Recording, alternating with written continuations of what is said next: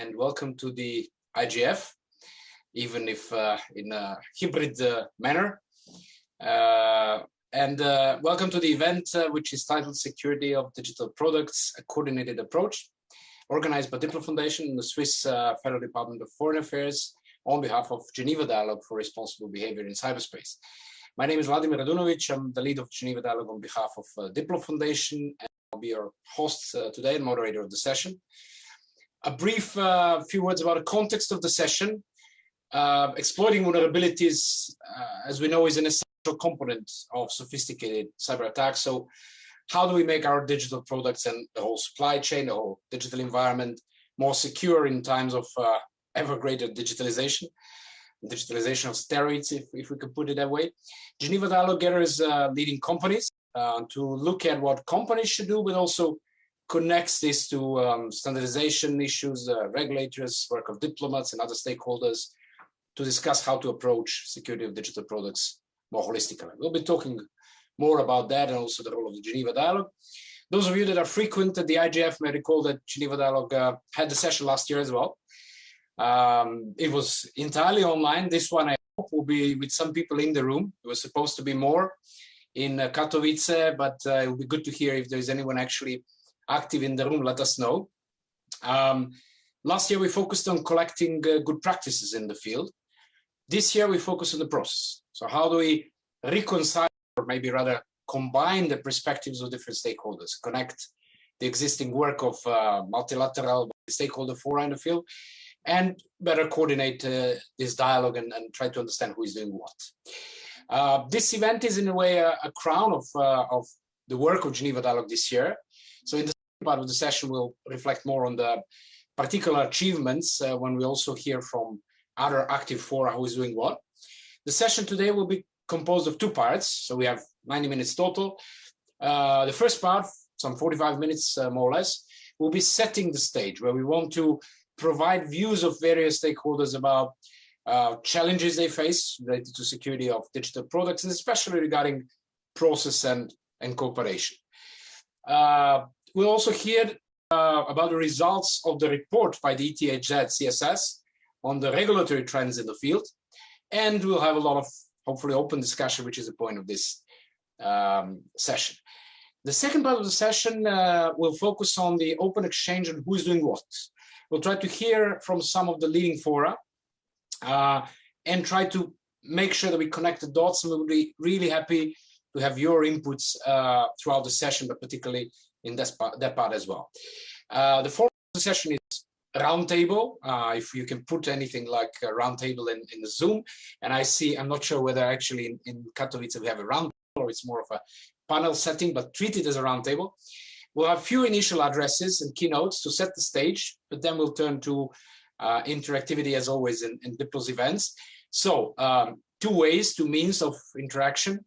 One is the chat, and try to use it to the largest possible extent. My colleague Adriana is a remote moderator, or chat moderator rather. What is remote in these times? Is Katowice remote or are we remote? So she's a chat moderator. She'll make sure that even discussions and inputs that are not directly questions feed into our discussion. But you can raise also questions and just continue discussing in the chat. At the same time, raise a hand if you want to jump in with any audio-video contribution. Try to be brief. And lastly, since we don't have a full view of the room in Katowice, if anyone who wants to take the role of channeling or signaling us when the hand is up in the room in Katowice, if those people are not in Zoom, please help us. Just ping us in chat and say there is a hand up in the room in Katowice, and we'll pass the floor there. Let me not take any time more, so I'll move straight to the introductory address. And it's my pleasure to introduce Ambassador Benedikt Bechler, who is the head of division for digitalization, Federal Department of Foreign Affairs of Switzerland, to maybe shed a little bit more light on what is the relevance, let's say political, diplomatic, and general global relevance of the work, not just of Geneva Dialogue, but generally of discussing security of digital products. How does that connect to norms, principles, and all of that? Benedikt, the floor is yours. Thank you, Vlada.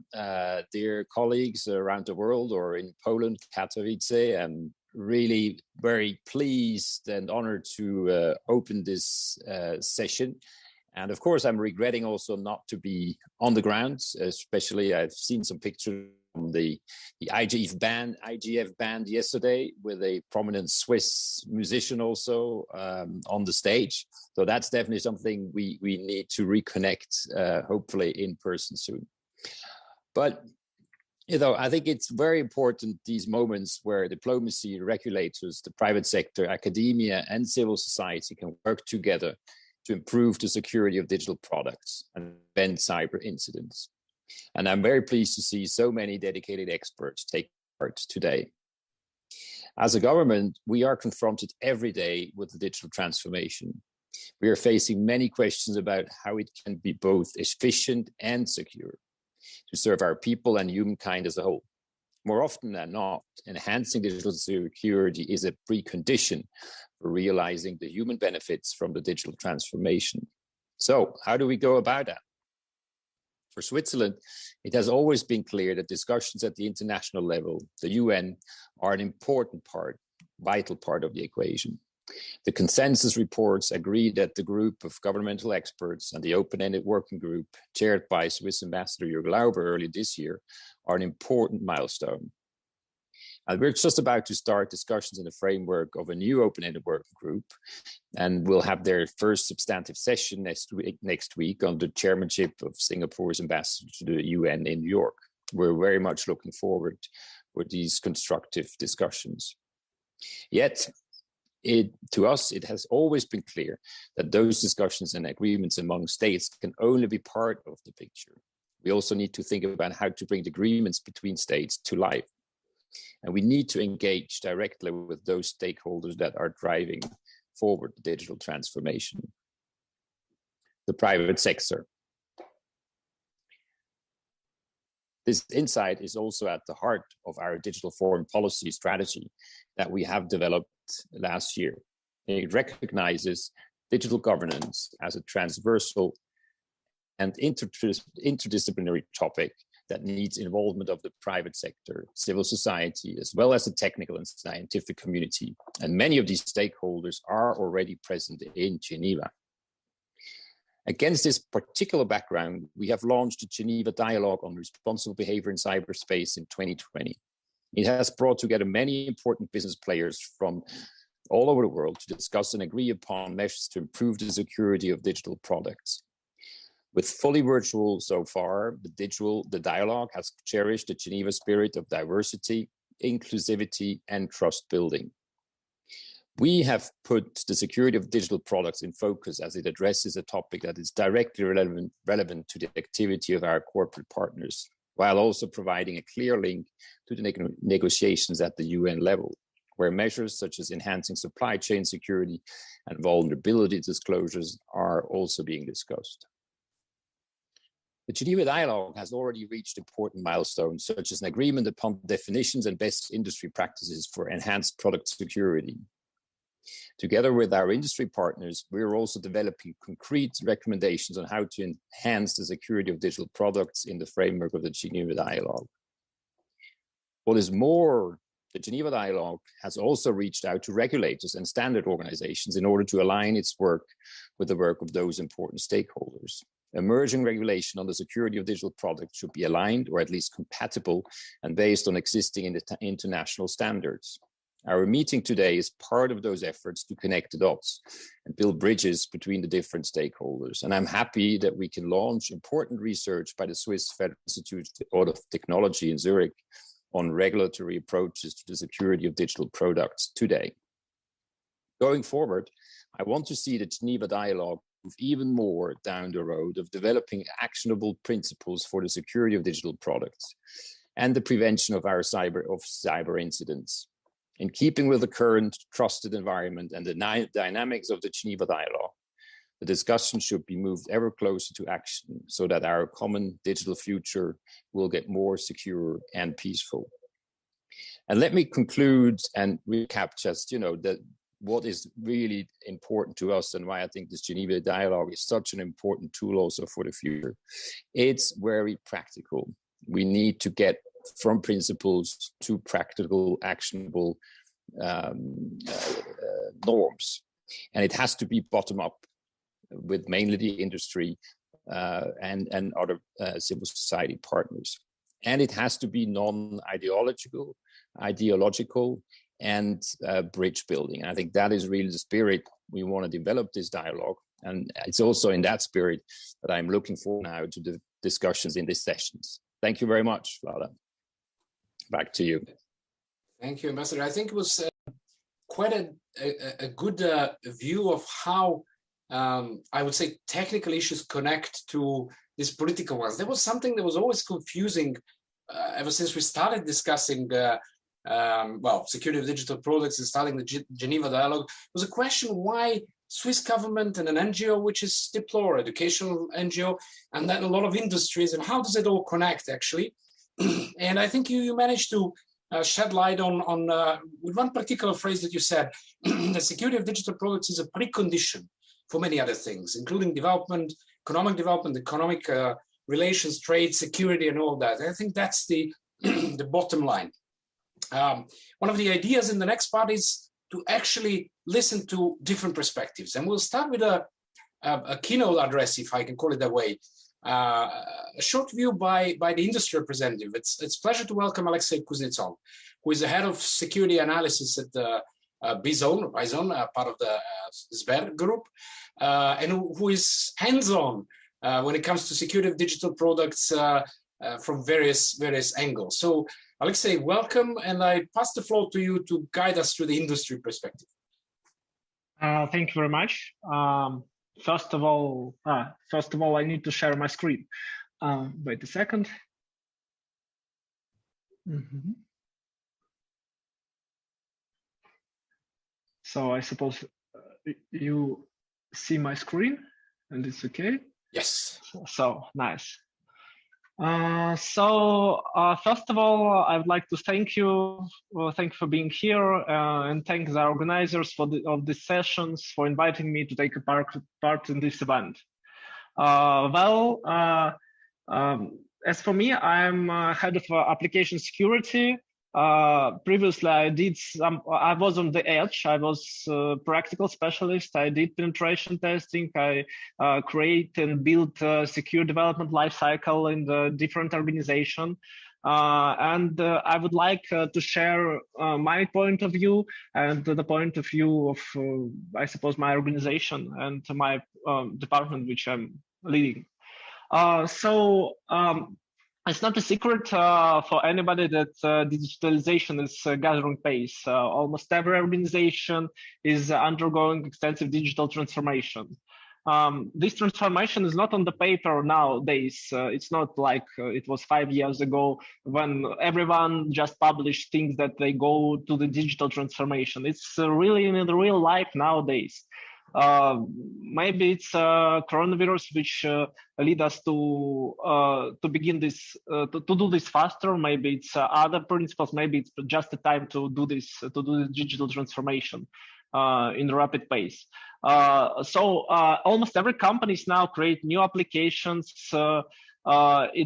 This application creates more IT and internet-facing systems, and all of these increase the presence of the organization in the internet. It creates the welfare actually for people. But the other side that it creates wider cyber attack surface. So cyber criminals can. As you know, it's only one breach is enough to compromise the organization in most cases. And this application creates wider cyber attack surface. So. Furthermore, IT infrastructure has become ever more code-based. I can even say that today the concept may be called everything as a code. So if 5 years ago, system administration just moving the servers from the room to room, nowadays they code the infrastructure. The infrastructure. They create network infrastructure by writing code. They create operation system setup. They do applications delivery to the production side. It's all now the code. At the same time, well, such transformation bring new risk. Increasing interconnectedness, remote workplaces, moving to cloud create more attack vectors for cyber criminals. The company's infrastructure is expanding, and to ensure its stable growth and effective operation, it really needs to be protected and secure. Cyber criminals attack more day by day. We'll hear it in the news, TV, podcasts, everywhere. Today, there are many talks about supply chain attacks, web application hacking, crypto stock exchange hacking, vulnerability exploitation in the wild. Cyber attacks really becoming more sophisticated and growing number. If 5 years ago there was phishing attacks, no news about exploitation of the applications. But nowadays it's just news about exploitation of the vulnerabilities in crypto exchanges and other web applications which hold lots of information about the people and a lot of PII. So once gathering access to company infrastructure, actually hackers might remain unnoticed for weeks within the company network perimeter. And it's not the matter of security maturity in these companies and organization. It's it's really complicated task to find them. A study by IBM, this year study reveals that companies require about 200 days to find out they have been hacked. Together with the average 75 days to contain the breach, its total life cycle might constitute about 300 days. At the same time, companies face a real shortage of qualified IT and cybersecurity experts. The industry nowadays grows faster than the specialists grow up.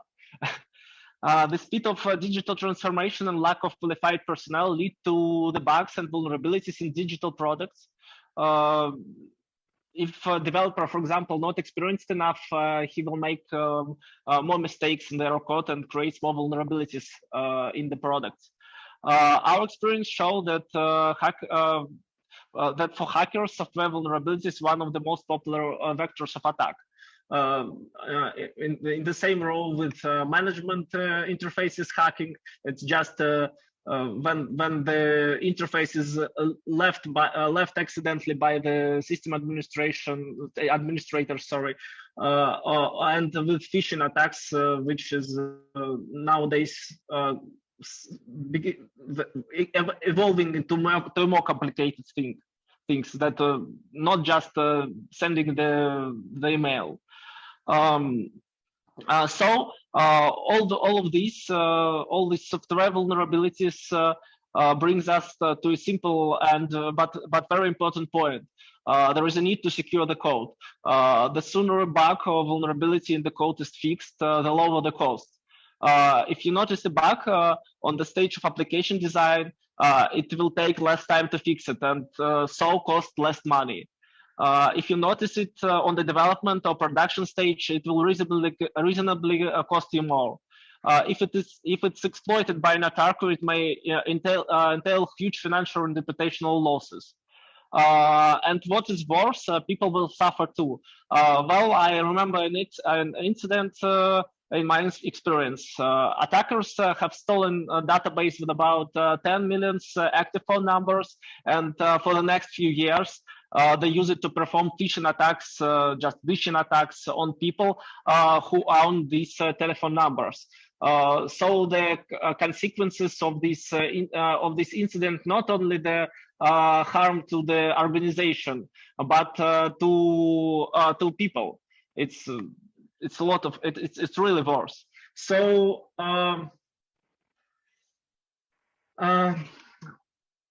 so actually, to build the cost-efficient security system, you should first introduce the security control on the early stage of software development. And actually, there is quite a simple approach here. Some control should be implemented to create successful software security program. Well, it's threat modeling on the design stage. You should know your adversary. You should know your threats. It's technical controls such as static and dynamic analysis of the application, such as dependency checking and other things. It's another thing is a third-party control. It's a code you use from other organization. You should also do some subcontractor audit. One of the most part, in my opinion, is education and culture. Personnel should be aware about threats and cybersecurity trends and vulnerabilities in their application. Metrics and monitoring is also important because any successful program should be regularly assessed. And the independent audit, you should. It's also important because you should see your infrastructure from other side. You should always see it from the independent side, independent view. So during last years, there are a few methodologies appeared from commercial organization and community group, such as Synopsys, if we take commercial organization, we will talk about BSIM, and AWASP for 10 years or maybe 15 years is the headliner of the security methodologies. There are a few recommendations on the government level, but in my opinion, they are not mature enough. There is a lot of growth to do, a lot of things to do. Well, that's really sad as for me, because nowadays every function of our life is digitalized and all people want to feel more secure. Well, I would like to highlight two big challenges that we face in software security. One of these is lack of transparency. Another is lack of standards in this area. So imagine a tech company producing some software digital products. Its developers create a software library, for example, to use in company products, but also they publish it as an open source for public use. And then someone during an audit or accidentally find the critical vulnerabilities in this code. Well, sure, the company will try to fix it as soon as possible and even release a patch, maybe mitigating vulnerability and publish this patch into open source. But they may be already hundreds of other products using this company or this library. Many of them will not update this library due to compatibility issues. Other won't update. Don't update the dependencies at all. So their software will be vulnerable for all this time. And actually, who is responsible for that? Some companies, to acknowledge other people who use their code, publish security bulletins. But in most cases, there is information inconsistency in it. So when you read it, you don't know how to check if your software was hacked or not. The other side of the coin in these bulletins is that if you publish too much information about vulnerability, it can be used by hackers to replay the attack and compromise the products. Oops, sorry.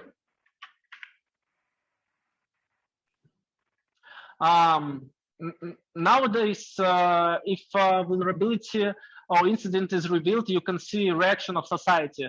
Well, for example, when some vulnerability in the software companies was found, stocks are dropping, government begins investigation, business suffer from it.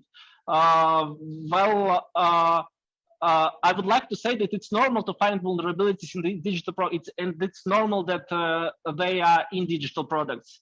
And it's normal to publish it. It means progress and growth. But what is crucial is to achieve transparency, develop cooperation, and elaborate a responsible approach to vulnerabilities and digital product security from vendors, developers, infrastructure providers, governments, and all of the stakeholders and all the participants and users of this product. The topic is indeed very complicated. It will take a lot more time to discuss it. But I expect a very interesting discussion further. So thank you very much. That's all what I want to say. Thank you, Alexei. I think it was a little bit frightening, but the reality, as you mentioned, and one thing stuck to my mind when you mentioned that everything has become a code. That's something that in the Geneva Dialogue we're discussing how to define digital products and trying to find the characteristics of digital products. Besides interconnectivity or ability to interconnect, code was one of those issues which was just unique to all these smart connected devices, software, hardware, and everything that works together.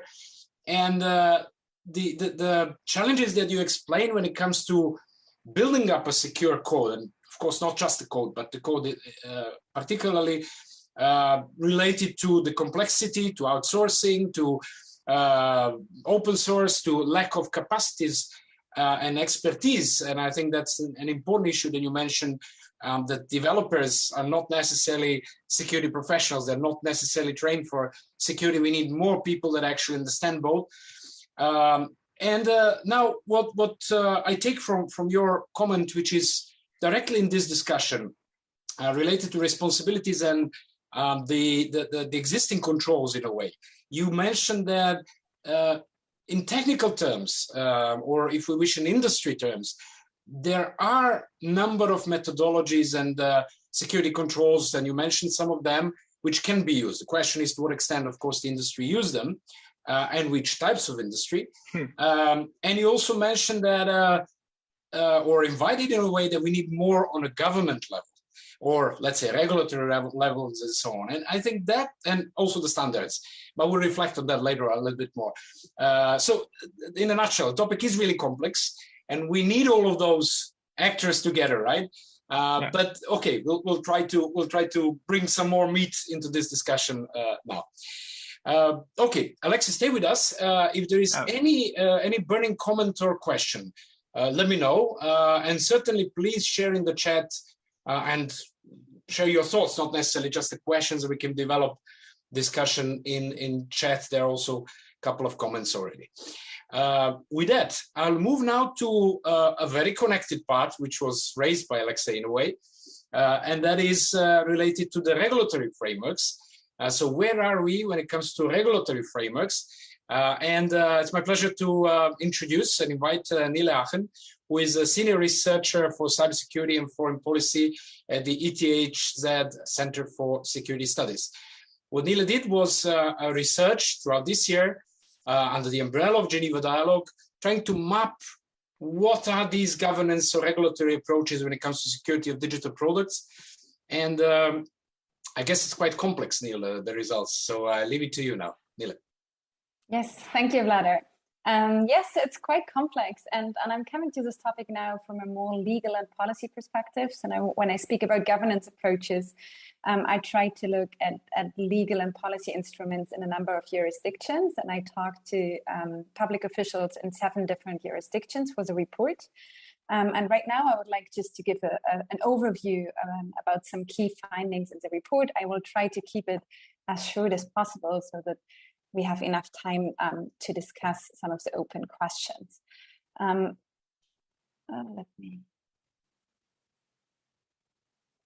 we go. So I would like to share 3 main key insights. The first one is that I think digital products is still a relatively new field of governance and regulation. Some of you might be surprised because they already dealing with this issue for a longer time, but maybe this is also more from a technical side and less from a regulatory and policy side. So I would argue that the governance of digital product security is rather new and started in 2018 or around 2017 or 18. And the second point is that the term digital product is not used in regulatory instruments or guidelines on the operational level.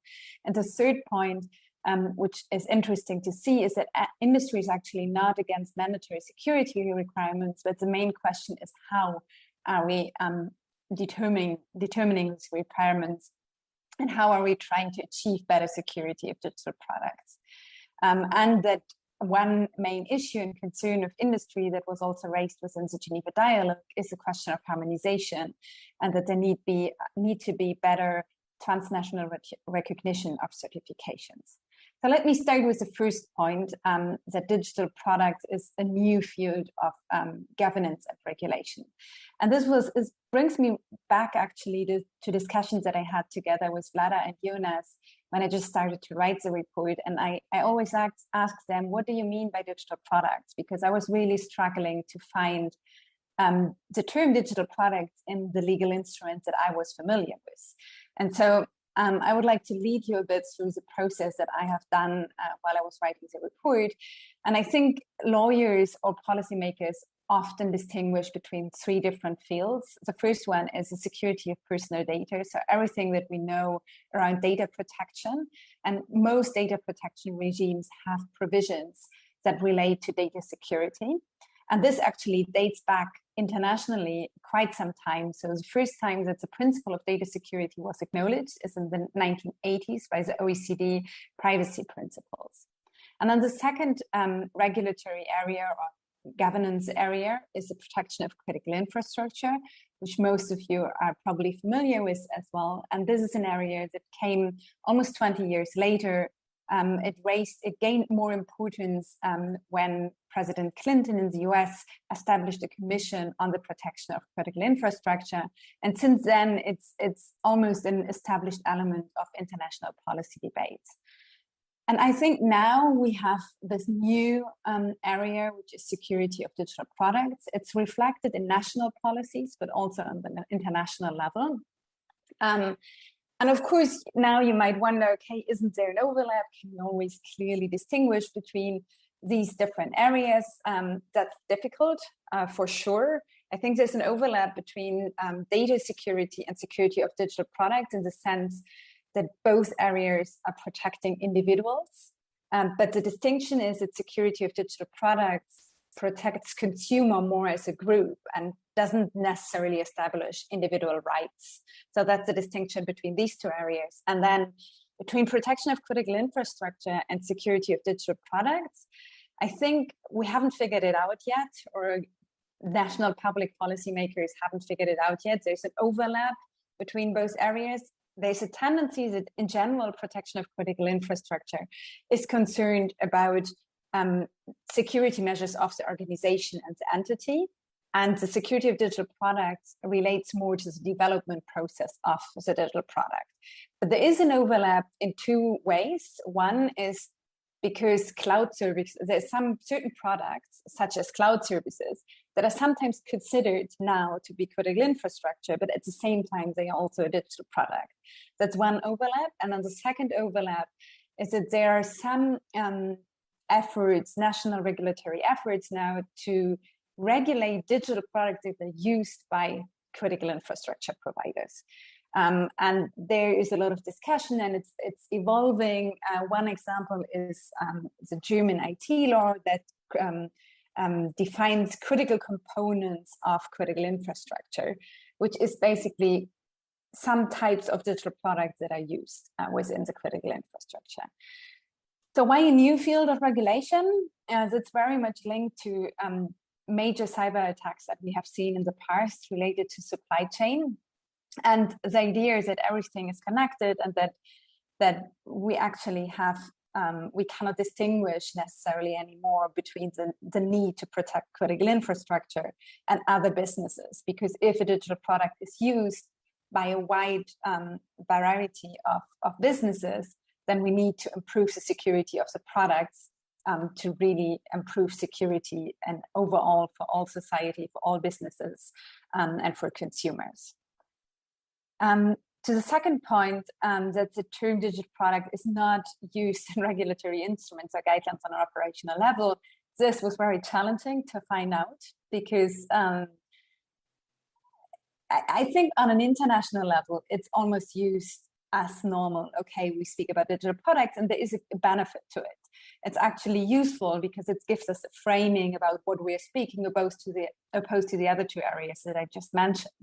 And there are also actually legal instruments that use the term digital products. There was an executive order recently in the US that makes reference to ICT products and services.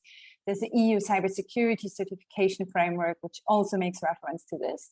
But we could categorize these types of instruments more as instruments that mandate a public agency now to do something more concrete.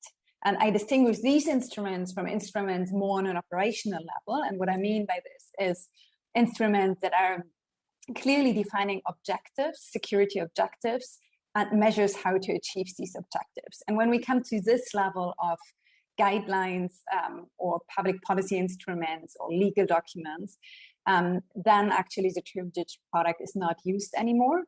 But these documents rather refer to specific types of technologies, such as AI, cloud services, or one of the most developed areas is actually the area of consumer IoT devices.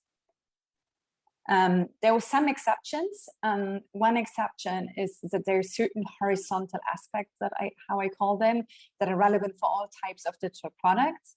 And one example is supply chain, which we might hear later about as well, which were also discussed in a working group of the Paris call. There are a lot of discussions now about software bills of materials, and these are areas that we could consider are relevant for all types of digital products. And then another exception is more threat-focused documents. And for me, ransomware is one of the most prominent examples right now. We could link this to the ransomware task force initiative, which is led by the US right now, and many countries are engaged in this initiative. To the third point, that industry is not against mandatory security requirements. I think that's really important. And I think there's, in the debates, there's a lot of discussion always about mandatory versus voluntary. Is there fear? Should we just stay with voluntary requirements?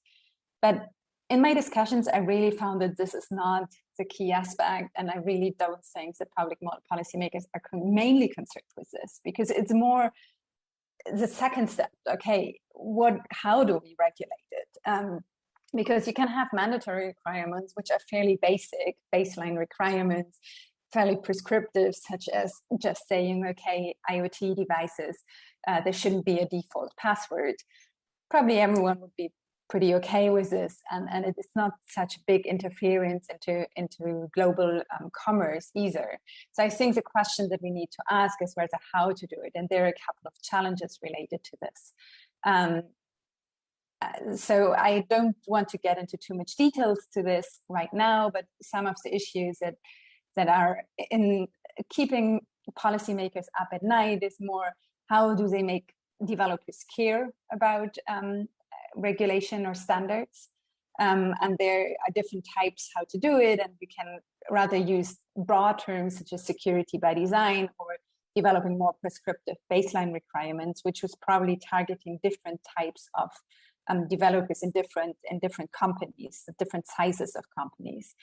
And then another question, how to adapt to the quick changes of technology, because the cycle of developing a law, regulation, or standard is much longer than the development of the technology. And another issue is whether cybersecurity requirements should be developed on horizontal aspects that address all types of digital products, or whether we should continue to develop standards and objectives for each type of technology different. I think it's important to distinguish in this area the different degrees of harmonization. So as I say, industry is not against these requirements, but there's a lot of concern that there are different developments in different jurisdictions, and that it's getting very complex to actually comply with all requirements, in particular if these requirements are getting mandatory and so much for different types of products. And so usually digital products the governance can be distinguished between three different elements. There's standards, and then certification, which is something that is regulated on a national level, and then labels. And there is much more coordination on the level of standardization than on the other two levels. Certification is still very much on a bilateral level, that countries recognize a certification in one country from one country in another country. And labels, there is efforts. There are certain states who have advanced a lot on this issue and who try to promote their approach to labels, but there's no real effort to develop a global type of label, which I think is also fair enough. Maybe we don't need it, because maybe a label should be targeted to a specific market. It's in a different language, different consumers have different expectations. But the issue is really about certification, how to better harmonize this. So this brings me to some open questions that I think might be interesting to discuss in the follow-up discussion. The first one is, which actors are best capable to advance policies in which kind of area, where we can probably distinguish between standards and certification? And then the second area that I think is interesting as well, whether we are capable or whether it's actually possible to develop policies that are applicable for all types of digital products. And then this is opposed to, maybe if we talk about standards, we have to distinguish between different products. But is it possible to, as Ambassador Wexler called it, this, where was it, this actionable principles, whether these actionable principles can still stay at this high level of digital products. And one very final thought is about who should be involved on a global scale.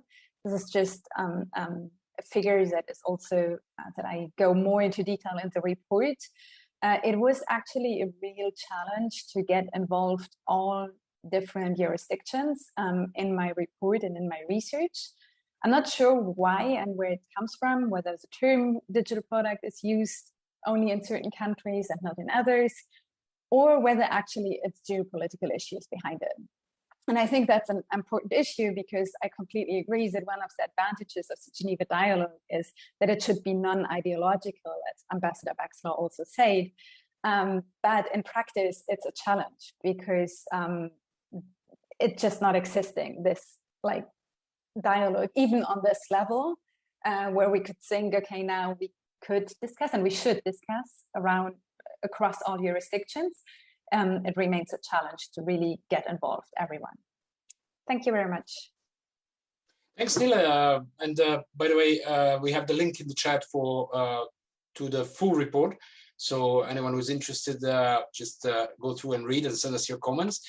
And I got the note of something very similar that Alexei said, was it's that you also said is getting complex. So, you know, it's complex from the technical point of view. It's also complex from the legal and regulatory point of view. And you mentioned a couple of, I think, important bits. One is the framing that you discussed. So there is a different framing or different understanding by regulators among themselves, how they approach it, whether it's through the critical infrastructure, supply chain, data security, IoT security, and all that you mentioned, which is again different from the framing that maybe the technical community has and the standards have, standards community. Then you mentioned this turning digital products or using digital products within the critical infrastructure. And that is something that is becoming typical, because the vendors do not necessarily know how the product, be it the software or IoT, will end and how it's going to be used. And when it is used in a critical infrastructure, it becomes, in a way, critical. So I think this point on, can we actually distinguish or mark or define what are the critical products or products that could get critical is really a big deal. You mentioned the German case. The US had this executive order calling for trying to define what is critical software. So we might see that more and more. And then, as you mentioned, I think this is the key question, whether we can actually deal with security of digital products on a global level, and where. Not necessarily just within the legal framework and regulatory, as you mentioned, but also technical and standards and all that. So what are the issues that we can settle on a global level, and where we might be really happy, and it's maybe even better to have on a local level? I'm opening the floor now for any comments and questions. We have about maybe 10 minutes for discussion on this. And while I'm waiting for the hands up, I want to call on, because I know with us we have some people that can shed light from different perspectives. And I think Bilal Yamoussi from the ITU is here with us. Bilal, well, you should be somewhere in Dubai, I think, or else, but still with us online. If you're here, can you pick up the mic and just reflect on all of this from the standardization perspective? Let me see if Bilal is available to pick the mic.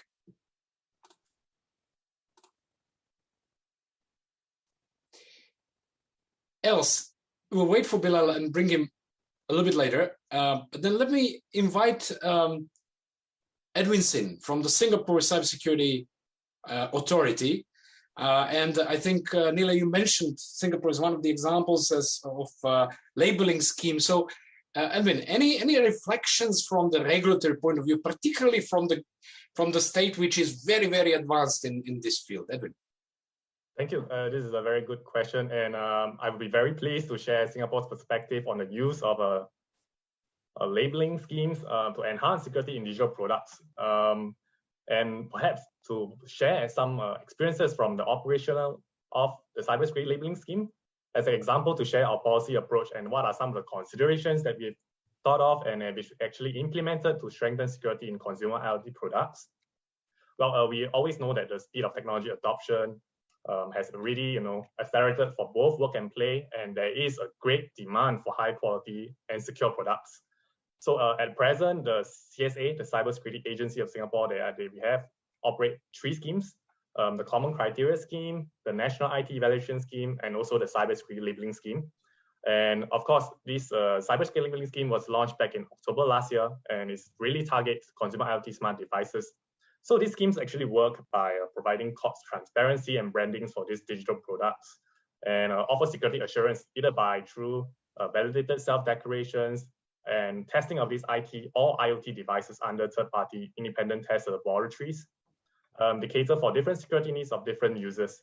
So back then, there wasn't such a scheme available for consumer IoT products. And with the increasing security threat from the large number of IoT devices, so back in October last year, we launched a labeling scheme, which is a voluntary multi-level scheme offering resistance against common cyber attacks. Now, one of the considerations that we had was whether for this labeling scheme, we had multiple considerations. Firstly, should it be voluntary or mandatory, which is also a key point that is highlighted by Nili. For us, we designed the scheme to adopt a hybrid approach, in which is actually primarily voluntary, but mandated for certain categories. We have the view that we want to take an approach that we want to incentivize the market to use cybersecurity as a differentiator among their competitors. Furthermore, Singapore is a very small market, and we don't want to suddenly cause a shortage of IoT devices in Singapore by making it mandatory. And hence for Wi-Fi routers, which we deem are more critical because it's the only device sitting between the home network and the internet. We work with our telco regulator to sort of require that new Wi-Fi routers must have minimally CIS level 1 by May of next year before they can be put on sale in the Singapore market. So this is the sort of the hybrid approach that we are taking.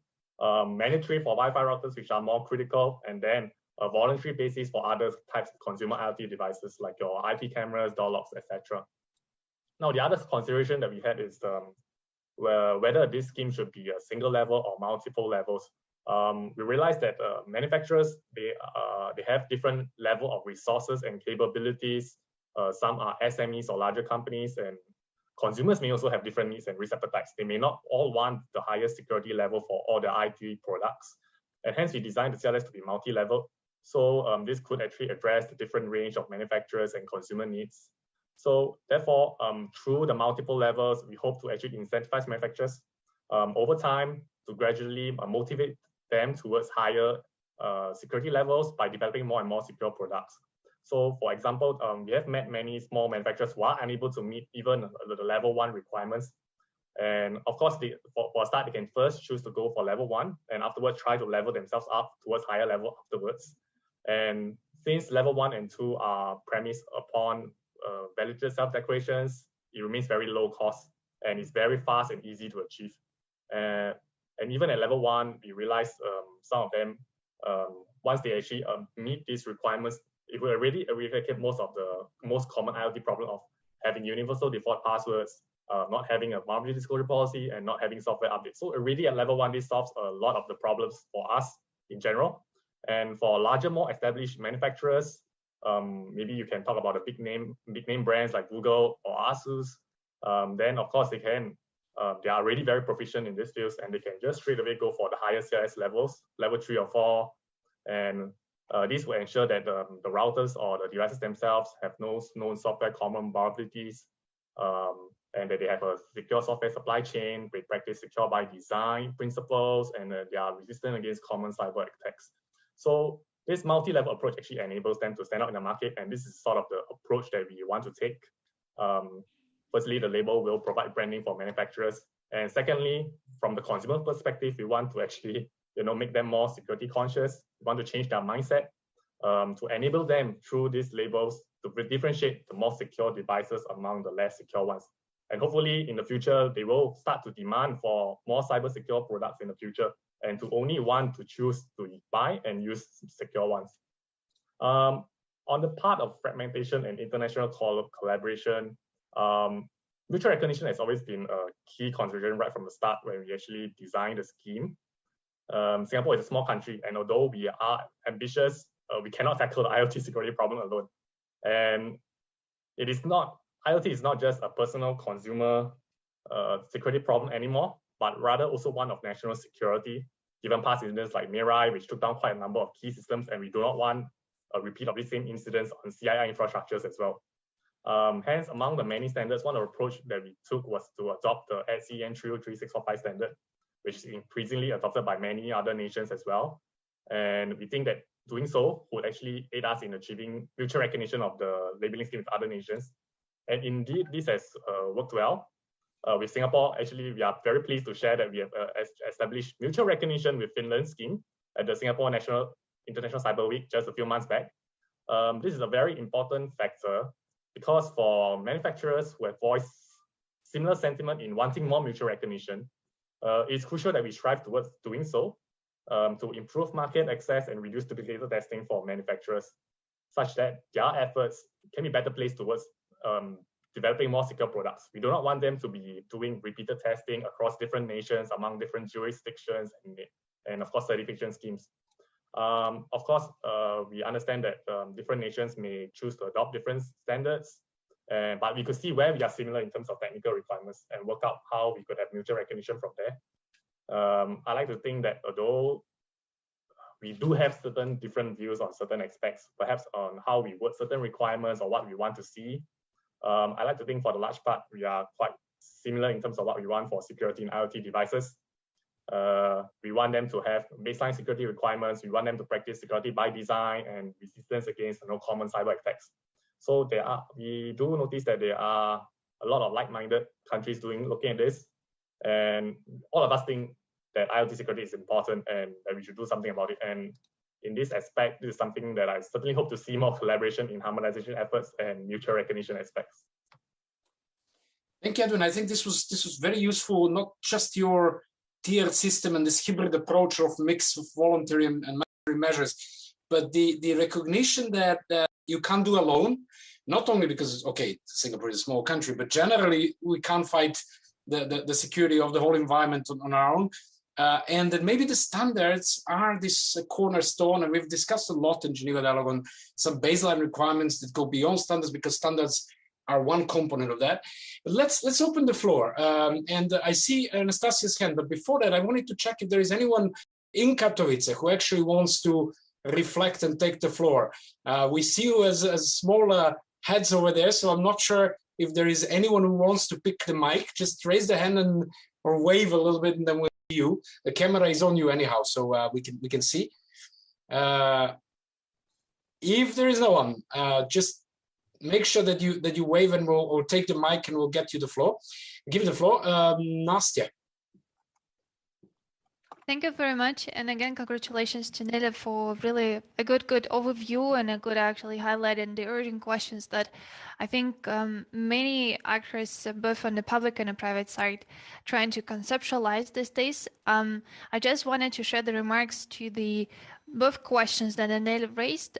First, if it's possible to define sort of the overarching principles, if I understood the questions correctly, then I assume that the OECD, I think this is the right place for doing so, at least for the OECD member states.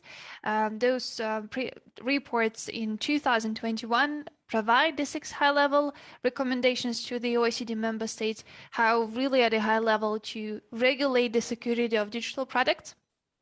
And maybe with the updating those recommendations, we would see more specific layered approach, what different actors, code owners, those who could be really helpful in mitigating vulnerabilities, those who actually have in further roles, what they could do for that to implement those high-level principles.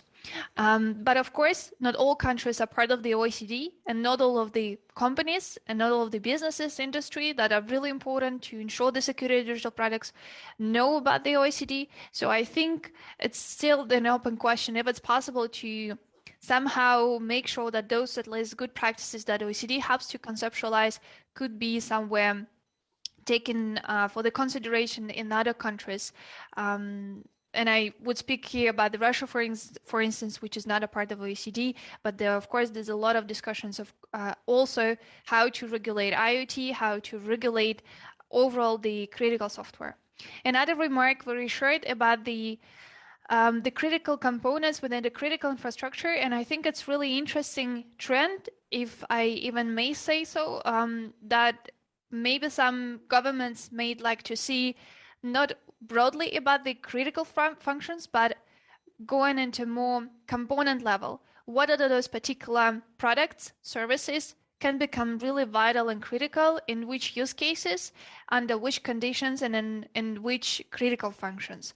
So I think it's really a good, more detailed mapping exercise to thus define what's really needed to be critical, because obviously I think everything cannot be critical. We need to have different layered approach because I think our resources also limited, and we need to understand what's to prioritize in event of the cyber incident. Thank you. Thank you, Nastya. I think this point on finding the critical functions of the products is a very good one. So we can probably elaborate on that more.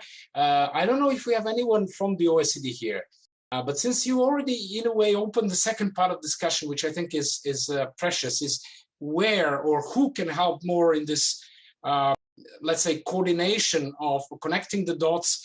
Maybe Nastya, since you already had the mic, you can just let us know. You were coordinating the Paris Call Working Group 6 on supply chain, and supply chain is another sort of framing of this discussion. Do you want to briefly reflect on what was the role of the Paris Call, and what could be the role when it comes to continuation of this dialogue? Sure, absolutely, with pleasure. We work within the Paris Call, who may not even know, this is the multi-stakeholder initiative of the French government. It unites lots of the different organizations coming from different backgrounds, and they announced different working groups, and within Working Group 6, we specifically wanted to answer the key question, where are the policy gaps to regulate IT supply chain security across different jurisdictions? We were pretty much aware of that. We're not really the government body. We're not really having any mandate to say what in terms of the security measures should or should not be implemented. But we wanted us to raise greater awareness and help many, especially small and medium organizations that need to tackle with this issue, obviously because it was quite good said that with relying software, everything becomes a software issue, and where every organization actually relies on the software and more digital products, every organization needs to deal with this software-related challenges, not only those who develop software. So we produced the report, which I think at a high level, which was our goal, maps the key frameworks, and using again the OECD approach, we highlighted where are those policy gaps still, which many of those frameworks are not really sufficiently covering. And maybe this could be the areas where already next year we all together may focus more, and specifically be more practical here. One of the areas we identified was the creating marketing incentives not only for those who develop software, but only for those who actually need to be compliant and to be as a part of the supply chains to ensure lots of the processes. Again, keeping in mind that not all of them have the resources for that. And also we wanted to be more pragmatic and practical here and try to build the metrics showcasing where different actors, including governments and international standardization bodies, can have roles already today, can take pragmatic actions already today to make the contributions to create a more positive security impact through the supply chains. I will be happy to share in the link, but also would be really happy to hear any critical remarks, and maybe Nele, answering to your question, maybe you would disagree with me that I mentioned about the OECD. Thank you. Thanks, Nastya. Any other comments? Just raise a hand. I know there is quite some bits on ISO standards discussion in the chat. It would be interesting if any one of you, Edward or Michael or anyone, wants to jump in and reflect on the role of the standardization organizations in putting up this communication and coordination when it comes to security of digital products, particularly. So not as broad as ISO 27001, but more narrowly maybe. Just let me know or just jump in if you wish. Just raise a hand as you wish. In the meantime, if no interest from that side, let me see if Kaya, you're around. I think you can actually connect not only from Paris Call aspect as a Microsoft representative, but also on Cybersecurity Tech Accord and as another venue where these discussions and principles are being set. And certainly, Kaya, feel free to reflect on Microsoft from the industry perspective on any of the issues we raised thus far. Kaya. Thank you. No, yeah, I think that's the bit that is, I think, really interesting about the Geneva Dialogue, and I think the unique in the way it's been organized, sort of creating the links between the sort of the normative international discussions that governments are having at the UN and to an extent within the Paris Call, and then figuring out how these really high level agreements, which are kind of like, how do you protect critical infrastructure, or on obligation to protect critical infrastructure, gets in fact implemented on a national basis. And I think, and at that point, you have to talk about regulations and you have to talk about standards, as we were just, and risk management approaches as kind of the conversation so far has been happening.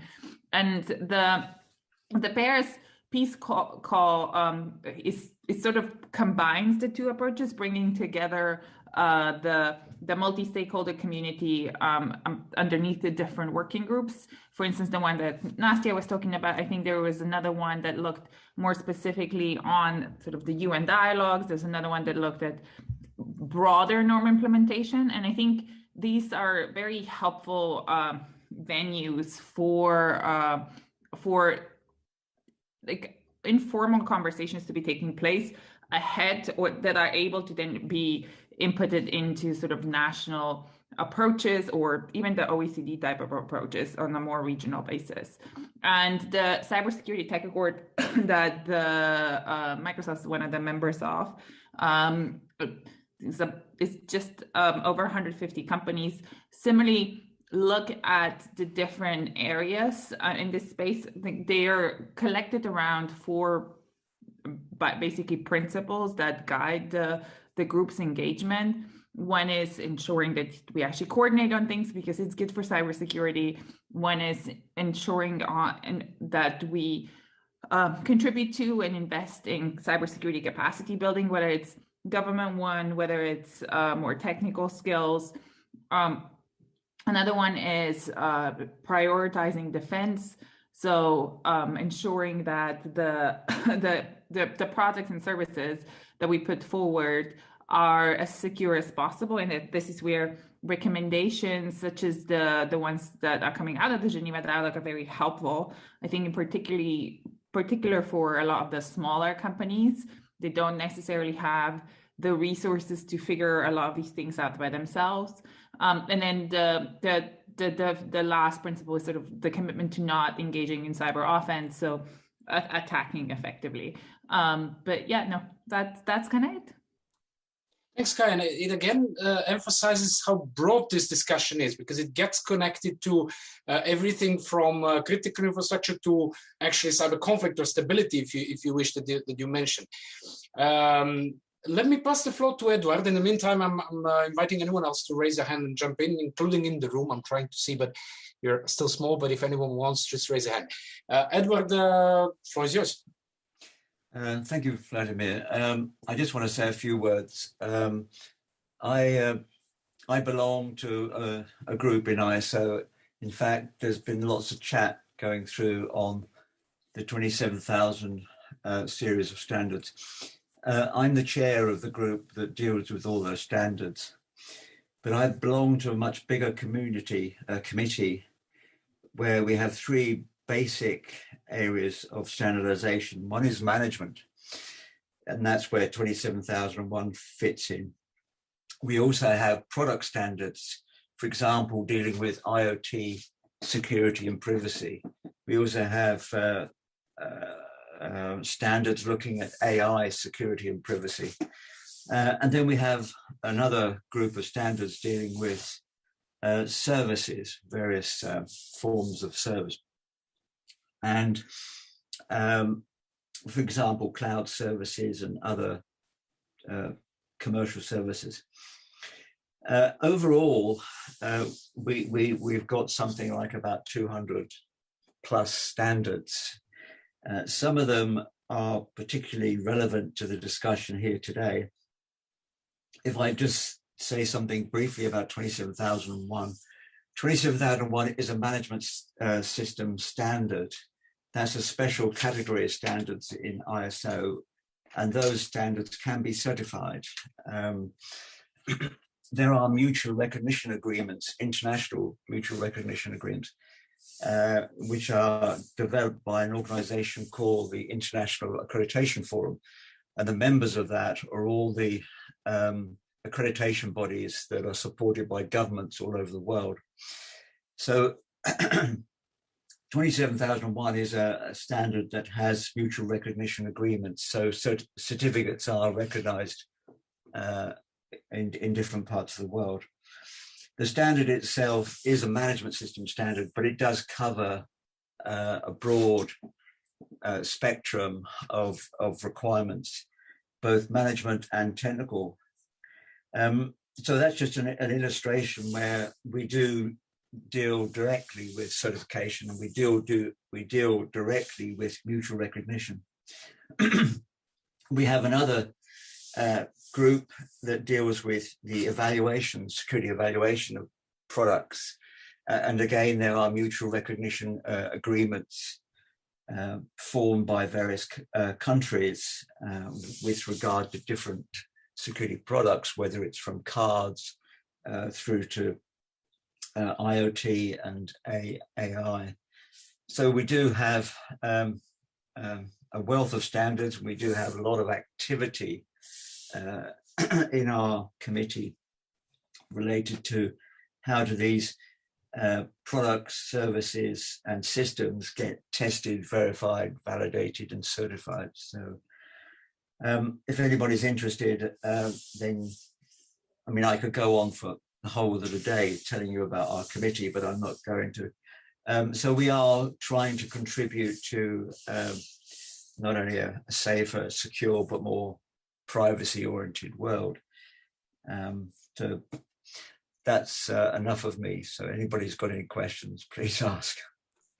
Thanks, Edward. And before passing the floor to Nele, I actually want to keep the mic with you with one question we had throughout discussions in Geneva Dialogue, and I guess broadly, and we mentioned it today.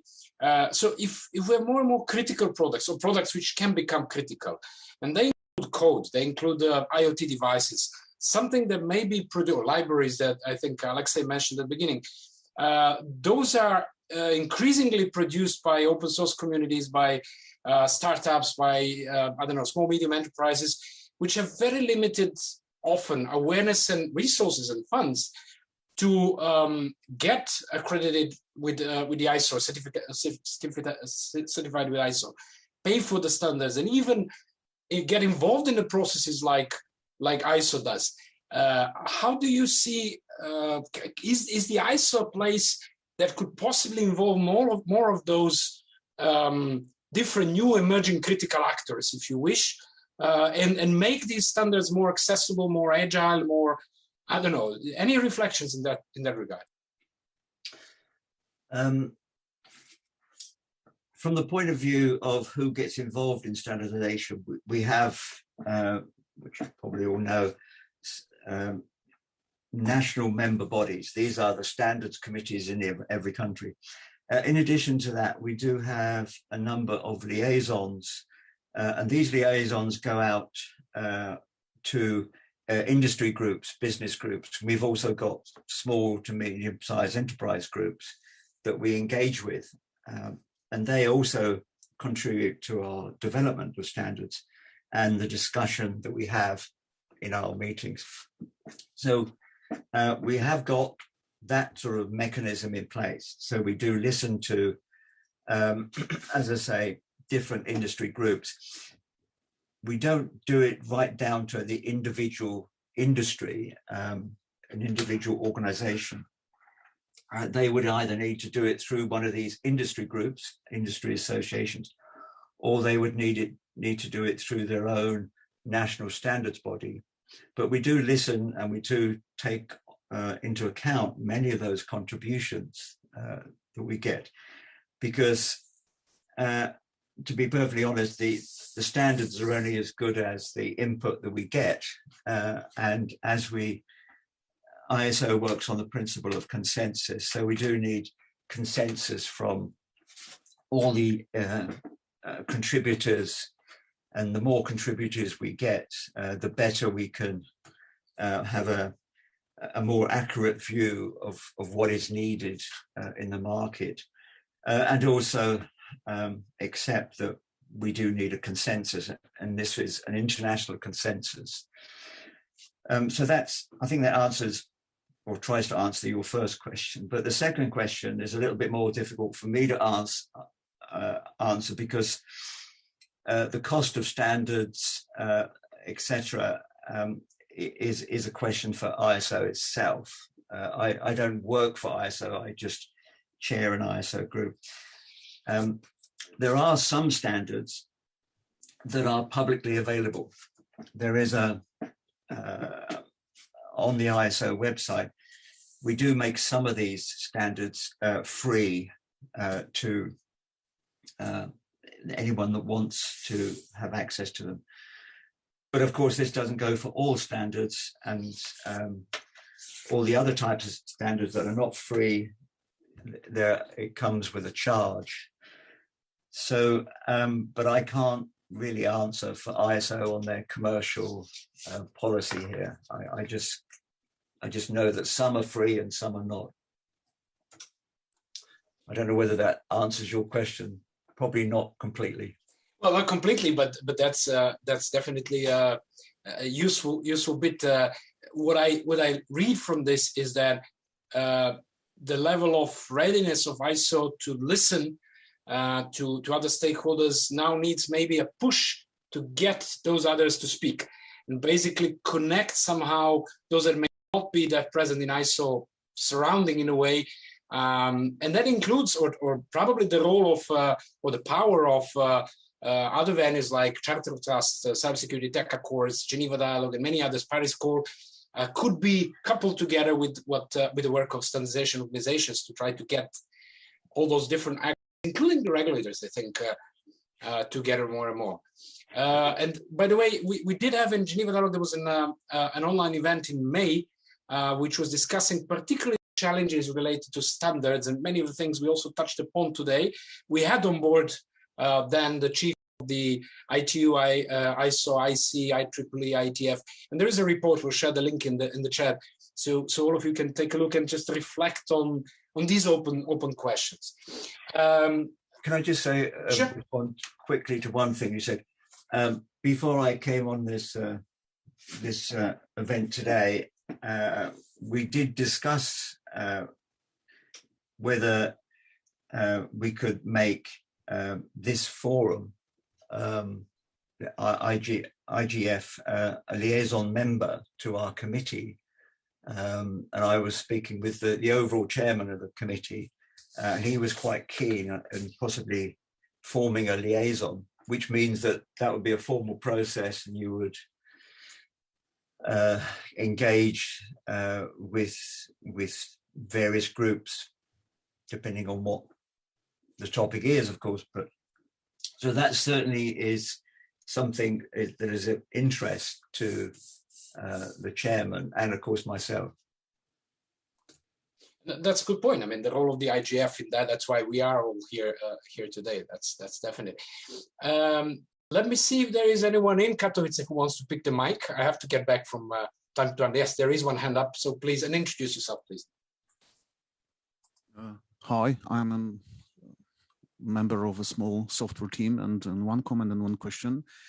Comment is, in most cases, end user customers do not want to pay for security of digital products unless they face major incident in terms of security. It's always very difficult to add to the software development cycle the component of the security. But my question is related, nowadays the speed of development of new software, new digital products are very fast, and how to deal with this speed and the time frame needed to develop new policy standards on the government, on the country level. Is this a gap, and how you think it could be solved? Thank you. Thank you. Excellent questions. I guess million-dollar questions. If someone would be able to respond to that, that would be great. But I leave it to anyone. Just raise a hand if you want to reflect on this. And I also invite the representatives from developing countries. I know Priscilla and the others are there. If anyone wants to shed a little bit more light from the perspective of developing countries, because I think it might be particularly hard for developing countries to catch up with the same pace that you mentioned, also on the regulatory framework level. Yet we see more and more producers, if you wish, of services, code, devices, and so on, coming from Asia, Africa, and other places. So there is a need to have a solid framework, if we wish, in these parts of the world, definitely. Nila, and then anyone else who wants to jump in. Yes, thank you. I think it's a very tough question, and of course I don't have the answer to this $1 million question, but just two thoughts about it. I think some way to tackle it is to just stay very high level on a legislative, regulatory, or even standard level. So just defining objectives and leaving freedom how to achieve these objectives. So clearly, when I spoke, for example, with NIST, the US National Standard Organization, National Institute for Standards and Technology, I was surprised that they actually weren't worried at all about this question, and that they said because they are so much more objective oriented, they told me that that's not something that they are too much concerned about. And one other issue that I found very interesting that I actually learned about during this IGF is a couple of countries addressing this issue by actually trying to implement regulation before the regulation is in place. So one example is the EU AI Act, where Spain right now tries to implement it already and see where it's working and where it's not working before it's actually enacted, because they expect that it's going to be probably 4 to 5 more years, and they are already testing this. And another example was about autonomous vehicles and the implementation of it in Dubai, how they try to already look what is working and what is not working before they actually would try to issue certificates around this. Thanks. Yeah, I think this is definitely a good point. Nastya. Thank you. I would just probably add one more perspective. I think approaching the regulation of a particular technology would depend on that particular technology, when we will see that sometimes the efforts of the regulators and the industry thus could be different. If we speak about the artificial intelligence very, very broadly, then we see that the key efforts right now are focusing on the agreeing on a set of the ethical principles that might be also applied in the future. And in this regard, maybe this one of the, I don't know, either best or not really best, but still approaches to cover at least the next 5 years of when the artificial intelligence will be even more spread through different applications and devices. If we speak about the IoT, then we clearly see that the IoT is being approached through two parallel tracks, the consumer IoT and more industrial IoT, which I think the industrial IoT is a part of the broader critical software, critical infrastructure paradigm protection. Another aspect, we see that with the emerging technologies, there's a lot of creativity coming from the governments, for example, through the regulatory sandboxes. And there could be some cases coming from the UK or even from Moscow, where I could personally share with the self-driving cars with the company called Yandex. They actually have quite lots of the different neighboring neighborhoods. In one of them, I personally live, and I see every day lots of the self-driving cars circling around the streets where, again, I live, and I see that there's no one sitting on the wheelchair, but there's a different technical engineer sitting and collecting all the operations. And I know that the way how Yandex approaches the self-driving cars, they want to highlight that this has already been a common sort of reality, and they collecting more and more use cases, how the self-driving cars are working on the daily operations. Definitely they would use this information to inform the policymakers somewhere in the Russian government. So I assume, depending on the technology, we would see different approaches to regulate this technology. With emerging technologies, of course, there's a lot of questions because these little use cases to understand how this emerging technology work, but it's good that we see lots of the creativity approaches and lots of the openness coming from the governments to approach this together with the industry. Thanks, Nastya. Let me, Mark Carvel, if you wish to jump in, because not only because you're in the dynamic coalition as part of the IGF, but also because you're a person who's been with the IGF for long time, let's put it that way. I think and of course you have a UK perspective.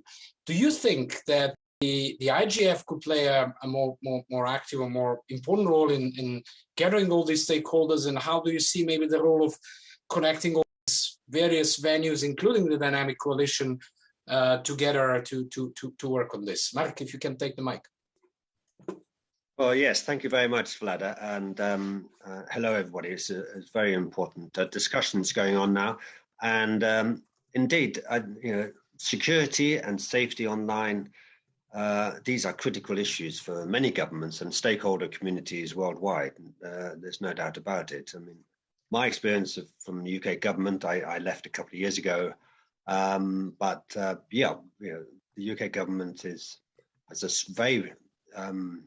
a lot of resource on cybersecurity and on engaging the standards developing organizations and reaching out to business communities and so on. So there are governments, as Anastasia is very, very correctly pointing out, very focused on this and seeking to engage stakeholders.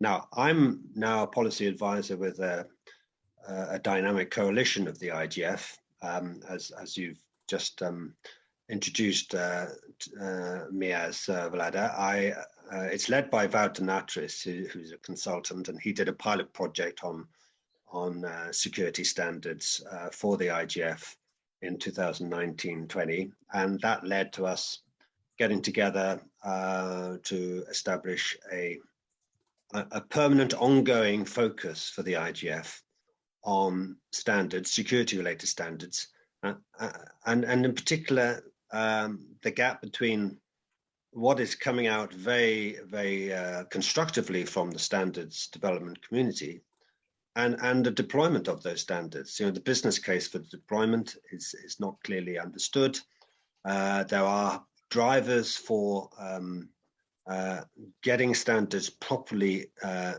designed into products, but those drivers are not really understood either. Could be through procurement and supply chain management opportunities was mentioned earlier. And indeed, the coalition is focused on that. So on security by design, currently very much on the IoT thread. We may well progress to other technologies with a security by design focus, and on procurement and supply chain management and the business case. We've got a working group on that as well, and a third working group on awareness raising through educational curricula and so on about the importance of critical standards for security and safety online. There's widely recognized gaps in that as an opportunity for making people really understand, it's important for these standards to be deployed in their devices around the house. And with AI coming along the track and intersecting with IoT, this is going to be critically important, as we've just been saying. So we have the coalition. We've been going a year. It's early days. We're looking for much more contributions from experts and participation in the working groups. We're working online, obviously. And we have a session this afternoon later on, as I mentioned in the chat, where the working groups on those specific topics will be reporting the chairs of those working groups. So, as I say, we're getting going. We are identifying areas for research, and we are, I think, a focal point for the IGF in this area.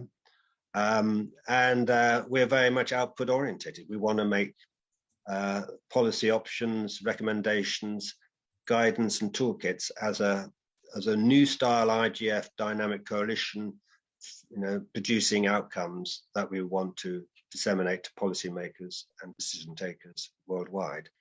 So please join us later. We also have a networking session tomorrow, so you can really talk to us very informally and suggest and criticize what we're doing and add ideas. We need ideas and we need participation.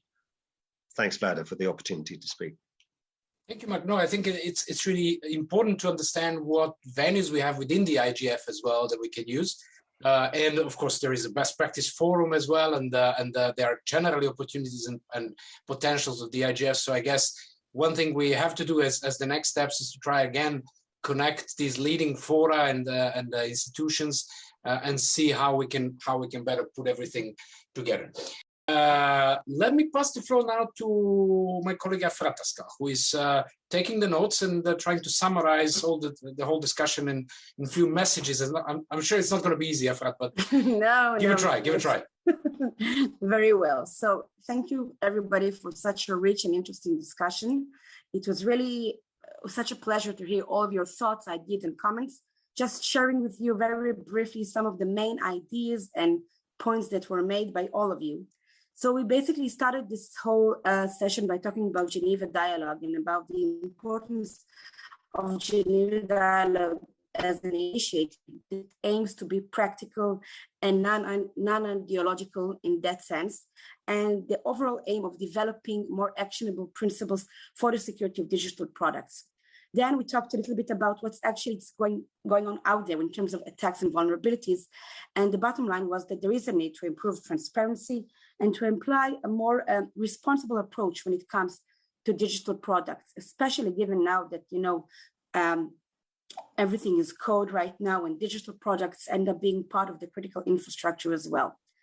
Then we had a very interesting presentation of Nila, which I won't summarize everything, but the main questions that were raised at the end of the presentation focused about which actors are capable of advancing policy of digital product security on an international level.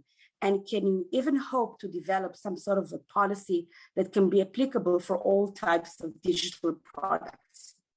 And later on, we had the Singapore CLS initiative, which is a great example, which sort of demonstrates some of the questions that Nila brought up in her presentation. First of all, we have here the example of collaboration between different stakeholders within the same country, mainly the regulator and the private sector, in creating labels for security in digital products. And at the same time, we also have this really interesting initiative and collaboration with Finland that demonstrate that states can actually be capable of collaborating with one another and bridging the gap on a more international level. Then we had Nastya talking really about Paris Call, and I won't summarize Paris Call, the entire document. Nastya already shared it with you, but it does highlight the need for all actors to have a role to play in creating a stronger ICT supply chain security, which sort of led the way to discussion with about standardization and regulators, right? Which was one of the main topics that we also talked about it quite a lot in the chat as well. And then finally, we just started unveiling the work of the Dynamic Coalition, but this was the end of the session by now. So these are the main points, and trust me, there are so many other points which I didn't even have the chance to incorporate, but we'll share the whole document and the whole summary of it. Thank you, Efrat. And a note that we are also, as Diplo and Geneva Internet Platform, we are providing or doing the reports from all the sessions at the IGF sort of just in time, and we'll also do report for this one. So stay tuned and follow the Digital Watch. And at the end, let me pass the floor to Jonas from the Swiss Federal Department of Foreign Affairs. I mean, an instrumental person from the Swiss side for the Geneva dialogue. So Jonas, if you want to, I don't know, summarize and just, you know, what the next steps are. Maybe that's the best question. Yeah, thanks so much, Vlada, and great to see and hear the great discussion, and also that we have actually participants in the room in Katowice. Sorry that we couldn't be closer to you this time, and let's hope for next year that we can all meet again. I still remember the days in Berlin when we were able to meet all of us. Well, anyway, yeah, Geneva Dialogue, I think we talked a lot about it already, and this session has revealed that it's really important to bring together all the relevant stakeholders, regulators, standardization organizations, which are working already on global standards that can be applied globally and also certified globally, as we learned throughout the session. And as Vlada said, we had a broader discussion with standardization organizations in May already, and we have to continue and also look at the challenges that many companies also face when international standards exist on the one hand. On the other hand, we have regulators that are doing their own regulations which are based on international standards but not reflect them fully, and so on. So we have identified all these challenges in the Geneva Dialogue, and we will continue to do so. And I think we also achieve concrete outcomes with the best practices that we have in place that were also highlighted by Zone in the beginning, like threat modeling, secure coding, and so on. And going forward, I think what will be important, and as also Benedikt Wexler has highlighted in the beginning, to move closer to action, to take the 20 plus private sector actors that we have on board in the Geneva Dialogue, and to look at how really the private sector can advance digital product security in a practical manner, and how we can work in sync with regulators, and how we can design a common principles and a common way forward. I think this will be a good focus for the Geneva Dialogue in the next year. So thanks a lot. Thanks also to all the participants in Katowice. I wish you a great day and a great forum ahead. And yeah, see you next time. Have some fun for us that are remote, for those of you that are in Katowice. Thanks all for joining, and let's call it a day. Enjoy the day. Thank you. Bye-bye. Thanks for organizing. Bye. Thank you. Bye.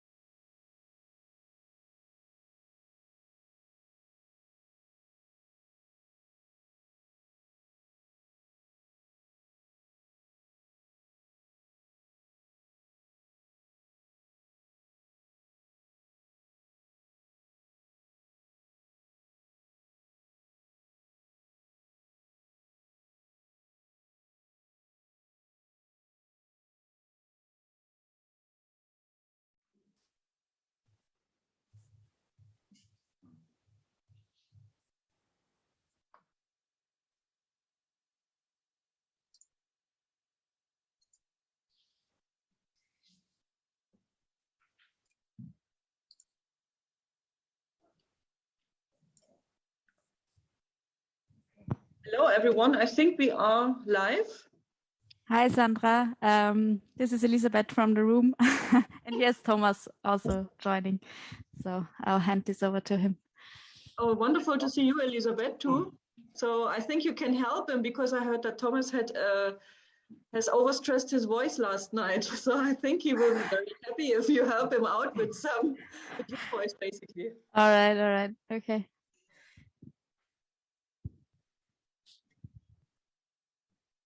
Okay. Anyway, we are a small group, but from my own experience, I can say that possibly a lot of people are watching the stream because for some reasons that's much easier to join a session instead of logging into rooms. So we have to expect that there are quite a number of people that we don't see, neither in the room in Katowice nor in our Zoom room, but they will be following us. And I would like to welcome everyone, people in Katowice, and I must say it's really sad that speaking personally, I cannot be with you because the Secretariat was really set to travel. We prepared everything, but the situation, particularly in our region of Germany, is so badly that we have to be doubtful if we get a bed in hospital, if we get an infection. And in these circumstances, Rainer and myself, we decided not to go.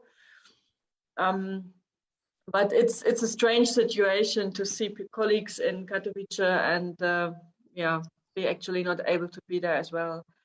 Anyhow, I think it's a really good experience to try out this hybrid format, which is sort of new for all of us. New in the respect that we have to see how good people in the virtual world can connect with those being on site. And I would suggest this session is merely a very informal session, a networking session. Everyone should just raise the voice as you think. We would like to discuss with you how we organize Eurodic in the future. We could also have a short conversation on the UN leadership panel that has recently been announced, or a call for nomination was announced. And to warm up the discussion a little bit, would like to start with introducing again our publications. To the history of this publication, it was decided in 2018, which was exactly 10 years after Eurodic was founded, that we should basically somehow capture how the discussion emerged on certain issues over a decade. I think the last decade in particular was mirrored a lot of change, interruption, disruption in our society, and how we use ICT, and the discussion over the 10 years in certain issues changed. There was sometimes even a paradigm shift, and we wanted to capture this change, the decade of change. Basically, that's also why we call it a decade of change. And we are looking into our clusters, knowing that the clusters are sometimes cross-cutting, but we somehow have to organize it. So we decided to organize it in the same way as we still organize the Eurodic meetings, that we organize sessions on certain clusters that have a focus on media and content, or focus on internet governance, or focus on security and crime. And the first publication, and we were very lucky that we have a journalist among our members, which is Udeyu Lensipuro, and he volunteered to do the first publication on media and content.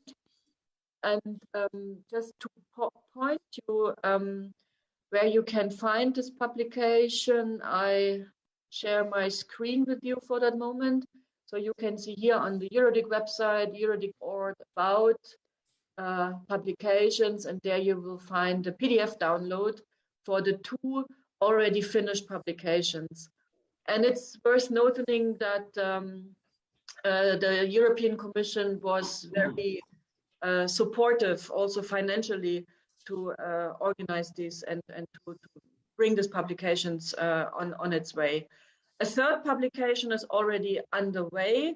which is in the capable hands of Mark Cavell. This will look into the cluster of internet governance. I see Mark is also with us. And the second publication was the author was Tatjana Tropina, also Eurodic member. I see she just joined us, interrupting her teaching today. Thank you, Tanya.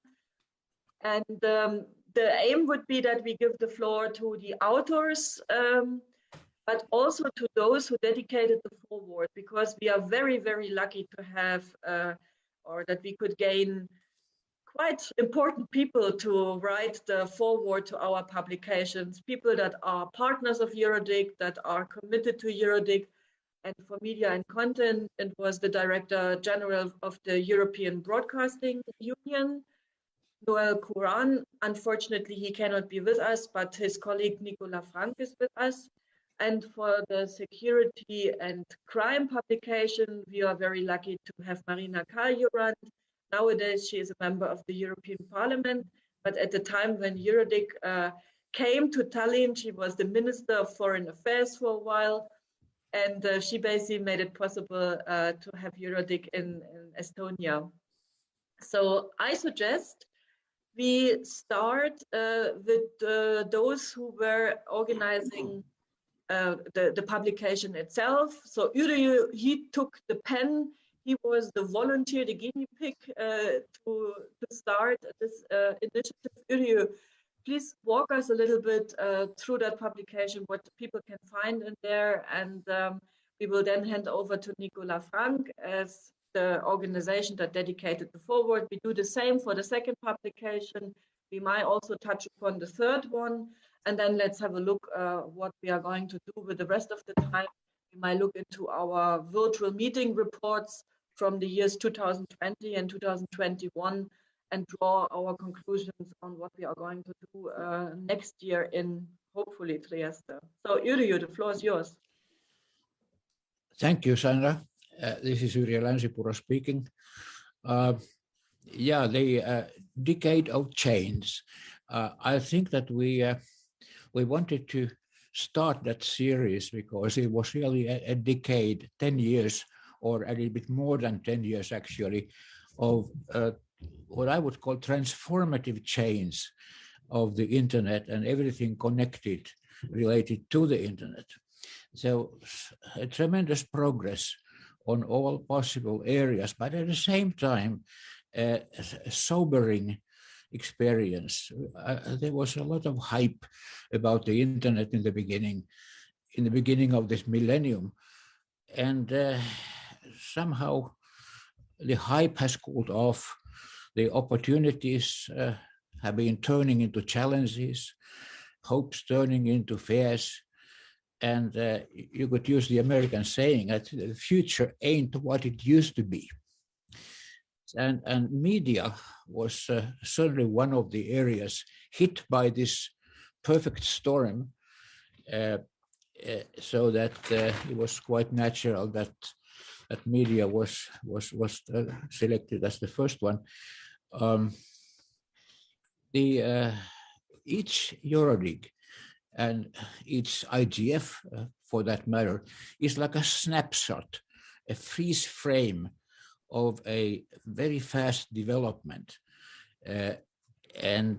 So when we put these snapshots, these freeze frames over 10 years or 11 years together, I think we can see how the story sort of keeps building up. And of course, when it comes to media and content, what was the story? Of course, the story was the unstoppable ascent of the platforms of social media, of user-generated content, as it was called in the beginning. Maybe I should, I don't know, I think that we covered that story pretty well from the beginning. Maybe I should be recused from commenting on this because I was involved in it, but I still think that it was a story well covered. I'm just browsing the publication, and just trying to relate a few highlights. In Geneva 2009, that was the second Eurodig, and one of the topics was Internet of 2020, future services, future challenges. So in 2008, we tried to see 12 years ahead. And this is what we said about social media in 2008. Social networks will likely gain importance. Facebook-style networks may develop towards virtual face rooms where friends meet and spend time together, thereby adding pressure on legislation and rules to become more technology neutral and modern. Twitter-like services could become more prominent. Peer filtering and peer reviewing could become more important. A stable legal framework which addresses human rights, such as the right to privacy, should be implemented in order to, in particular, to avoid or reduce the risk of civil society losing confidence in new technology possibilities. So interesting that this was 2008, prophesizing what social media, social networks are going to be. Ever since the social media was part of our media and content palette at these meetings. In Madrid 2010, we talked about liability and blocking of content. Belgrade 2011, that was the time of Arab Spring and great hopes that the internet would be a tool for democracy. And so the title of our session was Internet for Democracy, Tool or Trap or what? Because there were also fears that internet was not only tool for democracy, but also for those who are against democracy. Lisbon 2013, who makes money with content? Who should pay for content? That was the focus at that time. In Sofia 2015, media in the digital age. And what we said was that the customization of information delivery had a narrowing effect, which can allow global internet companies to become gatekeepers for users.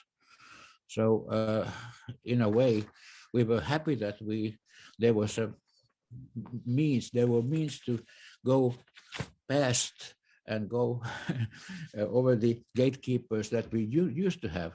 And now we were having new gatekeepers coming up. In Brussels 2016, the title was Content is the King Revisited. What we did was we took the article by Bill Gates 20 years before, and which was where he said that content is where I expect much of the real money will be made on the internet, just as it was in broadcasting. And in Brussels 2016, we tried to see whether that is still true. And of course, we had to realize that where is the king now? It's a platform? Is it advertisers or what? And also, we were talking about gatekeepers. Do we need gatekeepers back? Or should some hierarchy be imposed on the information deluge? More information doesn't lead to better informed people. And so on and so forth. In Tbilisi, we talked about information. Actually, yeah, Tallinn. What we had in Tallinn, we were meeting 2017 in a situation where Estonia had first-hand experience of being targeted by sustained and concentrated digital attacks. And also 2017, of course, the word of the year was post-truth, fake news. That was very much in the focus at our meeting in Tallinn 2017. In Tbilisi next year, we were talking about information disorder. That is to say, not only fake news as such, but I mean various other things that qualify to be called information disorder as such. In Hague, tackling online harms, a regulatory minefield. In Hague, the emphasis was, the focus was on what governments were planning to do to tackle this disorder. We also had a very interesting game, actually, a play, Fending of Trolls, Journalists in Defense of Democracy, where we learned to tackle fake news by producing fake news ourselves in this game. And finally, we had a couple of virtual Eurodigs. The first one, social media opportunities, rights and responsibilities. And at that time, of course, 2020, COVID-19 was a new thing, and we were focusing, among other things, on what WHO called infodemic. That is to say, how COVID-19 played in social media and so on and so forth. I'll stop here, and any questions, please. Thank you. Yrjö, thank you very much. This was a nice walk through 10 years of discussion on media and content. Please allow me to give the floor first to Tanya, since I just learned she has to continue teaching in like 10 minutes. So it's not ideal. I know we can't get questions now. We can't continue the first brochure, but maybe Tanya, you can immediately follow up on Yrjö's review on his category media and content, because you did the same for the category security and crime. Tanya, the floor is yours. Thank you so much, Sandra, and thanks for giving me the floor. And sorry, everybody, I really have to teach very soon and I will have to run. Thanks to Yrjö, and first of all, I want to thank Sandra and European Commission and Eurodig for enabling me to give this report to the community and to provide the overview of these discussions. If you look at the cybersecurity discussions development at Eurodig, you can see from this report that this is quite a journey. And we can separate this cybersecurity discussion journey into three parts. It started with the first Eurodig in 2008, when the community in its discussion was reacting to the most pressing cybersecurity issues and enabling the space for dialogue. And it went until 2014. And the subjects of the discussions were always multi-stakeholder oriented, and they were focusing on something that was happening immediately, like, for example, access to data in the cloud, or data protection, or child protection. So they were great discussions. But then again, there were two slight problems with them. The one problem was that some of the members of the community apparently perceived it as too technical, for example, or too legal, or they were reacting to immediate problems, but there was no structured discussion. But then Eurodig was able to channel all these. And from the year 2015 to 2017, you can definitely see that the Eurodig matured so much that cybersecurity was perceived as everybody's concern. And in addition to reacting and discussing immediate problems, the concept of cybersecurity sessions at Eurodig was to build the capacity, not only to address cybersecurity problems, but also build the capacity to discuss, to involve everybody, to create this space for dialogue and getting stakeholders involved into this debate. And this is how Eurodig moved to part 3, to stage 3 with the cybersecurity discussion, because from the year 2018, every time Eurodig happened, the security issues, the cybersecurity issues were placed in European content, but they were always global issues like responsible state behavior, private actors as norm setters, COVID-related concerns, global health crisis-related concerns, European regulation on cybersecurity and new proposals. So there is a bucket of problems, global problems, that has manifestations on the European level.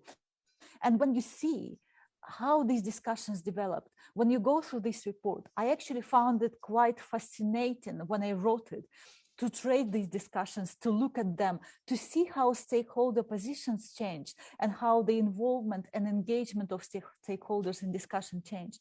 And what I want to say is that I do hope that when you look at this report, you will share my fascination. You don't have to go through all the recordings and all the transcripts. You have everything in one place. And not only you have the report, you also have a summary where you can trace everything. And just then, you know, tackle it where you want to tackle. And this is all from me. I'm sorry. I'm sorry, Nicola, that I took the floor first. I hope you will forgive me. And Sandra and all, thank you so much. I will remain for another 5 minutes and then I will run. Nice to see you all. Thank you very much, Tanya. So since you have to run in 5 minutes, let's ask the audience, and Elisabeth and Thomas, please help me also with the audience in the room. If there are any questions or comments to Tanya's intervention, only Tanya for the moment, to give her the chance to still reply on it. See, we make a lot of exceptions for you, Tanya, today. Yes, thank you, everybody. Welcome here from Katowice. We have about 10 to 15 people in the room. So if you want to say something or ask something, if you have questions or comments to Tanya's report, then come on the mic here and then we'll signal that there will be some questions, but for the time being, it does not seem to be the case. I feel very unloved, everybody. Okay, I also don't see. Take it as a sign of agreement, and we're all happy, and we thank you 1,000 times, and happy to have you do this work. Thanks. There are also no hands raised in the Zoom chat, so then let's hand over to Nicola. Nicola, I invite you to give your view of the EBU that dedicated the foreword to the first publication, which basically was a really good move, because to have a foreword on that high level made it easier to get the high level foreword on for the others too. So thanks again in this respect for being so cooperative.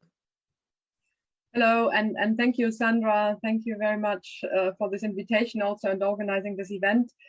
It's been a pleasure, of course, for Noel Curran to provide this forward. I mean, we've been a partner of Eurodic actually from the start, and because we always thought, you know, media issues need to be discussed in the context of internet governance and how you deal, how you give access to content, and all these questions have been important from the start. We actually hosted a Eurodic event in 2009 in Geneva. So this was also a sign to demonstrate that we're really committed to be a partner of this important initiative. And as I said, I mean, freedom of expression, free and independent media policies have always been on the agenda of all. And we heard from you what were the subjects, and it's really interesting. Thank you also again for this report, Irjo, to take us. It's a good demonstration of how things have changed, and we could not predict how it would develop, but some predictions were already made, which we heard just now from you, which is really interesting. Now for media, and Irjo says this has really been a shakeup. It has been a perfect storm over all these years. Things have really changed, but not only for the media, but also for the users of the internet, of course, because that is really the interaction between what is offered on the internet, on the platforms, and how the users access to it and what they do with it. Back in 2008, 2009, the big platforms were not what they are today. We know that, of course. We discussed rather issues in the beginning about connectivity, also how you really everybody has access to internet and has access to what is offered. And access to content and quality, diversity was already an issue. And I think from the start we had the issue about trust and democracy. So what can the internet really provide in terms of the democratic debate and discussion. But this is only possible, of course, if people can trust what they see.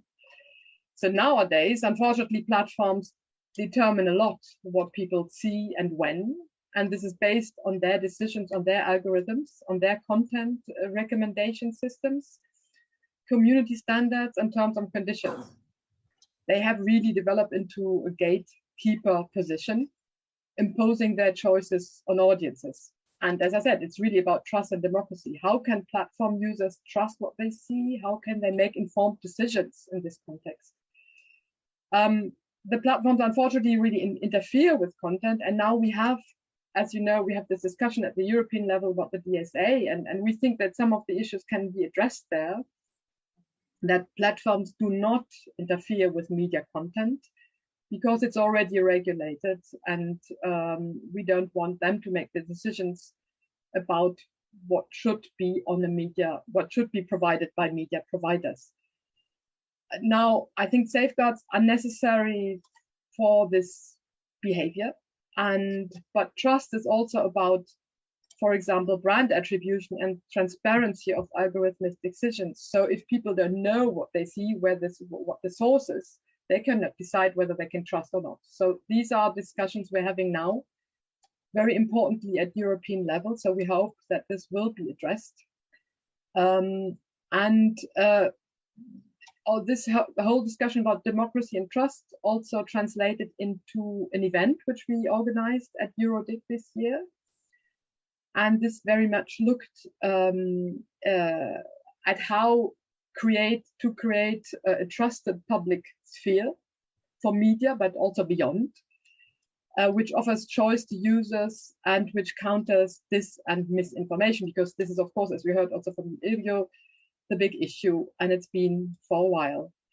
We discussed also policies necessary to curb the excessive power of tech giants and presented some concrete projects. And we were very proud to present a new project the EBU has developed during the pandemic, actually, and it's an online news project which is called A European Perspective, and it leverages the capabilities of artificial intelligence and for automated translations, and offers actually news from EBU members across Europe to their audience and in their own language. We have now 11 members participating in this project, and since it started, it was launched actually in July this year, we had already more than 23.5 million views actually on this news. So there is a real interest, and this kind of trusted sphere is really something people want to look at and they want to have access to. There were a couple of messages, of course, which came out of this event, and one of them was that it's important to create these trusted European media spaces or trusted spheres, that the DSA and DMA are really opportunities to address the difficult circumstances we have currently now. And then, of course, again, multi-stakeholder approach is really crucial. And that's very clear because, and in the multi-stakeholder approach, also we address the platforms who have a big stake, as I explained in the beginning. It showed again that the EuroDIG, also IGF, of course, are extremely important fora to discuss these issues. And over the years, as Iljo has really demonstrated very well in his report, I mean, it's always been media and media freedom and democracy and trust have always been important subjects, and we hope that we will continue these discussions. Unfortunately, or maybe fortunately, luckily, we don't know how a digital transformation is going to develop. We have seen during the pandemic that sometimes developments can be very fast, and I mean, digital transformation has been given a push, of course, by these developments in a good way, but now we're all here online instead of meeting in a real network event, which would have been nicer, of course. But it has also helped to bring a lot of people online, maybe who didn't use the internet so much and all the online things. So we don't know how it's going to develop, but what is sure is that this multi-stakeholder dialogue will continue to be extremely important, and EuroDIG is a wonderful initiative and platform to do so. So thank you very much again for this cooperation, and we are a committed partner of this initiative. Thanks. Thank you very much, Nicola. And let me thank you and EBU for being such a great cooperation partner over the past decade. And I'm pretty sure that the content and media issue will not leave us any soon.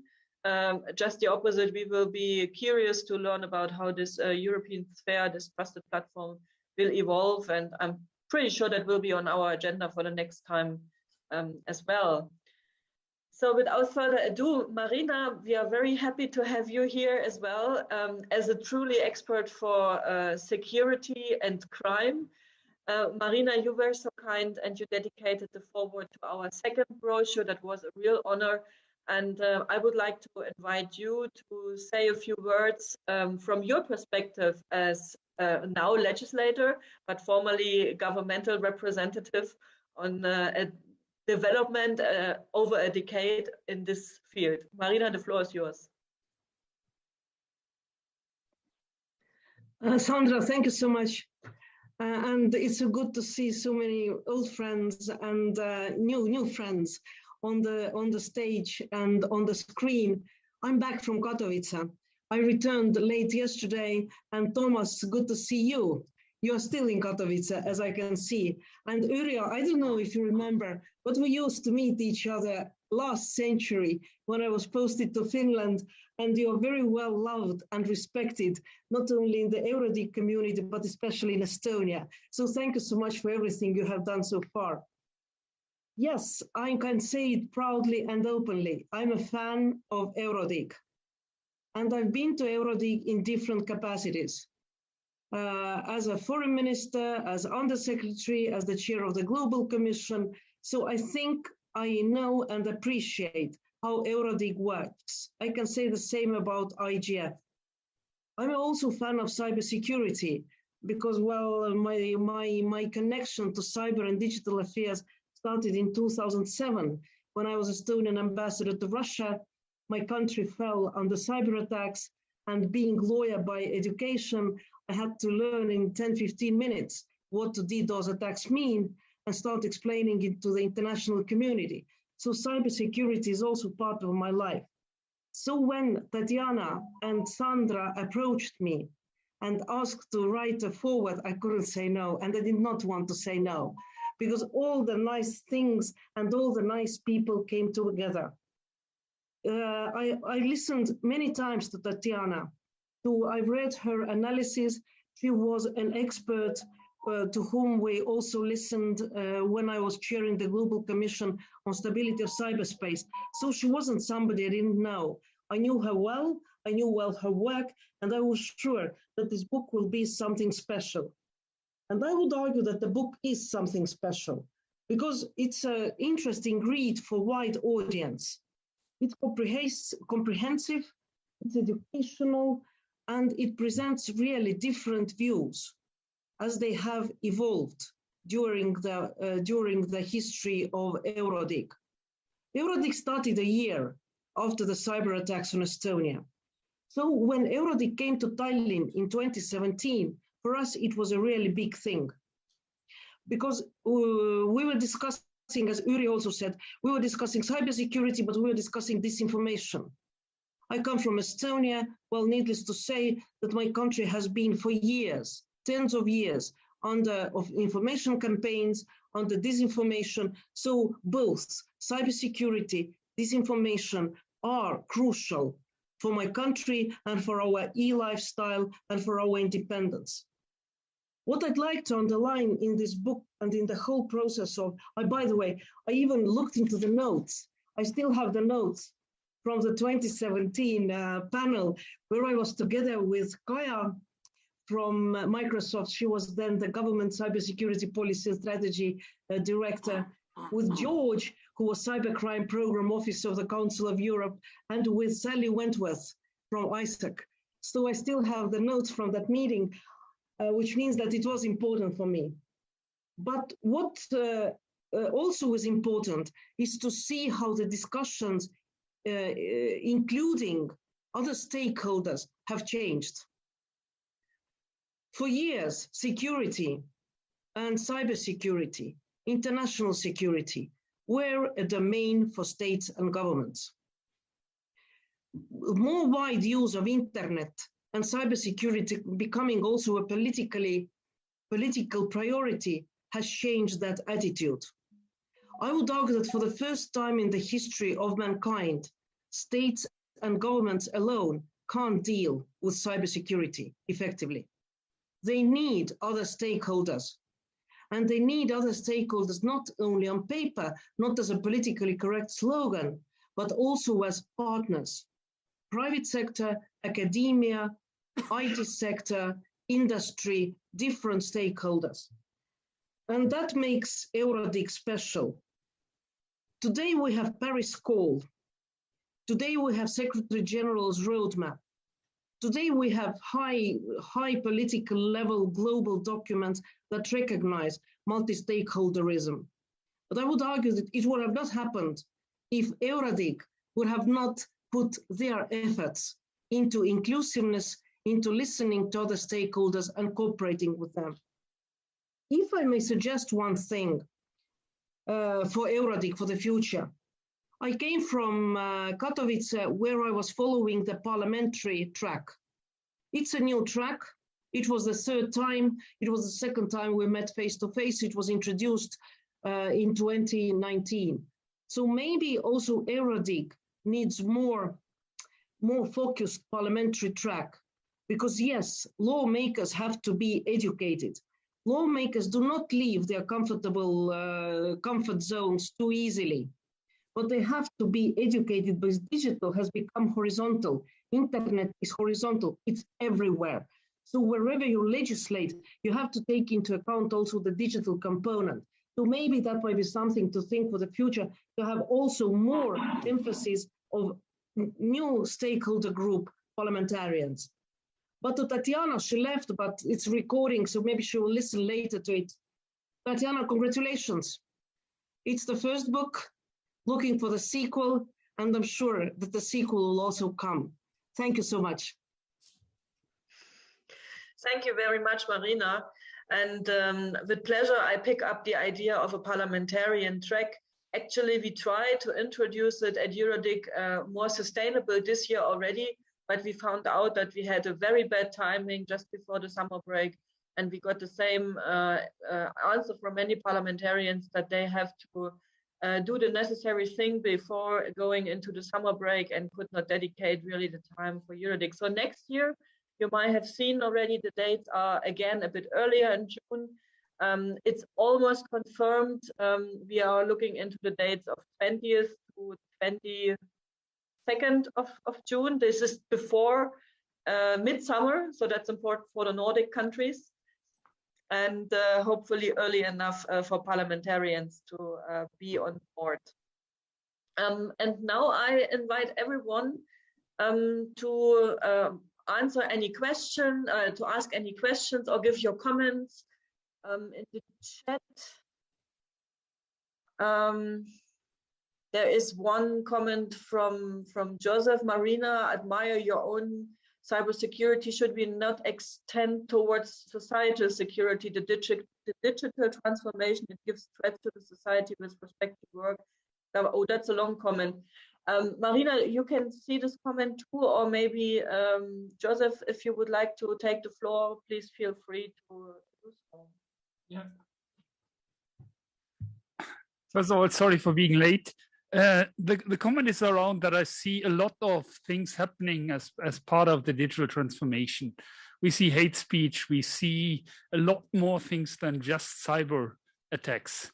The income of the governments are threat because the IT companies walks away with parts of the income, the power concentration of the big companies, and all that is something which we at the University of Oslo put under the header of societal security. And I'm just wondering whether this is the right fora to say, hey, it's not only cyber security, it's also societal security. Any comments, please? Marina, I think that's a good question to you. Well, I am biased. I come from Estonia. We have had e-lifestyle for now almost 30 years. E-lifestyle means that internet, ICT, digital revolution has influenced all the spheres of society, starting with political leadership, economy, civil society, social questions, everything. Yes, there are new challenges coming, and I absolutely agree. It's not only cyber attacks, but it's raising awareness, it's education, but at the same time, we've seen that digital can improve societies. Now, when I think about social questions, I don't know, e-health, one of the things that comes first to my mind. Yes, there are difficult questions concerning privacy. Who owns data? How to exchange data securely? There are also questions of trust. You can't introduce a digital society if there is not enough trust between government, citizens, private sector, government, all the different stakeholders. Yes, there are very many aspects.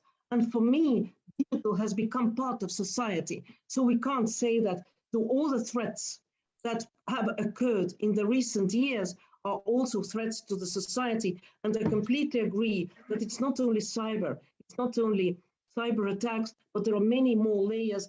But I'm a very strong believer in digital being a way of progress and digital as a way of changing for the best.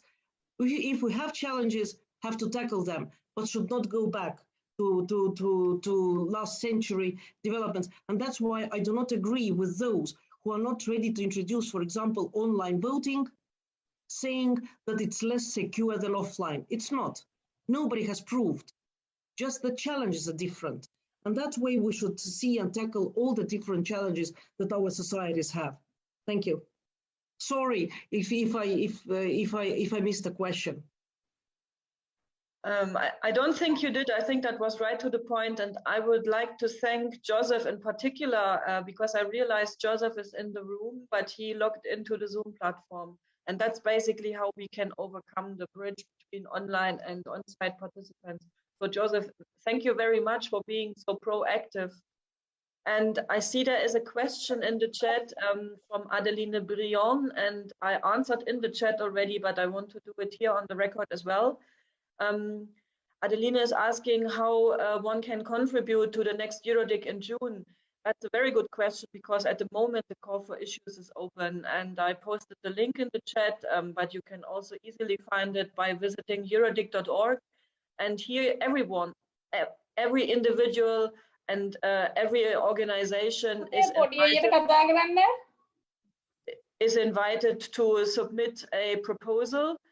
And the call for issues is still open until the end of the year on 31st of December. And all these proposals that are submitted will be reviewed by our subject matter expert and will be publicly discussed at the beginning of February. We are still hoping to do it as a hybrid meeting, but let's see, it might become a fully online meeting. And the call for issues is not as for the IGF that you apply for a workshop, but you rather submit just an issue that you think should be discussed, and how the org teams and everything is formed comes later in the process.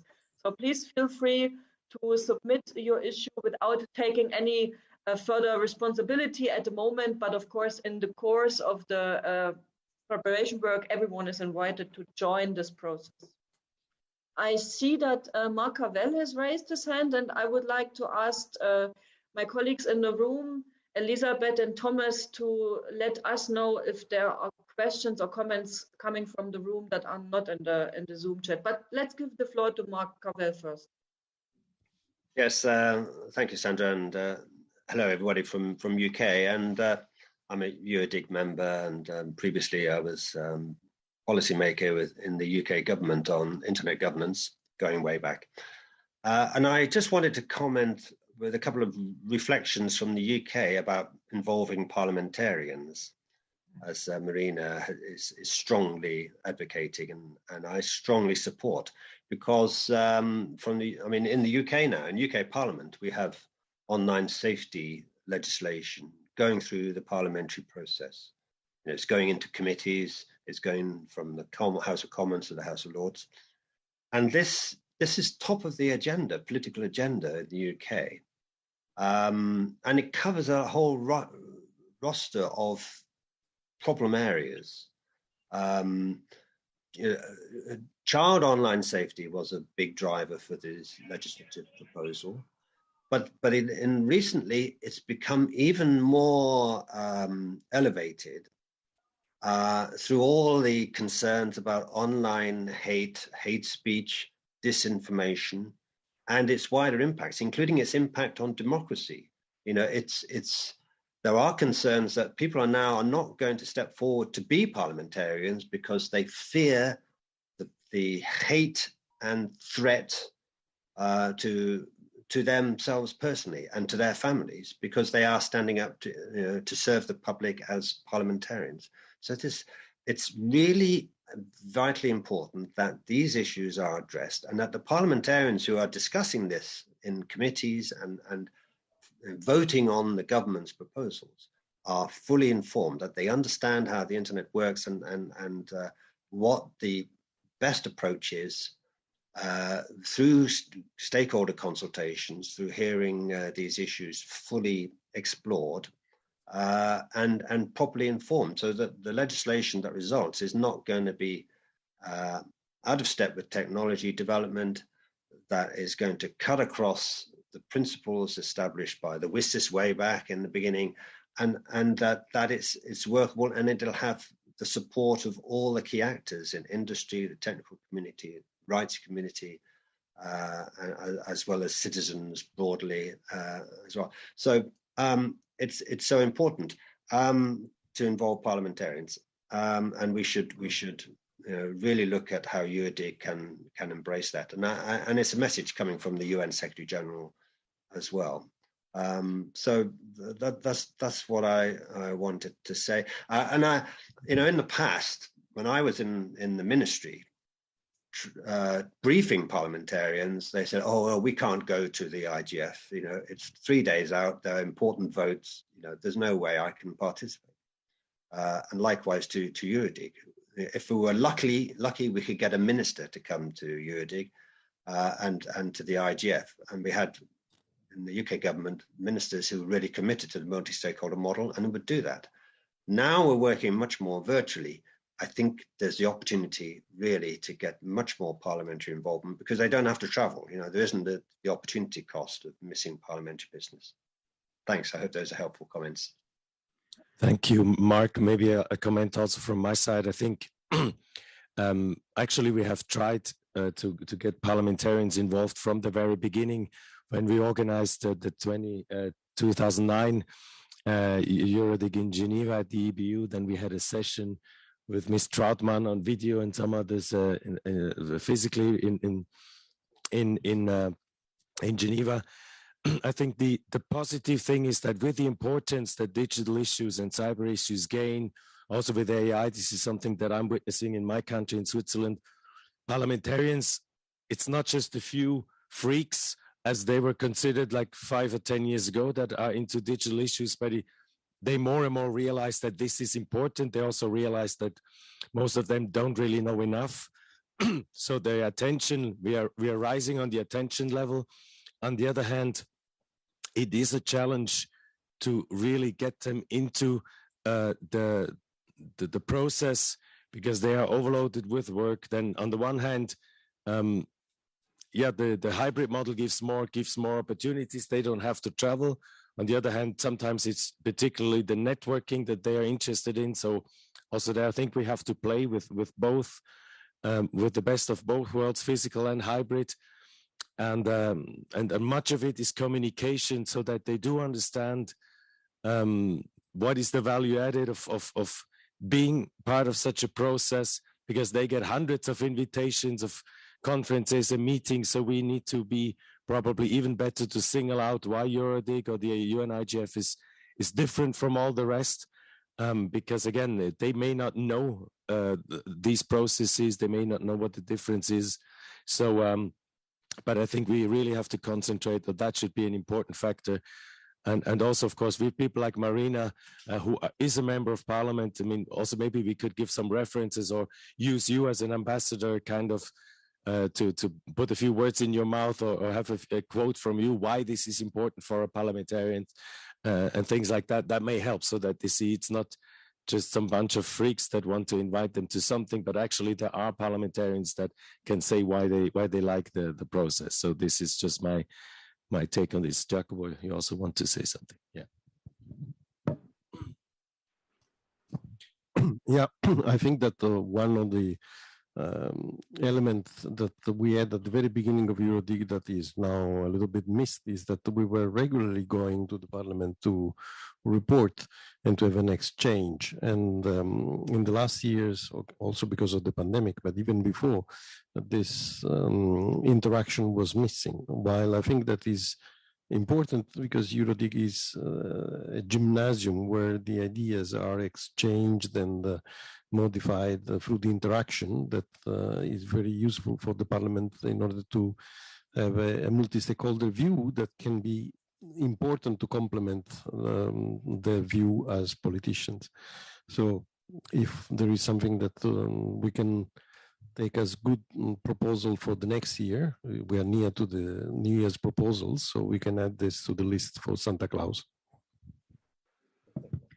Thank you, Giacomo and Thomas, for highlighting again our call for issues.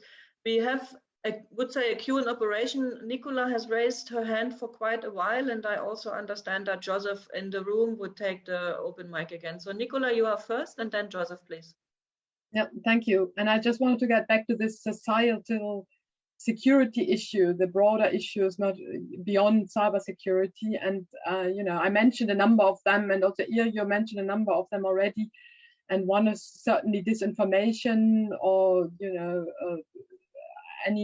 or hate speech. Of course, it's a terrible issue. And we have heard at IGF a number of discussions, especially about hate speech addressed to women parliamentarians, for example, women politicians, and this is it's horrible when you listen to this. Really, it's very frightening, and I can imagine that a lot of women are discouraged to even take this job because they fear this, and they fear for their families, not for themselves only.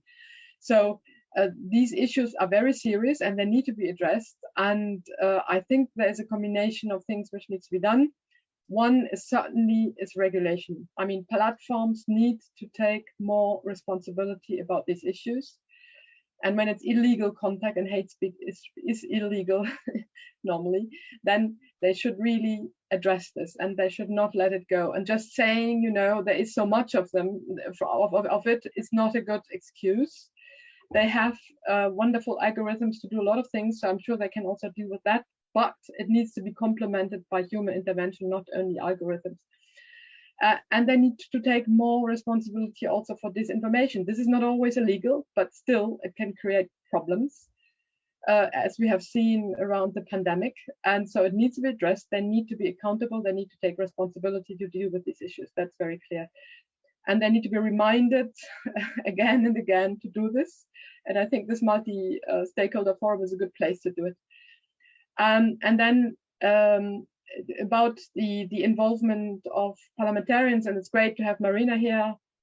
I was very active for many years in the European Internet Forum, and they have they always deal also with the IGF and Eurodig, so they are involved, and it's a good forum. And maybe that we should look at this again, how to use it better, maybe in the future to involve parliamentarians.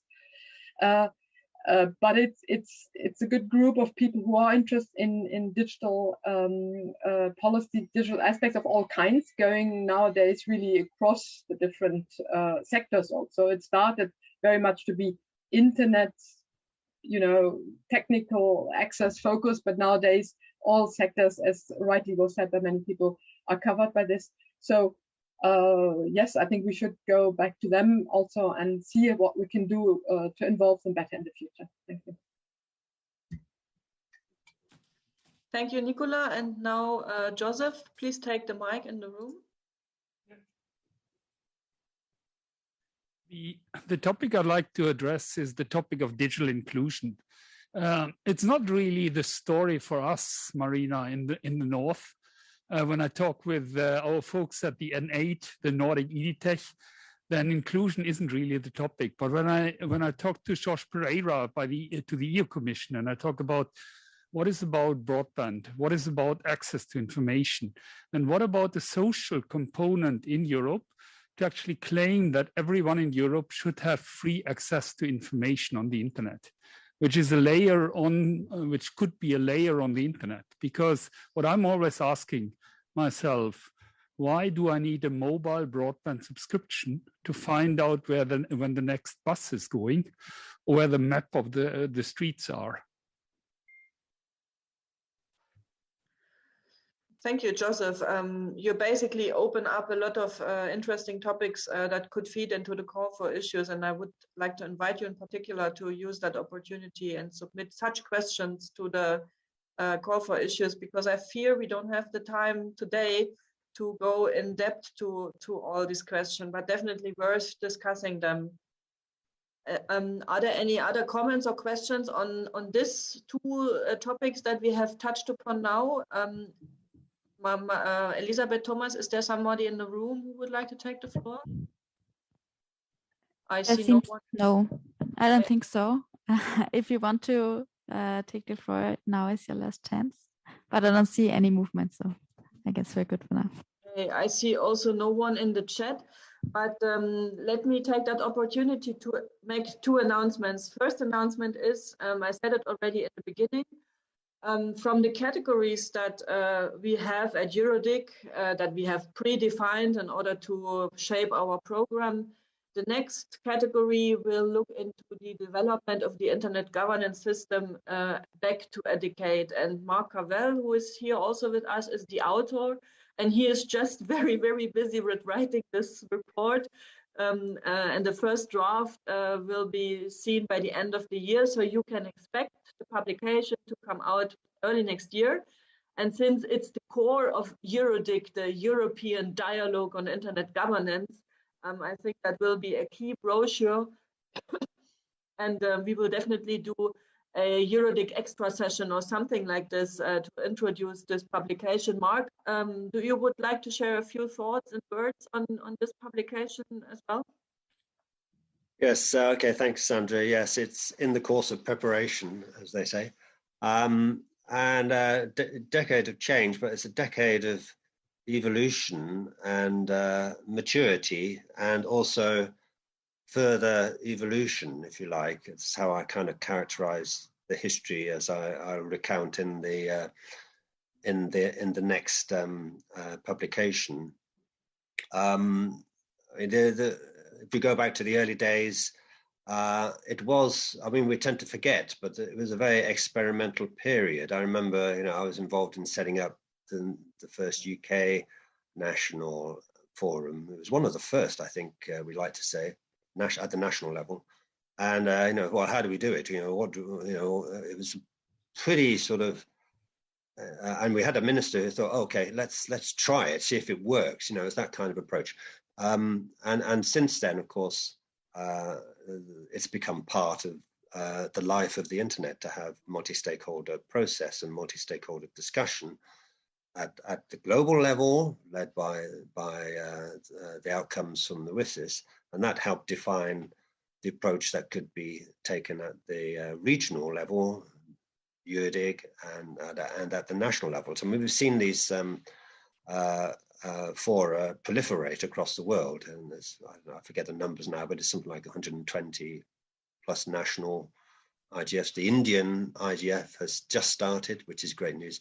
So anyway, going back to this publication, it will cover how the multi-stakeholder approach to internet governance has evolved at the European level through Eurodig, how the scope of it and the kind of issues it's engaged with. We won't go into in detail on too much of the specific issues, but I will try to convey how the scope of the forum has changed. It was very much focused on some critical issues in the early days, like net neutrality and domain name system and future of ICANN and the IANA stewardship transition. So you had those very specific issues which were, capturing a lot of attention in internet governance circles, quite rightly.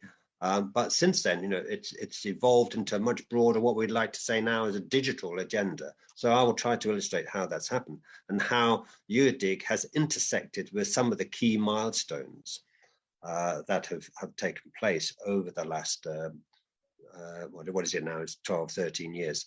I will try to illustrate that and how this forum has been influential, how through articulating broad consensus, it's actually exerted influence and been a channel for European stakeholders in particular to connect with the global issues in the IGF itself. And the whole development of outcomes as messages, I think, was a great move by EuroDig, which has been now picked up really as a model for other multi-stakeholder fora, which like EuroDig are not negotiating fora. We're not negotiating treaties or regulations, but we are articulating, well, these are the options, these are the key points that came out of discussions in the European Forum, and how the forum's become much more diverse. We've just been talking about parliamentarians, but engaging young people. This has been an important part of the whole EuroDig agenda. Again, an exemplar for other multi-stakeholder process. So quite a lot to cover, and quite a lot to illustrate by example, but also to anticipate further change. I'll spend quite a lot of time on the current move stimulated by the Secretary General of the UN with the Digital Cooperation Roadmap to strengthen the IGF, and that involves the interconnect with the national and regional IGFs. There's no doubt about it, and how we can move from an event-based approach, which EuroDig has already done. We've got now extra events. We're responding as a European forum in an agile way to key issues, emerging proposals that might be coming out at the moment, largely from the digital cooperation. We may see the leadership panel of the IGF stimulate opportunities for EuroDig to focus quickly on a specific strategic proposal, if you like, for governance. So the roadmap and how regional fora like EuroDig, I hope, will contribute to the digital compact at the global level will be important, and how also we relate to local communities as a European forum through the national fora, UK IGF, French IGF, NL IGF, whatever. That interconnection is going to be an important move for the future, and I will. These are the kind of points that will come out in the publication as we look ahead and implementation of the roadmap. So I've gone on a great length. I know we're short of time, but I hope that gives a flavour of what I'm covering in the publication. Thanks. It gives indeed, Mark, and thank you for working on it. And if someone has resources to make possible the next publications, we are looking into human rights, innovation and economic issues, but also technical and operational issues are yet to come. And we are looking basically for supporters for sponsors. We need money. Let's put it short. And I heard that there is a red light already in the room, and that we have to finish our session soon. Let me just announce, and I said it already briefly, that we would like to do our EuroDig planning beginning of February. We are still planning for a hybrid meeting, a 2-day meeting in Trieste, in the International Center for Theoretical Physics, where we will use 1 day to draw our conclusions from the hybrid IGF, from the virtual EuroDigs, and how we would like to develop our meeting this year. I'm pretty sure we will meet in partly in person in June this year. And I'm not sure if we can meet in person in February, but we are planning. And the second day will be used to go through the call for proposals that we received until the 31st of December. And that will be the usual procedure on drafting the program, which is then open for comment and on which then the community will start building the session itself. And I see Thomas has put on his mouth cover. So Thomas, I give you the last word, and I would like to thank everyone contributing to that session. Yes, thank you, Sandra. Just one last word, also while Marina is here, since you were talking about funding, you may know that Eurodig is operating on a very, very tiny budget. And thanks to lots of heart and efficiency, we managed to somehow organize what we do with this budget. But we would be really, this is just an urge to everybody, whenever you have ideas on how to get additional funding. And of course, if whatever you talk to VIPs or people that have some money in their pockets, raise the issue, ask them to support Eurodig, because we know that people like and appreciate the process. And sometimes it's just forgotten and people don't really think that they could actually also contribute to the funding, because the more money we get, the more quality we can deliver and the more we can do what people expect. So that's, again, my usual call. Please join the donors. It's worth it. Thank you. Thank you, Thomas. And to make it easy, there's also a donate button on the Eurodig website where even small donations would really help if they come from many people. Many small money makes big money at the end. So thank you very much and enjoy the rest of the meeting in Katowice and the rest of the day. And it was a pleasure seeing you. Bye-bye. Bye-bye. Bye-bye.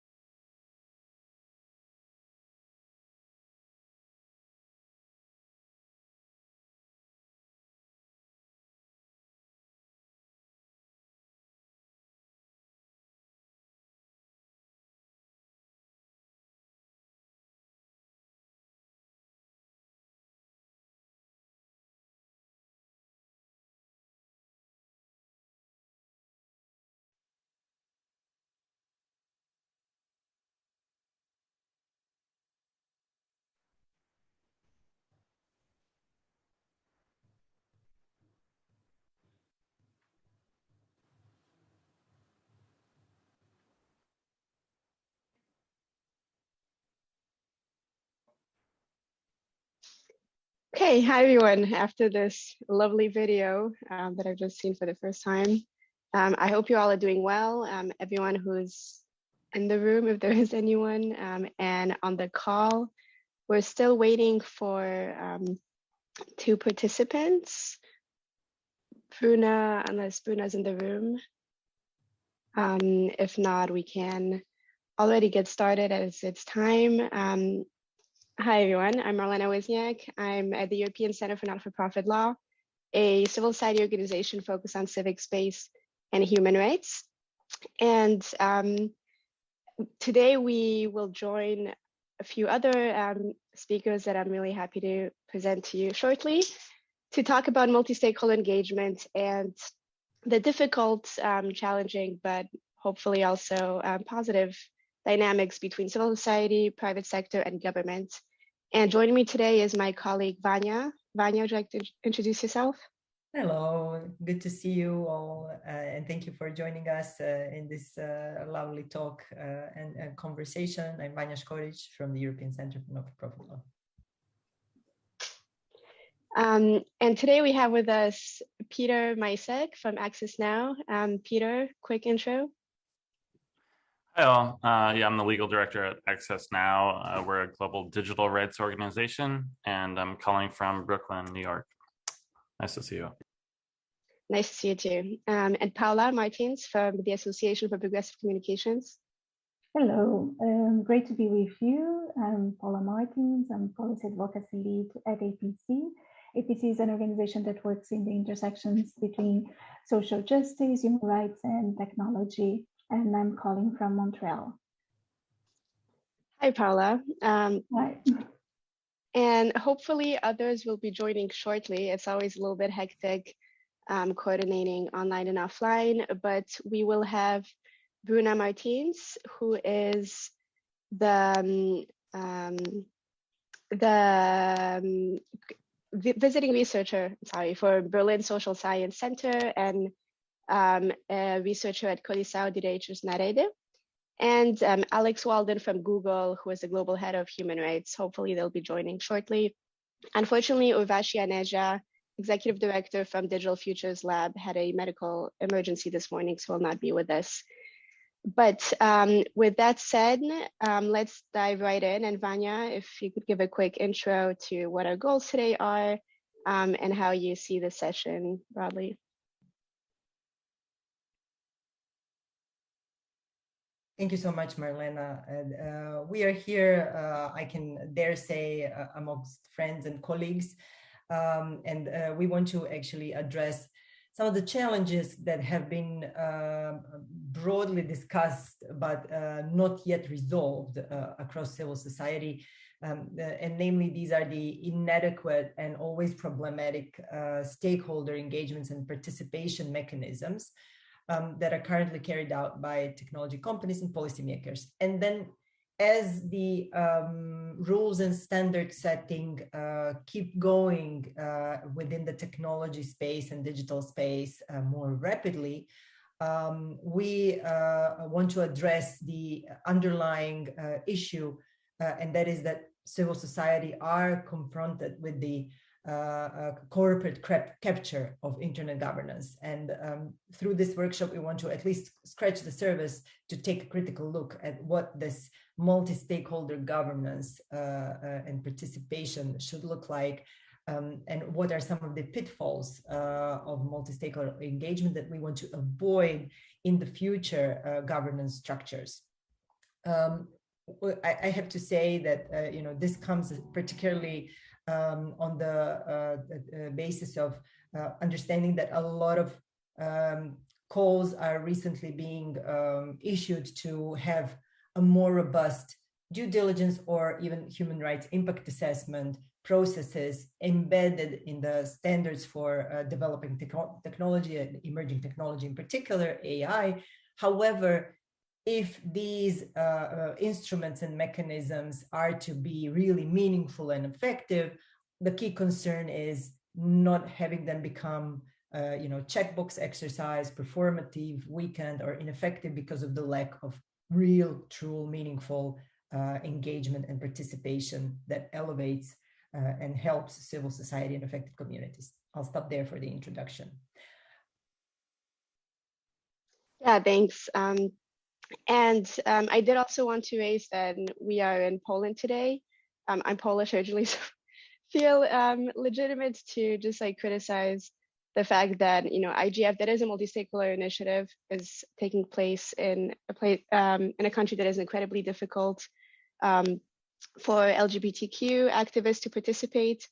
So that's also something to keep in mind when we organize multi-stakeholder activities. Make sure that activists from all corners of society and demographics, especially our trans and queer friends and family, can participate. So another challenge to keep in mind, but let's start with something positive. And first of all, acknowledge that multi-stakeholder participation is and should be a priority for any type of policy making and decision making. So often civil society is left out. So before jumping into the challenges, I do want to acknowledge that we should always strive for more multi-stakeholder participation, and as much as possible include civil society orgs, activists, human rights defenders from all over the world. We all know that there is inadequate representation globally. So I'm happy that today we have folks from around the world, and unfortunately Urvashi can't join us from India. And let's go straight to Bruna, who I think has joined now. Bruna, could you introduce yourself quickly? And then if you could talk to us a little bit about how you have generally found multi-stakeholder engagement to be effective for advancing your advocacy goals during your experience in civil society and also as a researcher. And then, any challenges or hurdles that you've been confronted with when collaborating with actors from different sectors. Thank you. Thank you, Marlena. And hi, everyone. I'm in the room. The camera is just focusing on the other side. So, but I'm here and also on the online room with you guys. So, hi. Very strange kind of dynamic. But anyway, yes. You look great. Yeah, thank you. But when we were talking about how multi-stakeholder was helpful to us, I cannot divert from the Brazilian experience with the approval of our data protection bill and how Coalizão Direitos na Rede in the past year has been trying to push for more multi-stakeholder dynamics, discussions, roundtable, parliamentarian roundtables as part of our advocacy work at the Congress. So maybe one very good example I can bring is about the Brazilian data protection bill. Yeah, through many parts of that process, we saw that the discussion was kind of leaning towards one or the other side, sometimes the private sector, sometimes even government and so on. But at some point we managed to convince the parliamentarian who was reporting the bill that the idea was for us to have everyone on the same table, everyone in a multi-stakeholder setting of discussions. And that was, in the end of the day, that is what, and pretty much everyone in the environment in Brazil acknowledges that the whole multi-stakeholder compromise of having roundtables about the topics and everything else was what brought us to the final thing, the final bill and everything else. So to us, pushing for that is instrumental and has been instrumentalized a little bit through the data protection bill. And now that we are also going through the fake news discussion and also in AI Act, what we're doing is called pretty much for the same. Let's just have everyone on the table and let's just have everyone putting their cards out loud, and just so we all understand what are what's at stake and what's everyone aiming for in every single bill. So maybe I can start with that.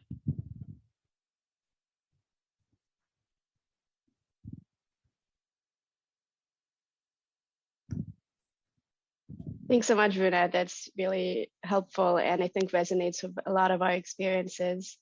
Vanya, do you want to go ahead and... Yeah, it would be, thanks. It would be interesting to hear also the perspectives from the private sector. We have Alexandria Walden joining us as well. Alex, you go ahead and introduce yourselves and maybe give us a glimpse of the challenges that you have seen and how within your work you have attempted to actually address some of the challenges specific to tech companies when they try to engage with external stakeholders, especially the wide group of civil society.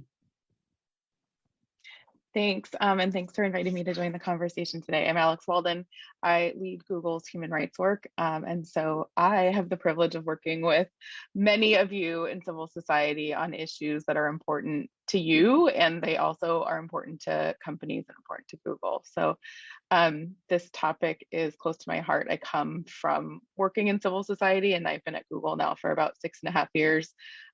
So maybe one thing that is, I think, really important, or kind of has been a key learning for me in doing this work inside of a company, is that I have found that, and I'm sure many of you have found the same, that folks inside the company oftentimes speak a different language than folks outside the company. And so those of us who are responsible for making sure that that the most important ideas and concerns are being translated between the two parties.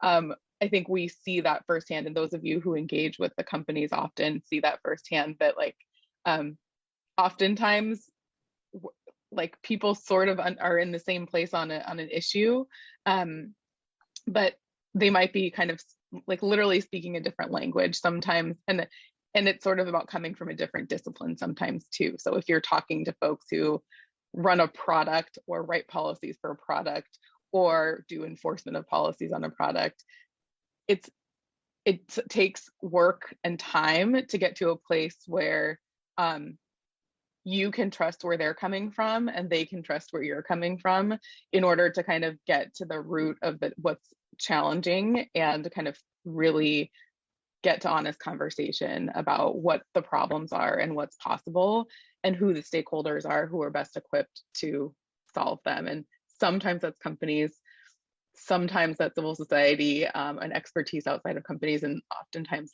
that there's a role for government. And so kind of thinking about all the stakeholders in the space.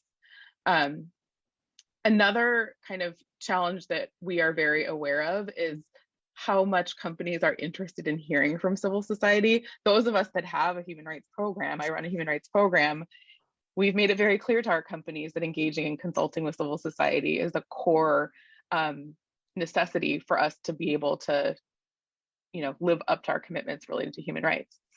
But that requires us to engage with you and you all to engage with us. And certainly that means that we are asking for a lot of time and insight and engagement from civil society, where we're, one, not the only company that's asking you that of you, and two, it just is a lot of resourcing, and I think can be frustrating when companies are unable to be super clear about how your engagement or your feedback results in changes for what's happening inside of a company. So those are maybe a few things I'll highlight. There are many others, but I think there's a lot of fodder for us to discuss related to those that I've raised.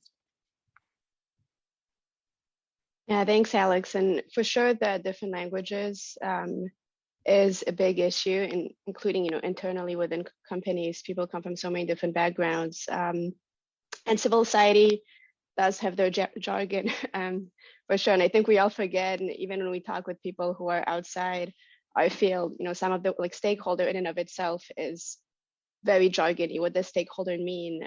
Affected group.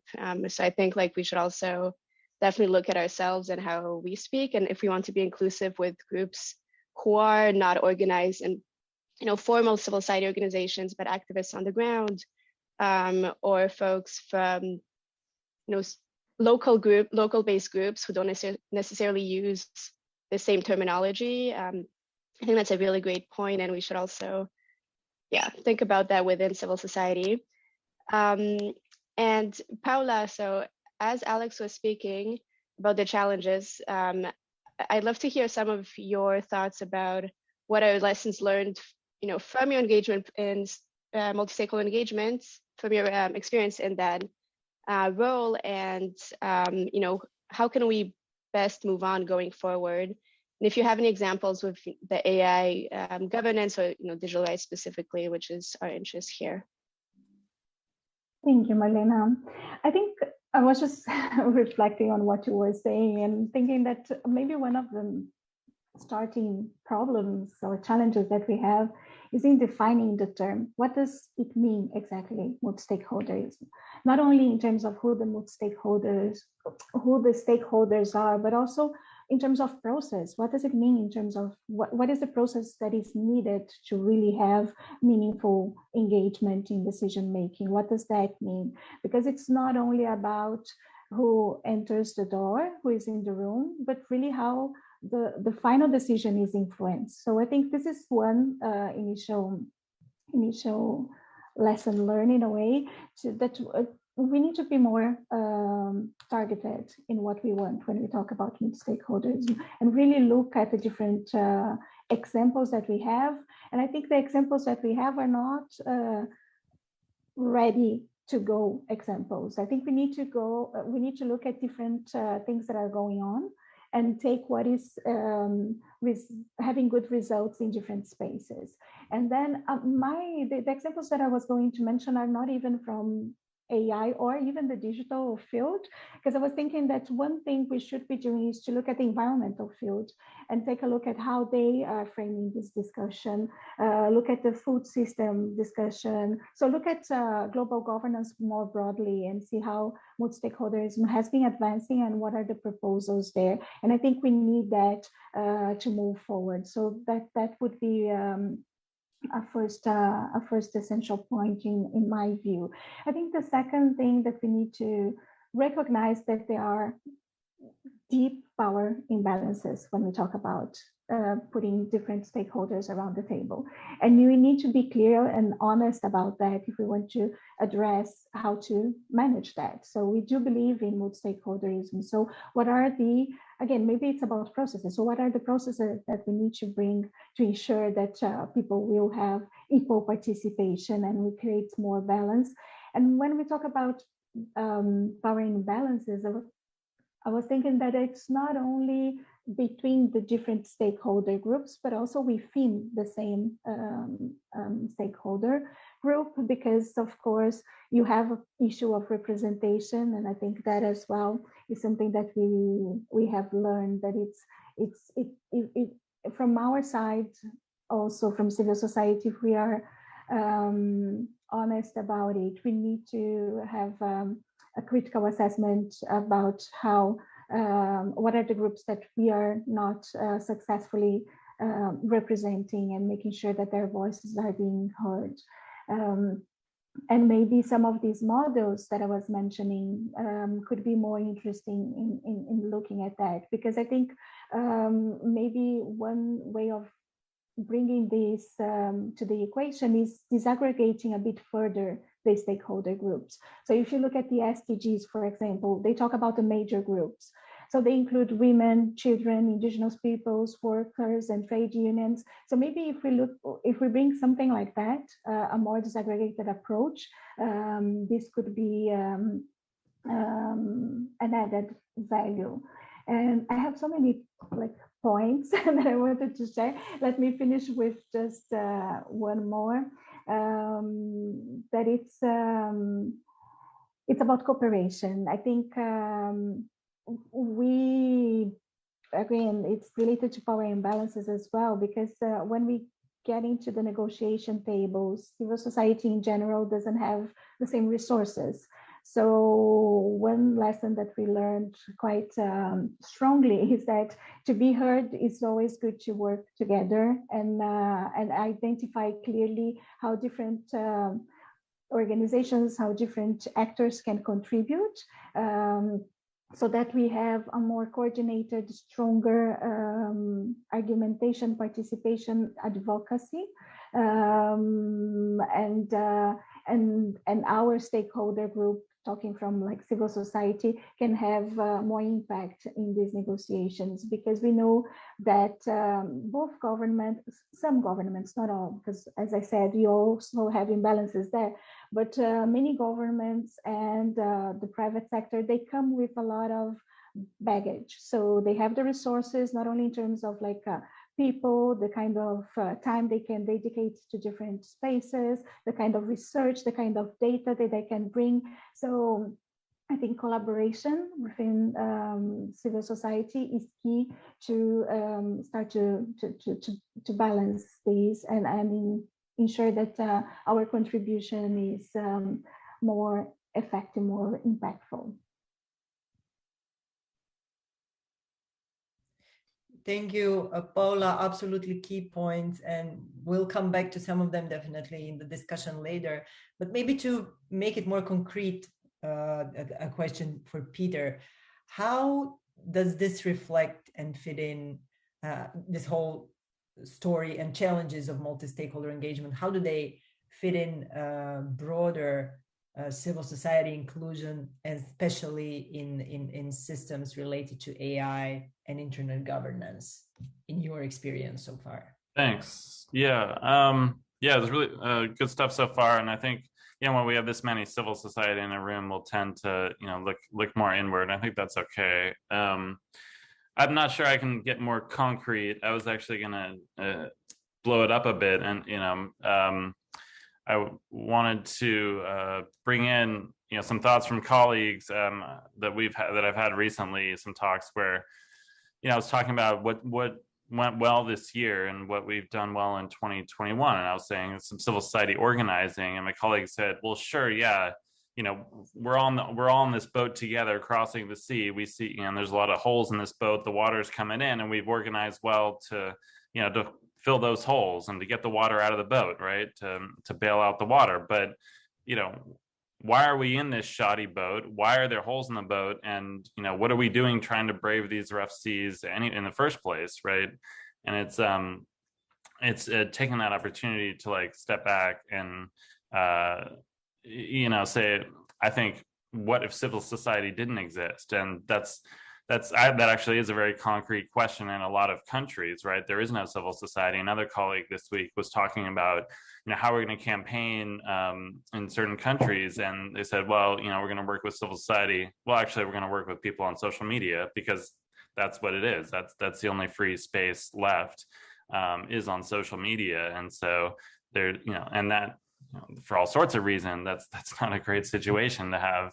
The only free voices be those accessing private platforms, owned and operated elsewhere. So, that's one thing I wanted to get at, is that even if we solve this, right, we solve the participation problem for civil society in internet governance or in AI, civil society doesn't exist in a lot of places. And I don't think we're going to get that at the higher goal, which I think we can all agree is that everyone affected by a decision or a policy or a service is consulted in making that decision. I think that's ultimately what we're trying to get at. And civil society's participation is a proxy for that sort of democratic value taking root. And so I think I had someone challenge me to do my job without saying the words human rights. And I think it'd be a good challenge for us to argue for our seat at the table without using the word civil society or something. I think, so again, if that is the goal, I think to make sure that everyone impacted is consulted, I would put that to companies and some of these processes. The goal is not, in that case, to be able to show that you've had a robust dialogue. That in itself is not enough. That's part of the statement that Access Now made when we withdrew from the partnership on AI. We said, I do recommend, I'd love to share this statement. I didn't write it, but it's really clearly put and succinct. Says, we support dialogue between stakeholders, but we did not find that partnership on AI influenced or changed the attitude of member companies or encourage them to respond to or consult with civil society on a systematic basis. So it felt ad hoc. It felt like civil society was not setting the agenda. We were being asked to feedback into what was being presented. And so for us, the goal of dialogue itself was not enough to keep us in that forum. The goal should also not be to improve your product or service. That alone is not does not justify, I think, our participation. Get some paid focus groups or something. Compensation is another topic I think that we could get to, but yeah. So I think let's keep the higher goal in mind, is that if this product or service is going to impact people, they should be consulted. And I think that there's a strain of talk that's really popular at our event, RightsCon, about co-creation and co-design. And I think that gets to that, human rights by design, bringing folks in at the earliest possible stage. And that is something that we have raised directly with Alex at Google on a number of projects, I think, and had a lot of good conversations about. So yeah, I'm not sure if that answered the question, but I think it's always good to try to remove yourself. And I guess I would just finish by saying we don't only work where we're like 100% aligned, right? And we did take part in this Council of Europe ad hoc committee on artificial intelligence, CAHAI. This is a working group to produce, I think, a new treaty on AI. We did participate in that, and we also, joined ECNL and others in a fairly strong statement at the end that we weren't satisfied with the outcome of that process, and that's on pretty specific reasons, that they tried to exclude whole sets of military technologies from the scope of this treaty, which we think isn't appropriate. But that's to say, we did participate throughout, and the point is that we need to see, as I think Alex did make clear, some results, some feedback, some positive feedback showing that we aren't just delivering into a black box. We're not just there to read a script and make this stage come alive. We actually want to be the ones writing the script and directing alongside the others. Thanks. Yeah, thanks, Pete, for those strong words. And definitely, I think, resonates with a lot of us in this room. And that was really the goal of the session today. So before we open up for discussion with everyone, the 15 souls who are part of this call, I do want to highlight a few points you made on the importance of result and not only inclusion as a process. So oftentimes, because there's such an imbalance of power, we almost overly focus, and definitely ECNL, that's our role focusing on civic space, on participation itself, but that should not be the goal, right? It's like you said, it's actually to change things and having decision-making power. And a lot of our work recently has been on human rights impact assessments as well. And when we talk about human rights due diligence, for example, the private sector, and I'm sure Alex has a lot of experience on that, conducting human rights due diligence and conducting human rights impact assessment is something that we advocate for a lot, because oftentimes we're not even there. But then what, right? You can conduct an HRIA, and if ultimately there is no change, and people's advice, concerns are not actually acted upon, then at best it's useless. At worst, it actually legitimates dangerous products under the stamp of approval of human rights approved. And I was at the Partnership on AI overseeing the civil society portfolio. I was gone shortly before Access Now left, but clearly, that was an example where at the surface, all parties, so as academia, private sector, and civil society, were equal. But in reality, the realities of, honestly, capitalism and zooming out, like our economic system today, are very real. The fact that companies are ultimately profit-driven is a reality, and that's not, depending on your ideological and economic perspectives, not necessarily a bad thing. But I think that sometimes we forget to acknowledge that companies and governments do have agendas, and especially in the tech world. I live in San Francisco, where in Silicon Valley everything is mission-driven. This kind of dilutes the different priorities under the name of, we are all human rights, and ultimately there are no results. So not to make this very daunting, but we do have a lot of really interesting and great and inspiring people in the room, and we'd love to make it a little bit more interactive. Unfortunately, we're not all in person, but Bruna can somewhat moderate on the ground, and we are here online. Paula segued a little bit into Zoom and to thinking back about what does meaningful stakeholder engagement mean. We often throw around that term. Meaningful is a little bit of a catch-all word that doesn't actually translate in practice sometimes, and we don't even really know what it means. So I would like to just open up the floor. We're a small group. Many of us know each other, so feel free to be open and candid and just raise your hand or shout out if you're on the ground. I think I saw David Green in the audience, so definitely putting you on the spot there if that is you. And yeah, just share some thoughts about what meaningful stakeholder engagement participation means to you. I think David is gonna come in. Okay, so I can, hi. Sorry you're all not here. I agree with everything that's been said. We've been talking about this a lot just at lunch today. And I think for my part, when I'm trying to make the judgment whether it's a good use of my time personally to engage in one of these processes, I really want to know what the expectations are. Because I agree, what I don't want to do is what I find to be a waste of time, and what seems to me to be the most token participation is something that purports to be a collaborative, consensus building decision-making process, but really isn't and never was intended to be. It's really someone who has the power to make a decision, whether that's a state actor or a company. They're not going to cede that power. They're going to make the decision that they want to make. What they want from us is something, but if it's not clear what it is, if it's some type of iterative consultation process, if it's expertise, that's fine. But so often all they want from us is just the opportunity to say, we've consulted with them. And then that's where it ends. And that's frustrating, and it's a waste of time.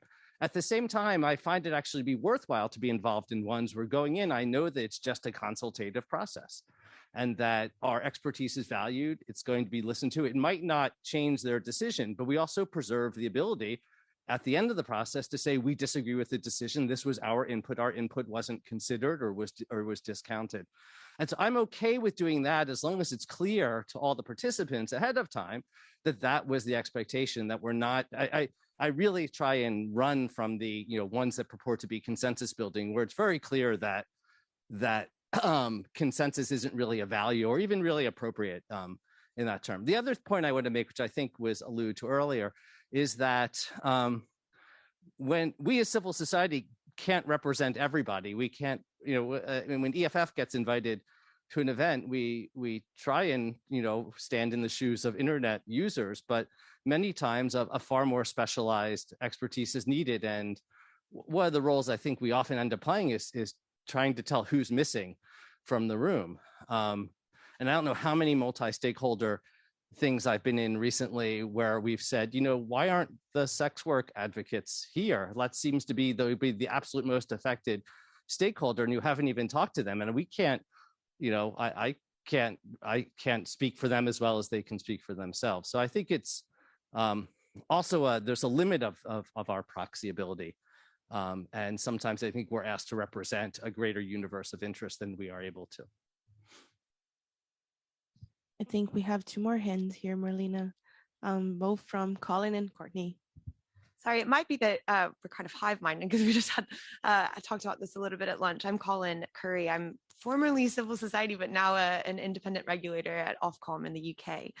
And I actually, something that Peter said actually resonated with me as well about trying to speak about civil society without saying civil society, because I think oftentimes in internet governance spaces, we think about civil society in a certain way, but something that's really struck me about moving into a more policy function, a policy making function, is the incredible diversity of civil society within, even just within the UK. So everything from, the Epilepsy Society to the Church of England to the kind of child's rights or human rights or privacy. And it's just this spectacular range of expertise and interest groups.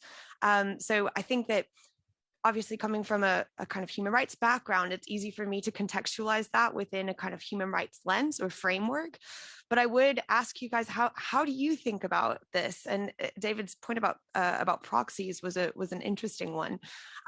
What does meaningful engagement within civil society look like, and how do we kind of surface the diversity of these interests and potentially begin not necessarily reconciling them, but coexisting within this diverse landscape that I think is so often flattened down to just being one or two interests as opposed to 360 degrees of perspectives. Thanks. And we have Courtney now. Thanks. I think this is a really critical conversation, and I wasn't part of that lunch discussion. But nonetheless, related to this, you kind of alluded to this, Peter, but the issue of compensation. We are asked to consult for the richest companies in the world, many trillion-dollar companies, including Google and Facebook, on a regular basis. They occasionally pay for those services, but there is a challenge about taking money and then being perceived as somehow then bound to those interests. A lot of NGOs are trying to figure out, should they take that money or not?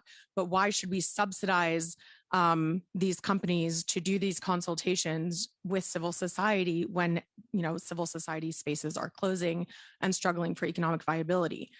Also, I'd like to ask Peter about RightsCon, because as there is the civil society whitewashing of these initiatives, can we legitimately invite companies like Facebook to enter our spaces of civil society that are devoted to human rights when it's so obvious that year after year after year, they are violating our human rights on a regular and systematic basis, hiding the research?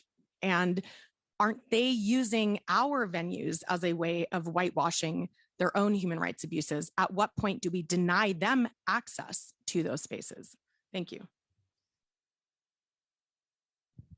Back to you, Marlena. Actually, I'll hand the mic to Vanya for a few minutes. Thank you. I have to say, these are exactly the questions that we are working on, and many of us are working on. For example, we have started, I'll give you just a glimpse of how similar are the issues, because we have just embarked a couple of months ago with MOSFest to lead the working group on trustworthy AI, one of the working groups on trustworthy AI, on meaningful civil society engagement in human rights impact assessments.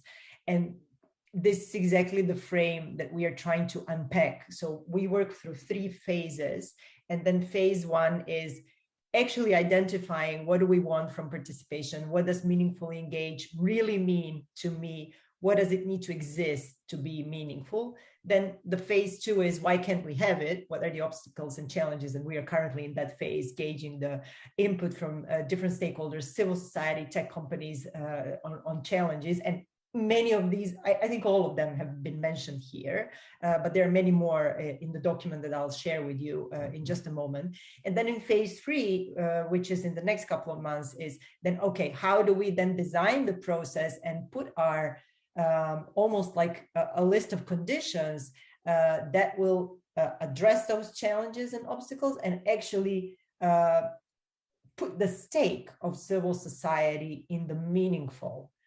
So what do we want? What do we need for all of these processes to actually be meaningful? All of these issues have been mentioned, from power imbalance, extraction. We have also discussed issues of educating and translating to those most affected, because CSOs as proxies might be more technical and more closer to resources, so to speak, than actually those communities that never get engaged. Safety concerns were also discussed, building trust, and then actually having the influence, as most of you mentioned, having the influence over the decision. So what is the real expectations of the process, and how do we really know that there will be an influence over the result?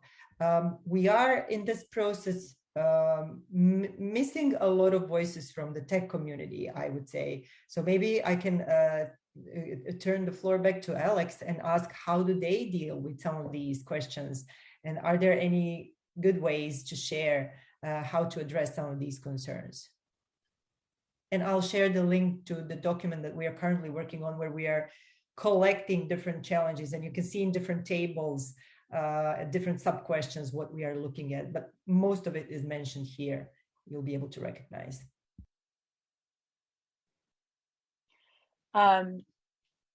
These are, I feel like I have something to say about all of the issues that have been raised in the past 10 minutes.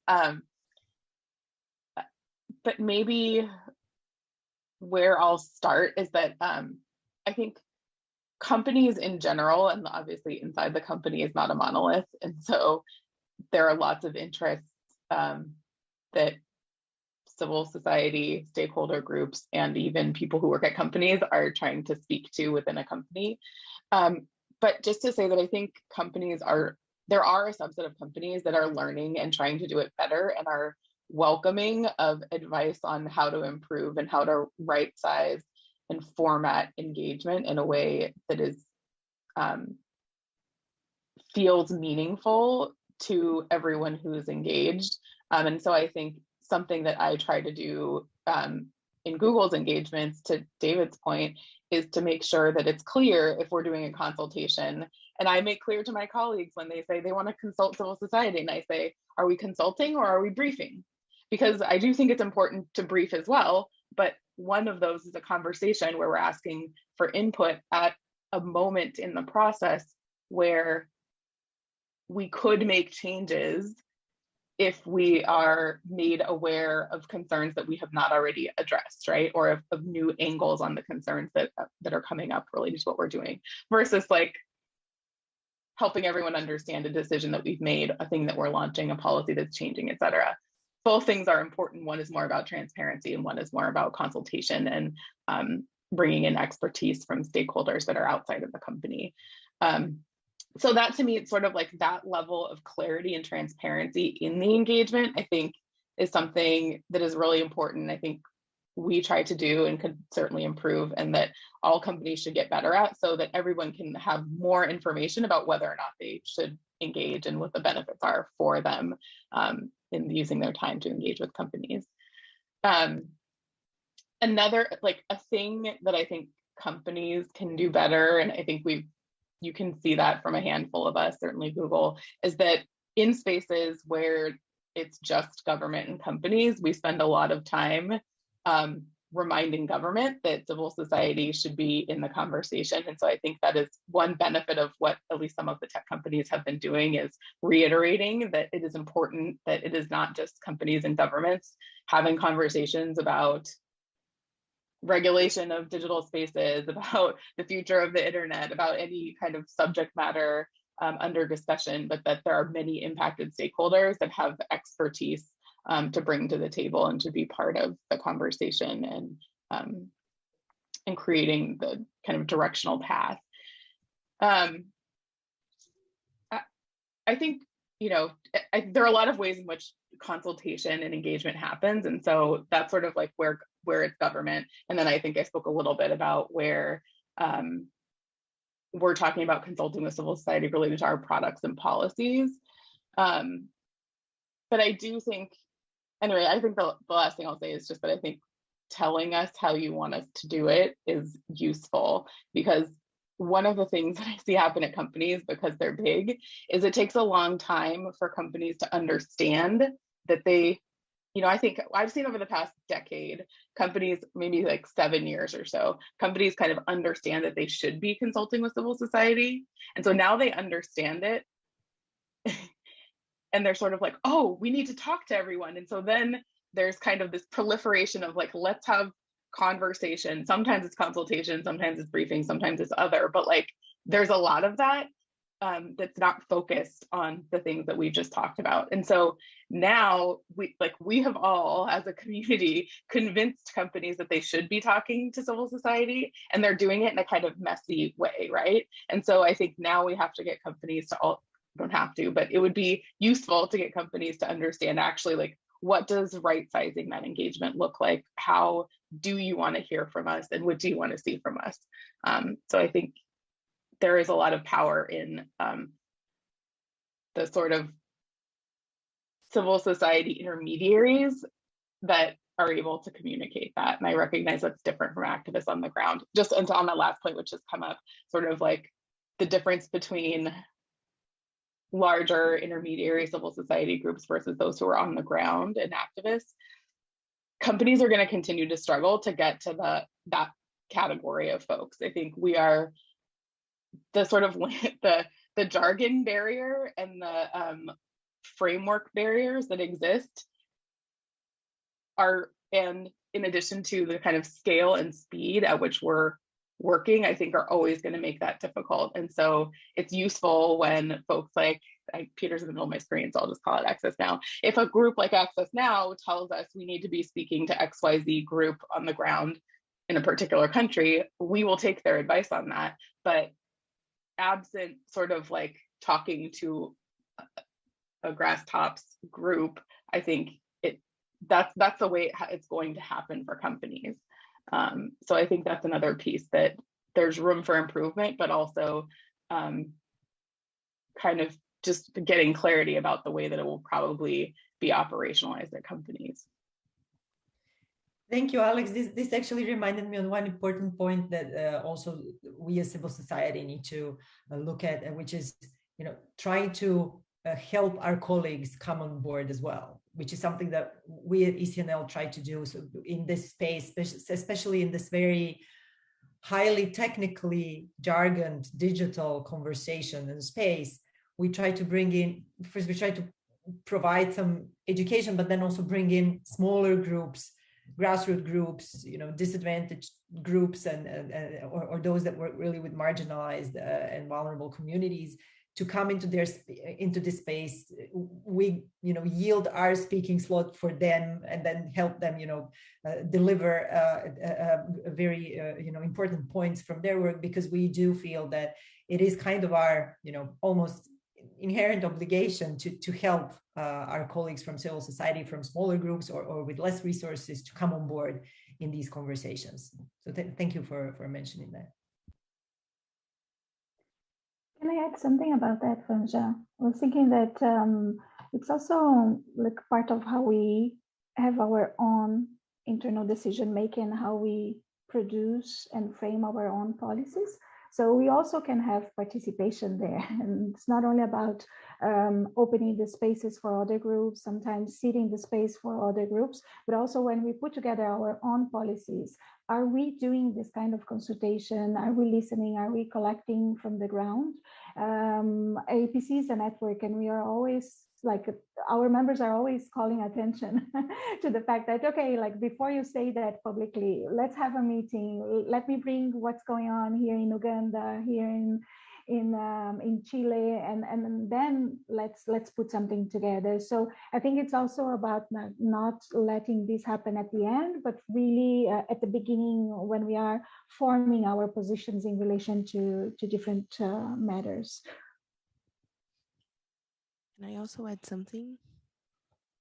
Yeah, no, just about this whole collaboration as well that Paula were speaking before, and some of us as well. Sometimes, as you guys were saying, like as Alex was saying, sometimes the other way around also happens. Like sometimes it's the case that civil society needs to also bring private sector to the table, because like as we are seeing like some regulatory movements and some like more incisive position of like Congress's legislators and elsewhere, like over you guys and your products and everything else, we're also seeing some sort of a shutdown of like conversation from the policy space to you, and which is at least what we saw last year in Brazil in the whole disinformation bill. Like sometimes we would have, like civil society would have to remind legislators that, well, maybe talking to WhatsApp might be interesting to understand what encryption is, because it's like it's no use just like willing to regulate them without like talking to anyone. So one hand washes the other, and as Brazilians would say, in the end of the day, and like this cooperation can also work in both ways. So yeah.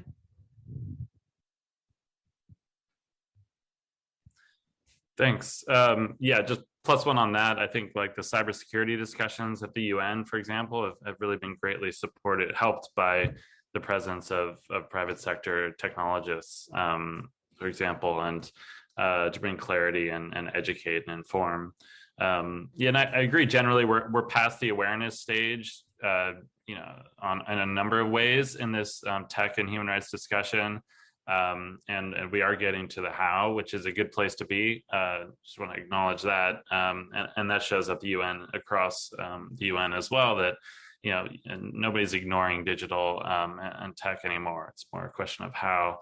I did want to answer, respond to Courtney's great questions.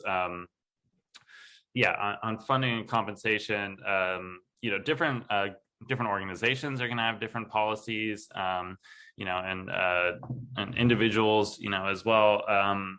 You know, and it's not clear cut for anyone. I think when it comes to RightsCon can't exist without a whole lot of funding, and you know, it needs to come from somewhere. And we tried to diversify the pool of funders as much as possible. But RightsCon also, you know, and I think you know, we try to be clear about this, is more about participation. It's a Big Ten event.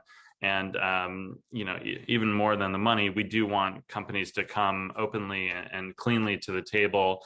So we need their participation, but we do take steps to shape that, to shape that participation. To sometimes they're strict, who's there and how they participate. We don't have keynotes and things like that. But it's an evolving thing, and there are deep discussions in the team about certain companies and about you know, what the nature of the event is, and you know, how we keep our community safe and open, and yeah, really welcome input on that always. And then yeah, just to go back to the language thing, I think, you know, I totally agree that we don't always speak the same language. I think if you look at Facebook, you know, they changed who they are, I guess. You know, there's this whole new company now that we're all trying to learn how to speak to. So it's, yeah, you know, it's constant. There's going to be new products, new technologies and services. To have some sort of grounded discussion, you know, needs that clarity. And maybe it's academia that can help bring that. Yeah, thanks, Peter. Also following on compensation, that's something we've been thinking a lot about at ECNL. As Vanya said, we work mainly with smaller orgs and non-digital rights orgs, so those focusing on social justice, racial justice, economic justice, basically not from a digital rights perspective. And one way that we deal with this is like every time we, you know, apply for funding, we try to make it at the core of our funding proposal from you know, philanthropy organizations, which have their own issues, but not only stakeholder engagement within civil society, but also trainings, education, and give them sub-grants so that they can cover their own costs.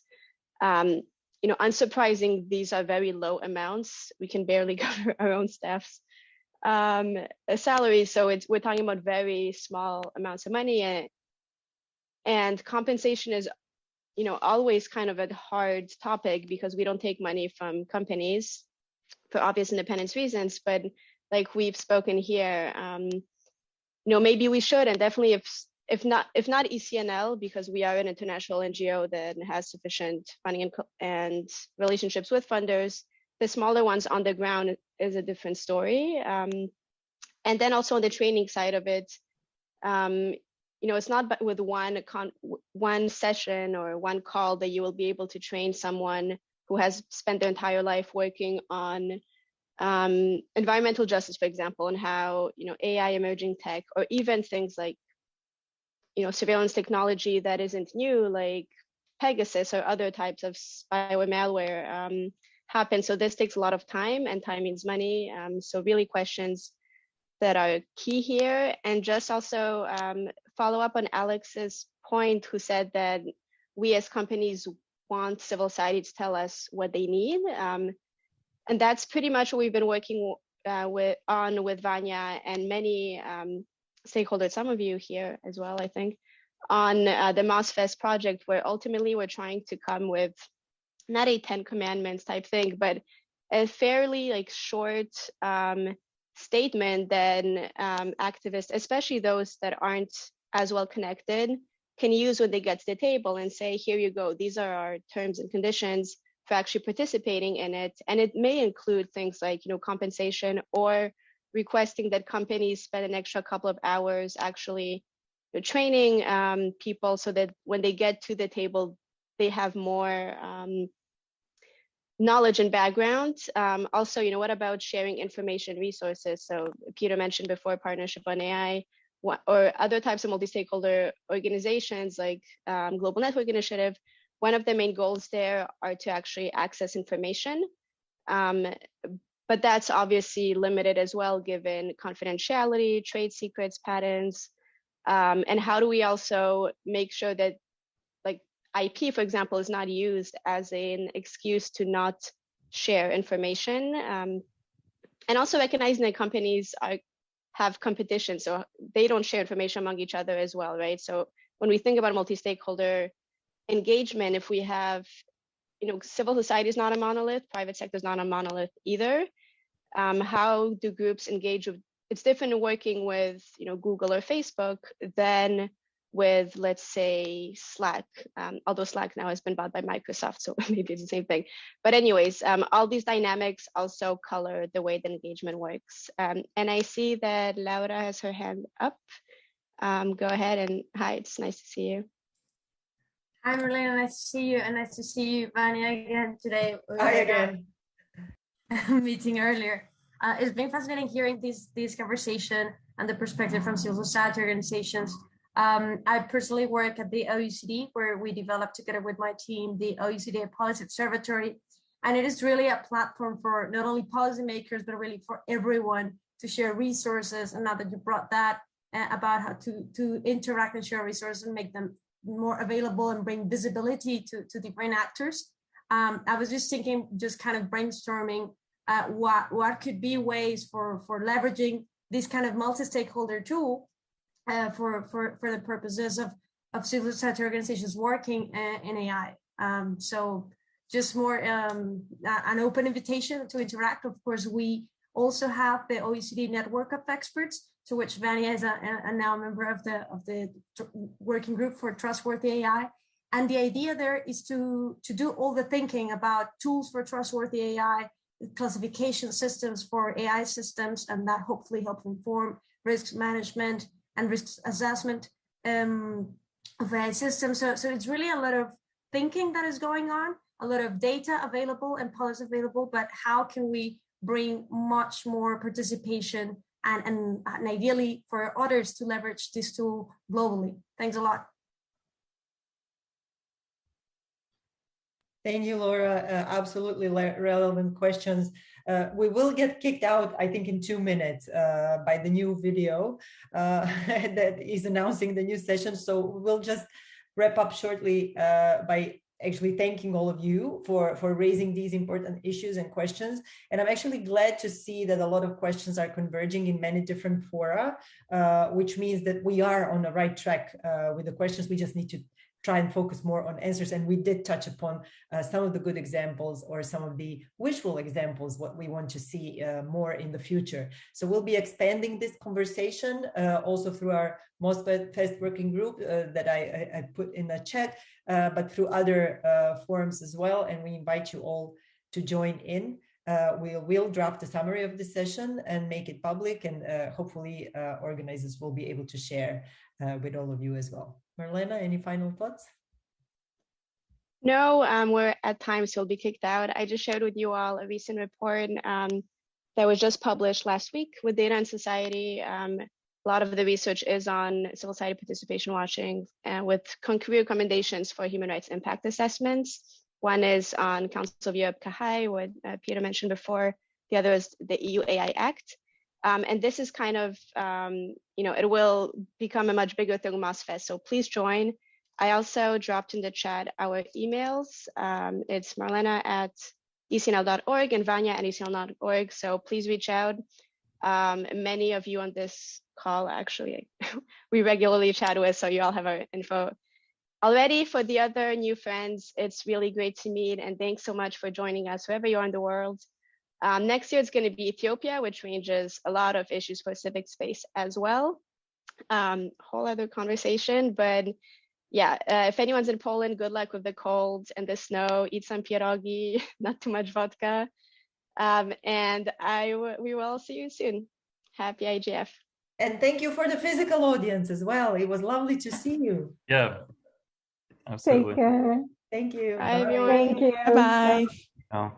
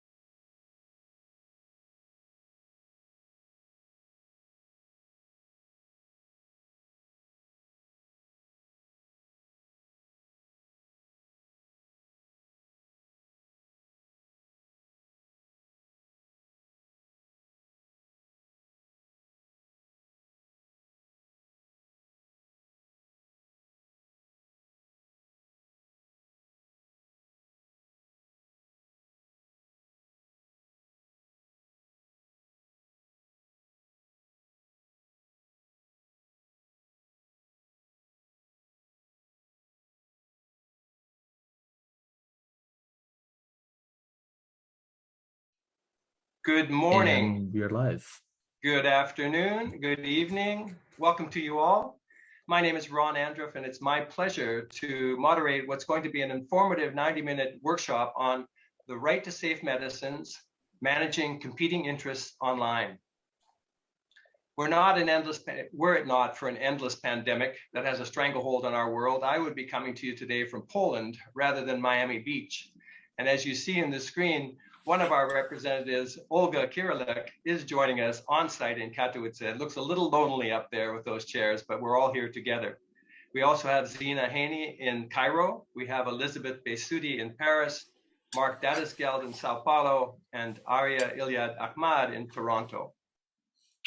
Because this is a hybrid session using in-person, Zoom, and YouTube, we need to manage our session a little differently.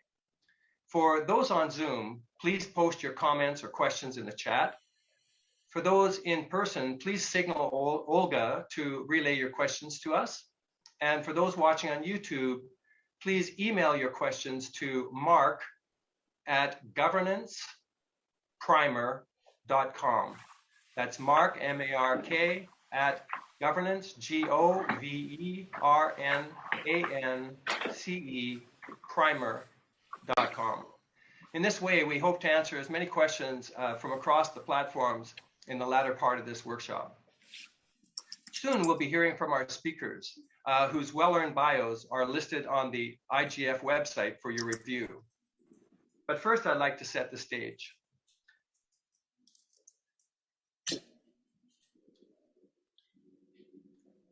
The guiding principles for our workshop today are 3 sustainable development goals. Number 3, to ensure healthy lives and promote well-being for all at all ages. In particular, 3.8, achieve universal health coverage, including access to quality, essential healthcare services, and access to safe, effective, quality, and affordable essential medicines and vaccines for all. Goal number 10, reduce inequality within and among countries. And goal 17.7 speaks to advancing stakeholder cooperation. Encourage and promote effective public, public-private, and civil society partnerships, building on the experience and resourcing strategies of partnerships, data, monitoring, and accountability. At the Internet and Jurisdiction Policy Network Town Hall earlier this week, Senior Policy Officer from the German Division of Governance and Rule of Law, Laura Teresa Kruger, clearly stated the need for greater harmonization of laws to close the digital gaps and to address the cross-border nature of the Internet. More importantly, she underscored the fact that uncoordinated actions create adverse effects. We are talking today about your right to safe medicines by delving into the broader competing interests online. According to the World Health Organization, about 1/3 of the global population does not have regular access to medicines. So the advent of the Internet pharmacy has created opportunities for better access to medicines. At the same time, however, the Internet has enabled a global expansion of falsified, substandard medicines because of insufficient and uncoordinated control mechanisms. The WHO estimates about 25% of drugs consumed in poor countries are falsified or substandard.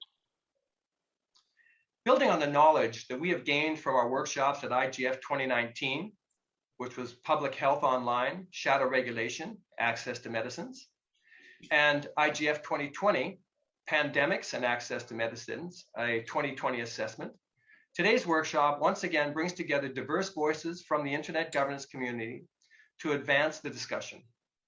One key takeaway from those workshops that we've had previously is this: the point of tension stands directly in relationship between the parties which exert control over the Internet, the domain name registries, registrars, Internet service providers, and content platforms, and the actors from the health sector that facilitate or directly sell medicines using the Internet. The second takeaway is that large online platforms and large online search engines, known together as gatekeepers, can be used in a way that strongly influences safety online, the shaping of public opinion and discourse, as well as online trade. Unfortunately, the way the gatekeepers design their services generally optimized to benefit advertising-driven business models, do the opposite, causing societal anguish. As clearly noted by Frau Kruger, uncoordinated actions create adverse effects. The issue breaks down into three facets: standards that underpin a common, safe website seal or logo, the gatekeepers, and legal harmonization. These three facets pose the following questions. How do we advance an internationally accepted set of standards and norms? Which are the areas of cooperation? How to inform the challenges? What are the legal trends? What is the process for interoperability? And finally, how do we get to stakeholder rough consensus? I submit that we need to start with a shared understanding. In part, the challenge stems from different definitions of a rogue online pharmacy. The National Association of Boards of Pharmacy, the .Pharmacy Registry, wrongly labels all international online pharmacies as rogue. LegitScript, another stakeholder whose business model is built on pharmacy certification, classifies safe online pharmacies as unapproved. Definitions that focus first and foremost on public health considerations is a more humane approach, particularly when compared to current technical cross-border restrictions on personal drug importation or intellectual property law. A more useful and honest definition of rogue online pharmacies is a drug selling website that intentionally sells: 1, fake, adulterated, or unlicensed medication; 2, sells genuine and regulated medication that is not dispensed by a licensed pharmacist and or pursuant to a valid prescription; or 3, engages in fraud. Universally accepted defined terminology is a significant step forward, making consumers' ability to access safe online pharmacies real, irrespective of where they may be physically located in the world. Devoid of clear definitions, standards, and norms to manage all of the competing interests, some gatekeepers unabashedly block legitimate actors on the basis of outdated laws. At the same time, those same large platforms and search engines allow illegitimate rogues to not only continue to remain a threat online, despite being informed of them, they go one step further by allowing rogues to purchase advertising. This status quo has become untenable. Recently, we have thankfully seen a collaborative movement to tackle DNS abuse head-on. PIR, the .org registry, has established the DNS Abuse Institute to focus entirely on the issue. I&J Policy Network produced a set of well-thought-through technical abuse standards, which were quickly adopted by ICANN's contracted party house, the registries and registrars, and have effectively become policy. Next up, how to rid the internet of abusers, whether they be child sexual abuse materials or rogue pharmacies, amongst others. The I&J Policy Network's content group is currently developing recommendations for a trusted notifier program. That is, trusted entities who inform registries and registrars of rogue actors for consideration for removal from the internet. As if in coordination, the European Union is pursuing a similar program called Trusted Flaggers, and under the proposal for a regulation of the European Parliament on a single market for digital services, what they refer to as the Digital Services Act, they note, action against illegal content can be taken more quickly and reliably where providers of online platforms take the necessary measures to ensure that notices submitted by trusted flaggers through the notice and action mechanisms required are treated with priority without prejudice to the requirement process. And this past November, just last month, 26 member states of the African Union established harmonization and regulation of the African pharmaceutical landscape across the continent to improve their weak regulatory systems. Called the African Medicines Agency, the AMA aspires to enhance capacity of state parties and recognized regional economic communities to improve access to quality, safe, and efficacious medical products on the continent. This action is welcomed, but Removing rogues from the internet does not resolve how to support and promote legitimate internet pharmacies to serve those who need them. Over the years, we've collaborated with academics, activists, internet policy experts, NGOs, and human rights advocates in the creation of the Brussels Principles on the Sale of Medicines over the Internet, which sets out a framework for the creation of transnational protocols. Today, our experts, who will share perspectives from Eastern Europe, Middle East, North Africa, and Latin America, continue the work, bringing us greater understanding of the benefits as well as the injury that exists in today's online pharmacy space. So let's get down to the discussion on the right to safe medicines and how we best manage competing interests. I'd now like to turn the floor to Dr. Arya Ilyak Ahmad, Foresighting Fellow at the Dadala Institute for Global Health Research, York University. Arya, the floor is yours. Thank you, Ron. Here online, perfect. All right. Good morning, everybody. And thank you, Ron, for that, I think, very helpful and comprehensive overview of the session, outlining both the continuity of this work within the IGF forum and the specific approach we're taking to this particular forum with our really wonderful panel of speakers.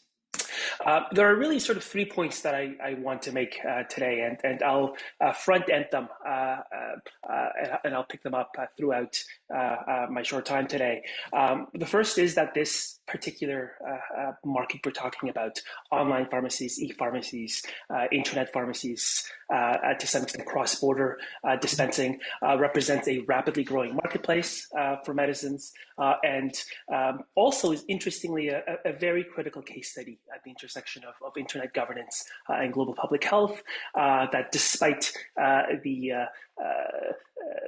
Ron's discussion of the amount of conversation you've had around this, still remains insufficiently explored, particularly around some of the mechanisms where you can improve access, which ought to be the primary objective in a safe and quality way, of course. The second point is that this particular case study reflects and echoes and mirrors really key tensions that we're all seeing in a number of different sessions today over this week and over IGF's body of work as well on contemporary discussions in internet governance. And they include issues of jurisdictional and regulatory challenges that, at least in this particular case study, clearly illustrates in ways that can create and exacerbate sometimes particular choke points with respect to access, incompatibility across legal, jurisdictional, regulatory guidelines and standards, and discretionary policy frameworks, which can adversely affect, ultimately, again, access to safe and affordable medicines. And I'll keep coming back to that because that ought to be the objective of any kinds of rules or guidelines in this particular space. And thirdly, is just providing some sort of early findings from a set of work that we're collaborating with and undertaking that it could potentially provide sort of valuable insights, and it addresses case studies both in global health, in the issues of trade, cross-border trade, as well as contemporary internet governance discussions. And it really highlights the importance of the norms and the ideas, as Ron shared, to the how do we frame the problem, how do we have a shared understanding of the problem, the interests, so the stakeholders and power, implicit and explicit, that helps shape this work, as well as the structures and processes, the institutional structures and processes, with the aim of creating, again, and this is sort of an exploration, the conditions to have a shared commitment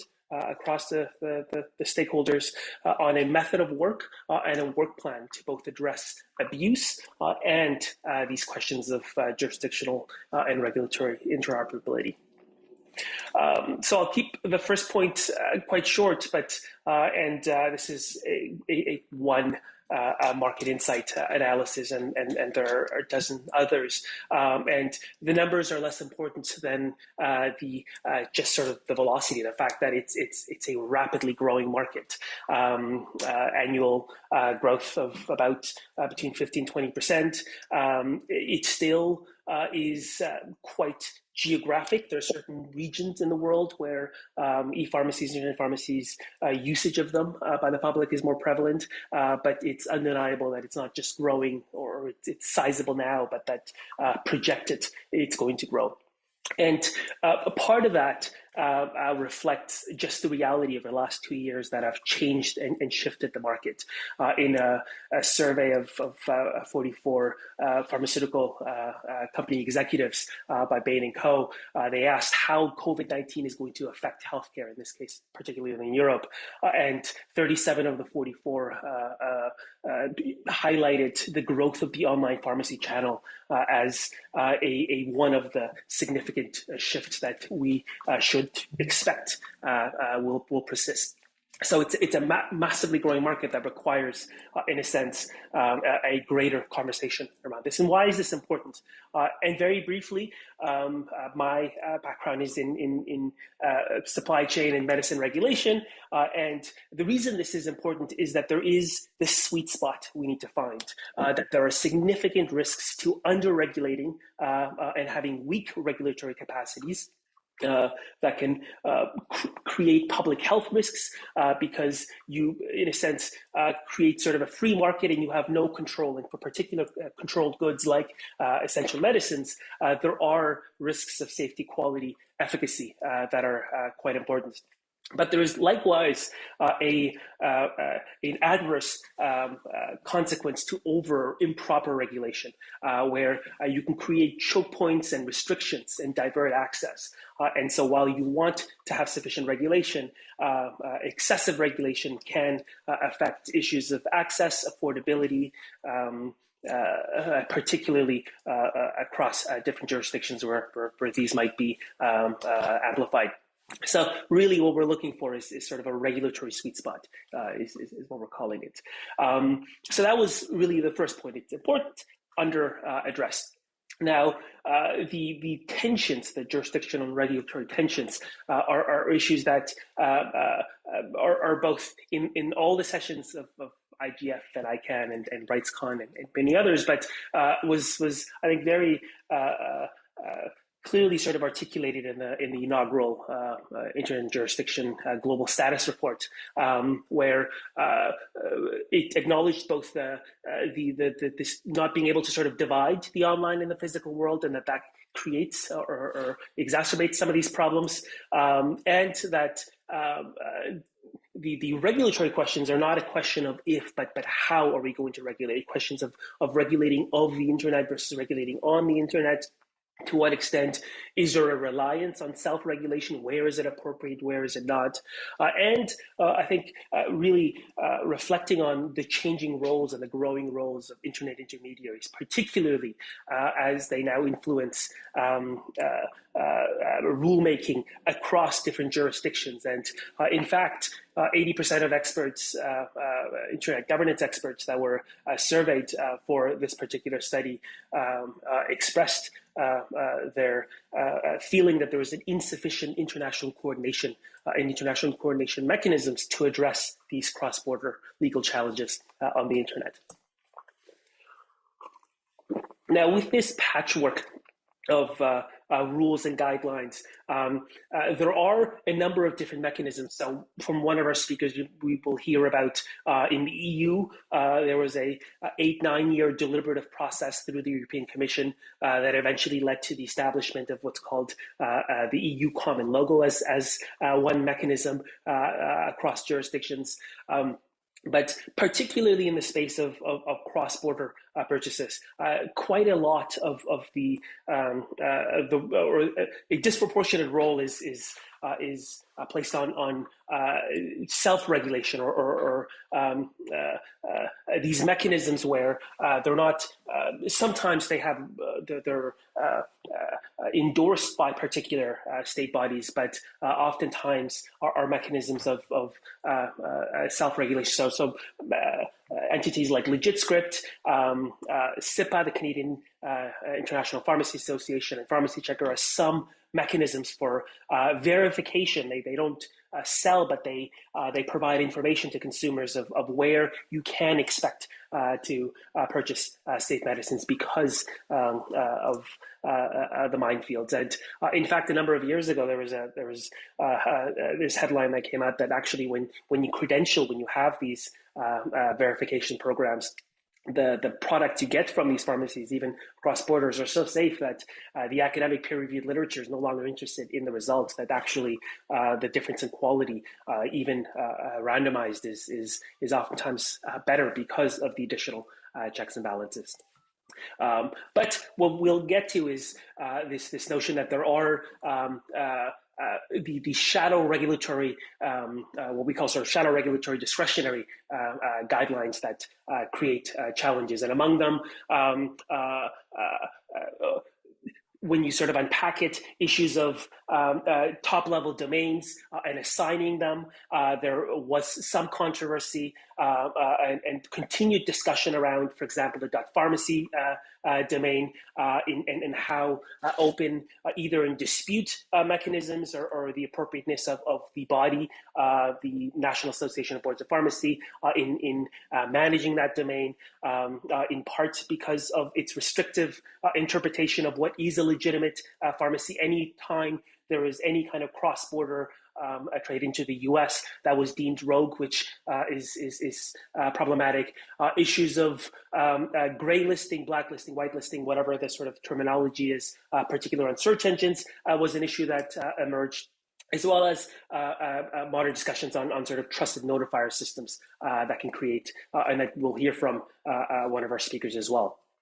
And as we said, these can create choke points. And this was a colleague of mine at York that wrote this wonderful book that includes this issue as a case study, as well as a paper, discussion paper we presented and have been revising through the various IGFs that outlines the stakeholders, maps the stakeholders, and the various mechanisms. Lastly, and if I have a minute or two, I want to talk about the sort of early findings from our comparative case study. And I'm going to be leaning on, I'm an institutional sociologist, and I'll be leaning on sort of a paradigm that's quite common in the institutional policy space. And it really focuses on these three sort of I's that they call it, the notions of ideas, the norms, the interests, powers and agenda of different stakeholders, and the institutions, processes, and structures that inform this work. So starting with the latter, what is the most appropriate forum? Is this an issue that is within the purview of IGF to address, or a technical issue of internet governance where ICANN takes care of, or is mandated? Is it one of stakeholder gathering or stakeholder engagement? INJ's a lot of sort of development in that space. Is it purely a health issue where the WHO needs to take the lead, or the International Conference of Drug Regulatory Authorities? Is it a technical regulatory issue, an enforcement issue, or a trade issue? That's World Trade Organization, Interpol.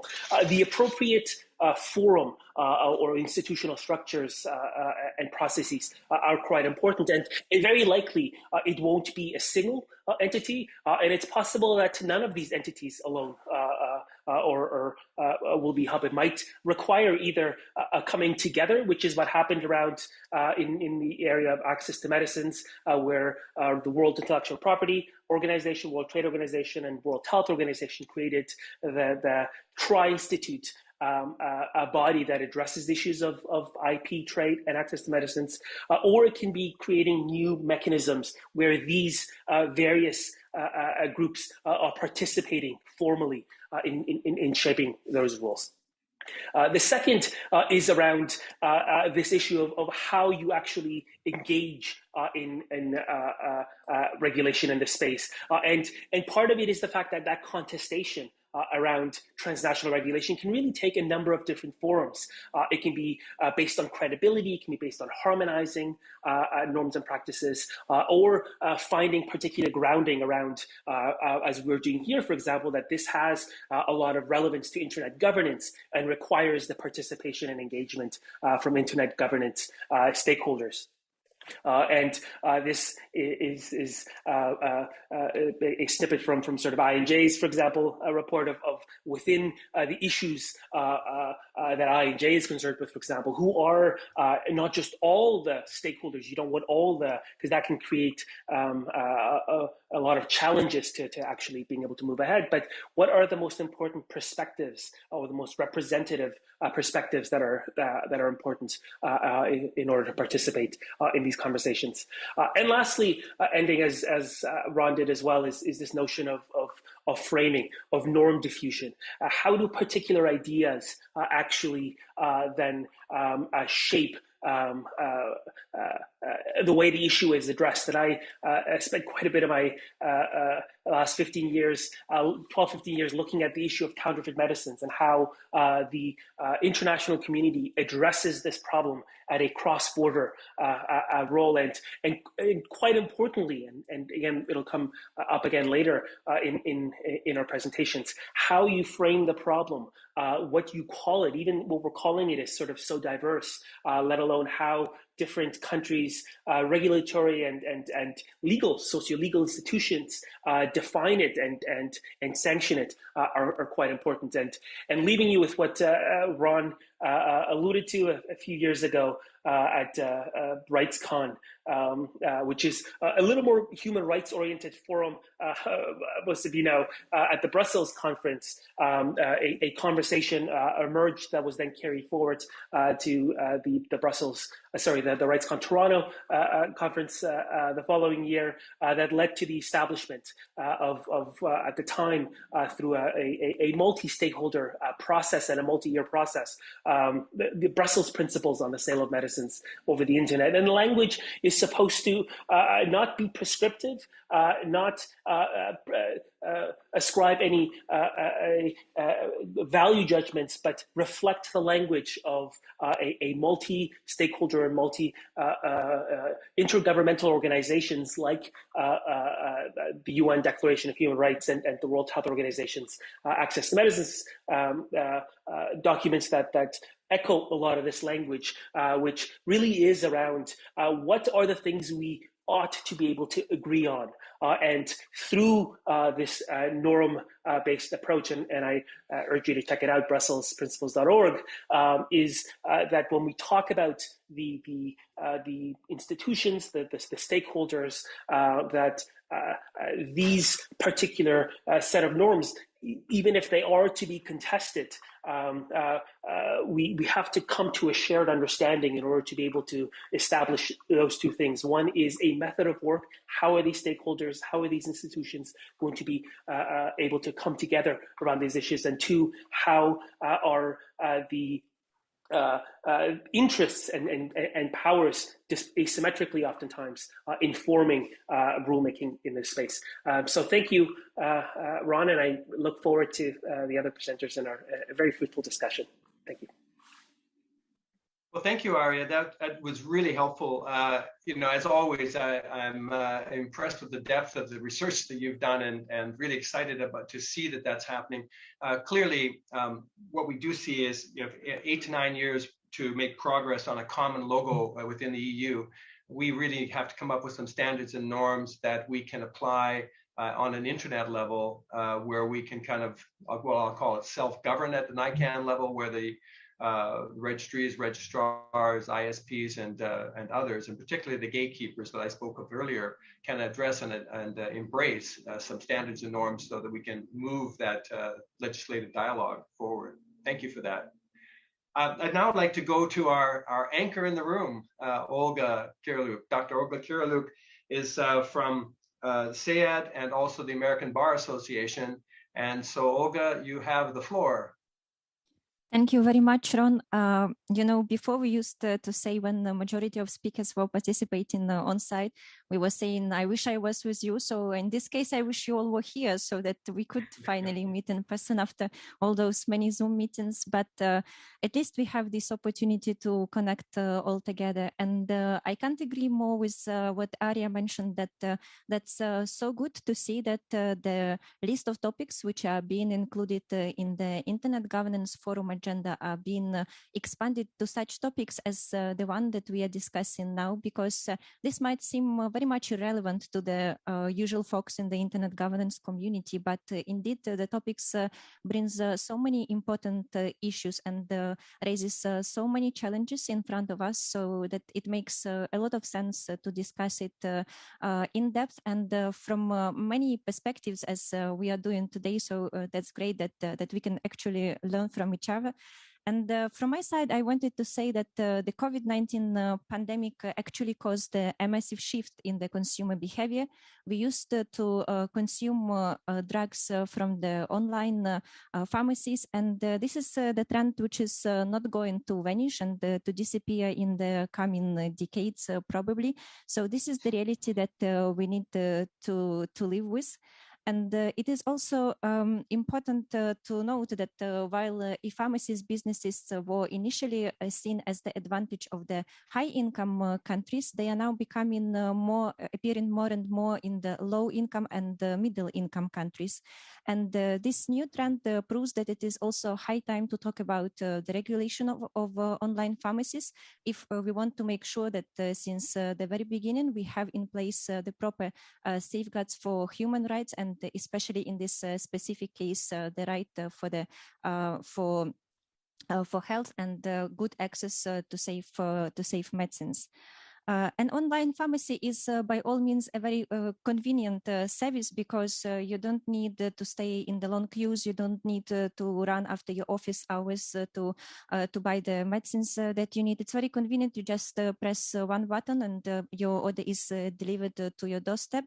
But it also comes with its price, because at this moment no one really knows how to properly regulate this field. There are many competing interests between various stakeholders that are operating in the field of online pharmacies, and especially as everything which comes and which is related to internet, same is here.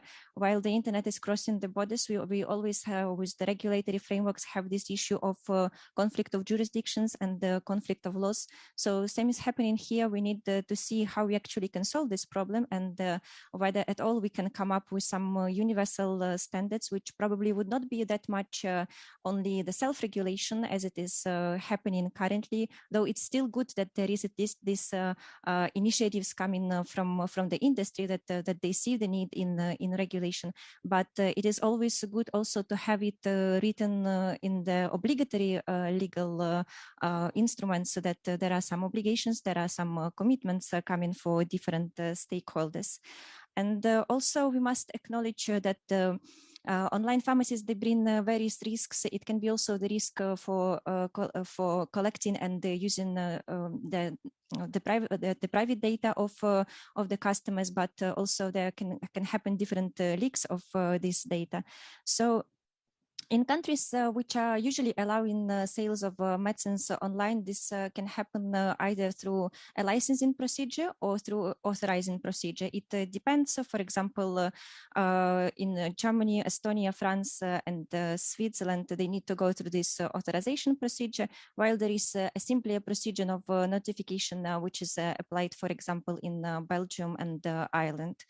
There is also another regulatory challenge which is related to cross-border sales of pharmaceutical substances. This is when, for example, the online pharmacy wants to sell their products to customers which are located in a different country. In this case, they need to take into account both the regulations which are in force in their country where they are established, but also in the country where they sell the drugs, where they ship the drugs. So it all has to be consistent and compatible, so that the customer actually don't end up in the situation when they have the problems with receiving those drugs which they have ordered online. But this is all, let's say, from more from the regulatory perspective, from what the policy decision makers can do. But it is also important from the user customer perspective to know how actually we can differentiate and how we can know which website is legal, which website is valid. How, for example, me as an ordinary citizen can make sure that I'm buying from the safe online pharmacy. And we also need to be aware that these online pharmacies, there are two types of them. There are those which are, let's say, another realm of existence of the physical pharmacy, which exists in bricks and mortar. But there are also those which are only existent in the online form. And this is where the risk is coming, because you can never be sure that even those physical locations which they put on their websites, which they claim where they are registered, that they actually exist in that specific country, because they can also play with the domain name registration and choose that country which would look more attractive for the customer in terms of providing more safety. They would, of course, better prefer some countries like Canada, New Zealand, France, something which looks decent to the customer. And also, in countries where the online pharmacy sales are authorized, authorities usually try to adopt different tools to help customers to differentiate between legal and illegal online pharmacies. And this is already what Arya mentioned. I just want to go a bit more in the details how it works. And a very good example is what we have here in Europe, and specifically in the European Union. This is the EU logo, which has been obligatory to be placed since by 2015, the EU member states had to go through this harmonization procedure. So nowadays, all officially authorized online pharmacies, they need to put this EU logo on their website, and they also need to include their country logo, because, for example, if you see this template logo and inside with the EU logo, this would not mean that this is the legal website, because that has to be specifically the country flag located there. And this logo means that the website has been verified and that it's safe to buy from this specific online pharmacy.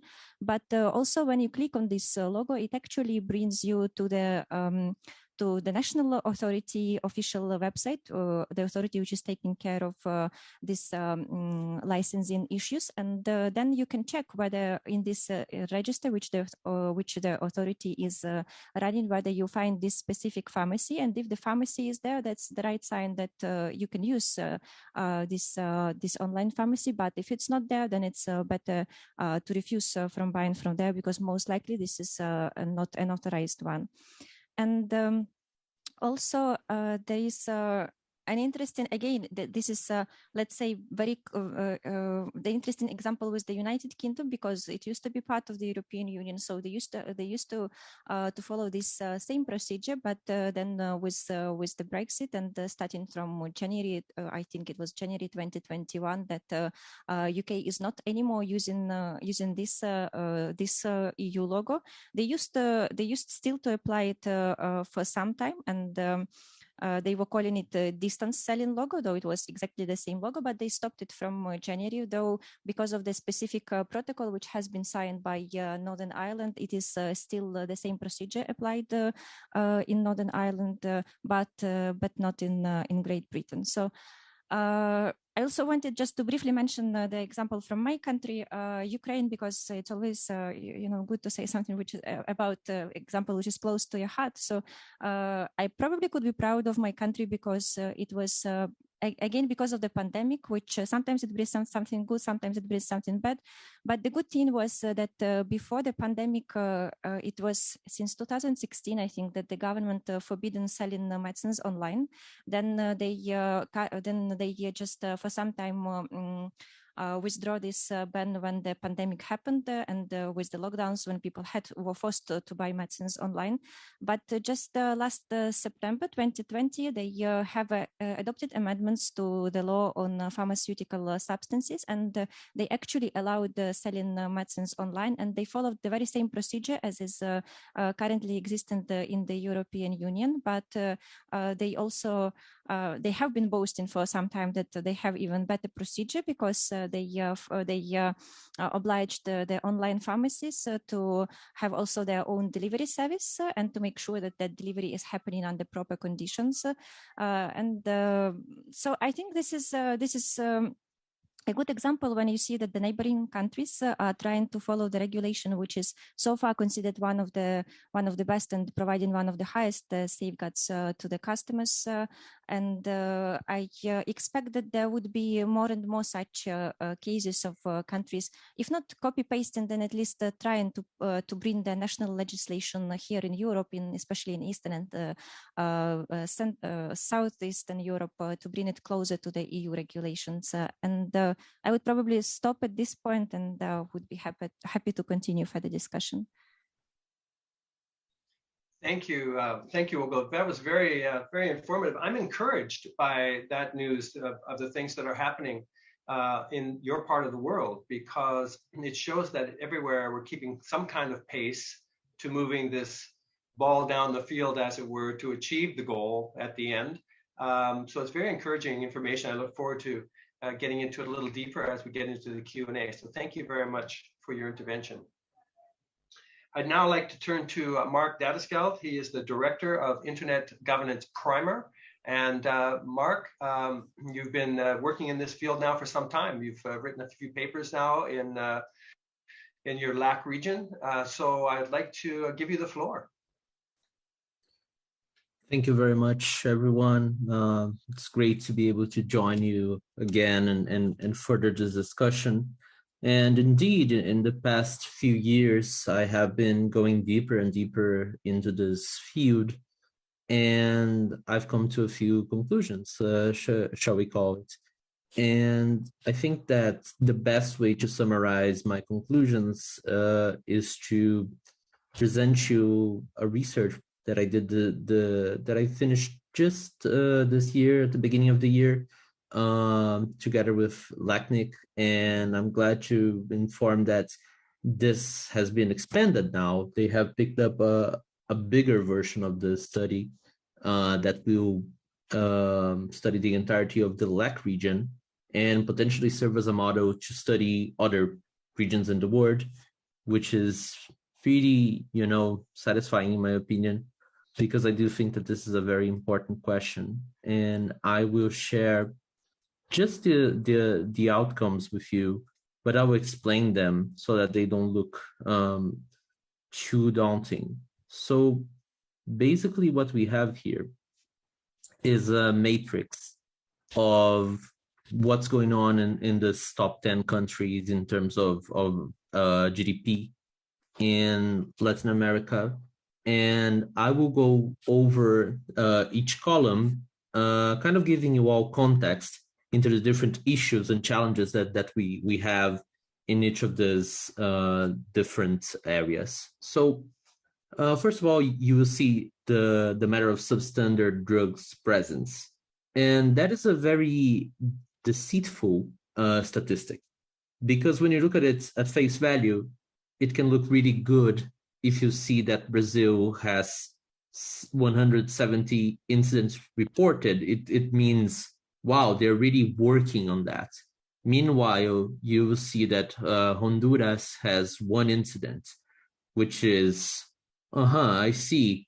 Maybe they don't have that many problems over there. So, but in practice, this doesn't mean anything. That's the thing that I've come to find out.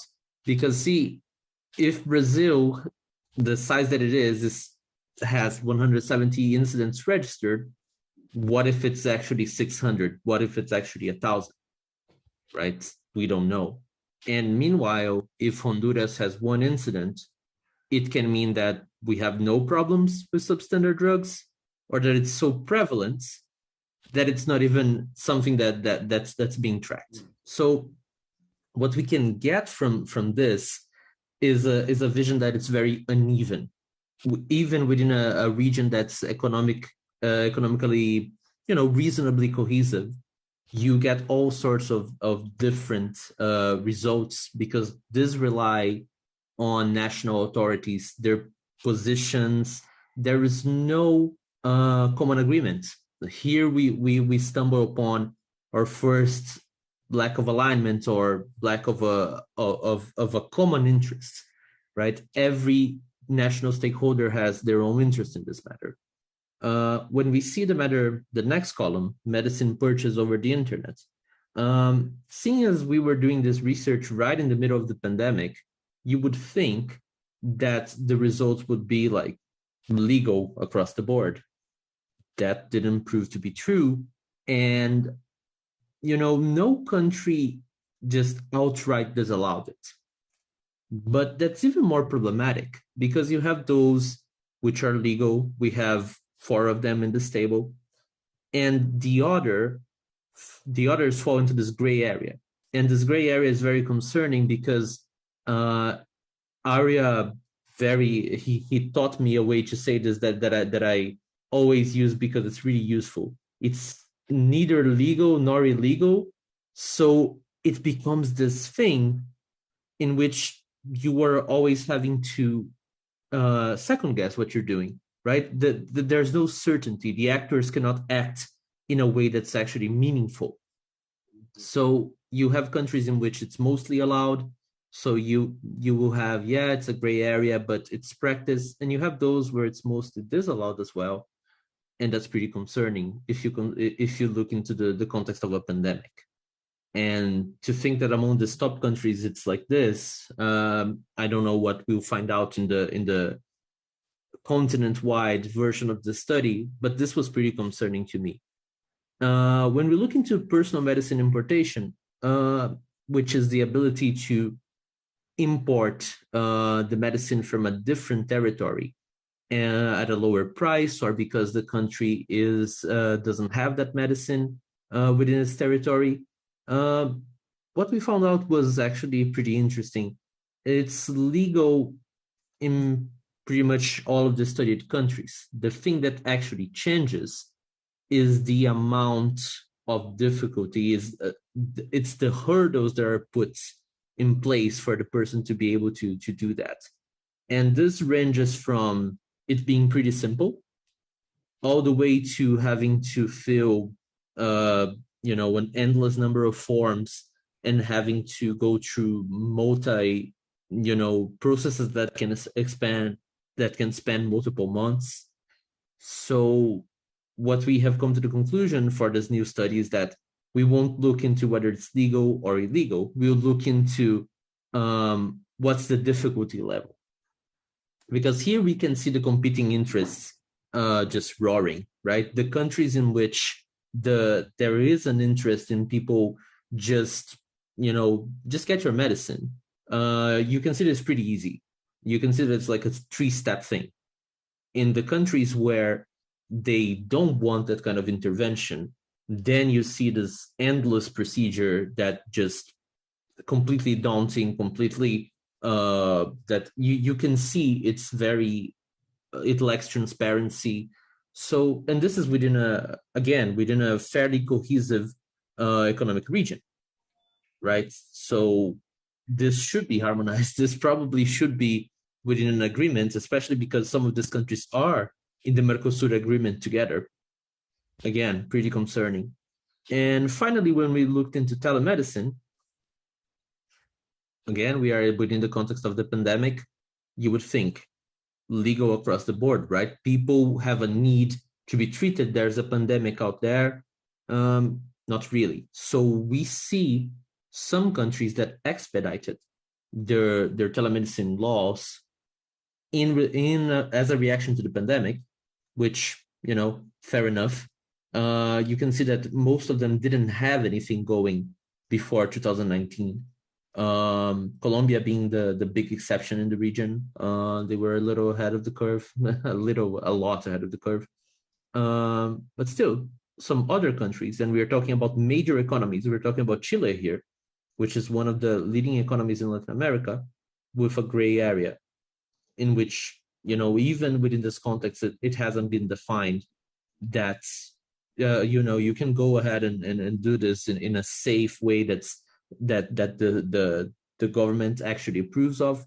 So what this points us towards, again, is those competing interests.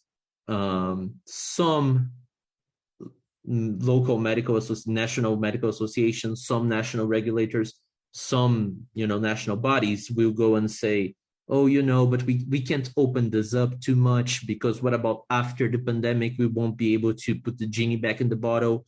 That's the kind of discussion that you see when you look into this, into why these things happen. And it's pretty interesting. Why would you not want this to be a reality? Why would you want to keep the genie in the bottle? Right? So why keep a traditional model?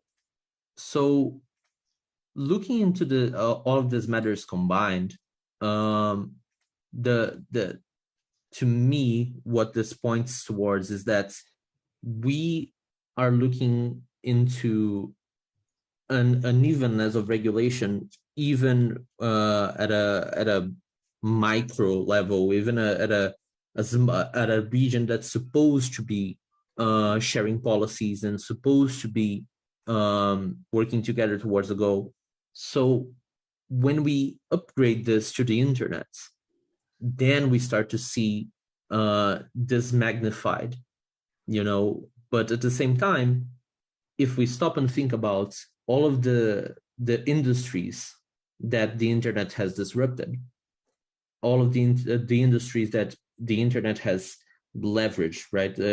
I don't know how many of you are staying in Poland right now, but you can choose between an Airbnb and a hotel, and it's not like hotels ended, but you do get this chance of maybe sharing a space and making creative use of it.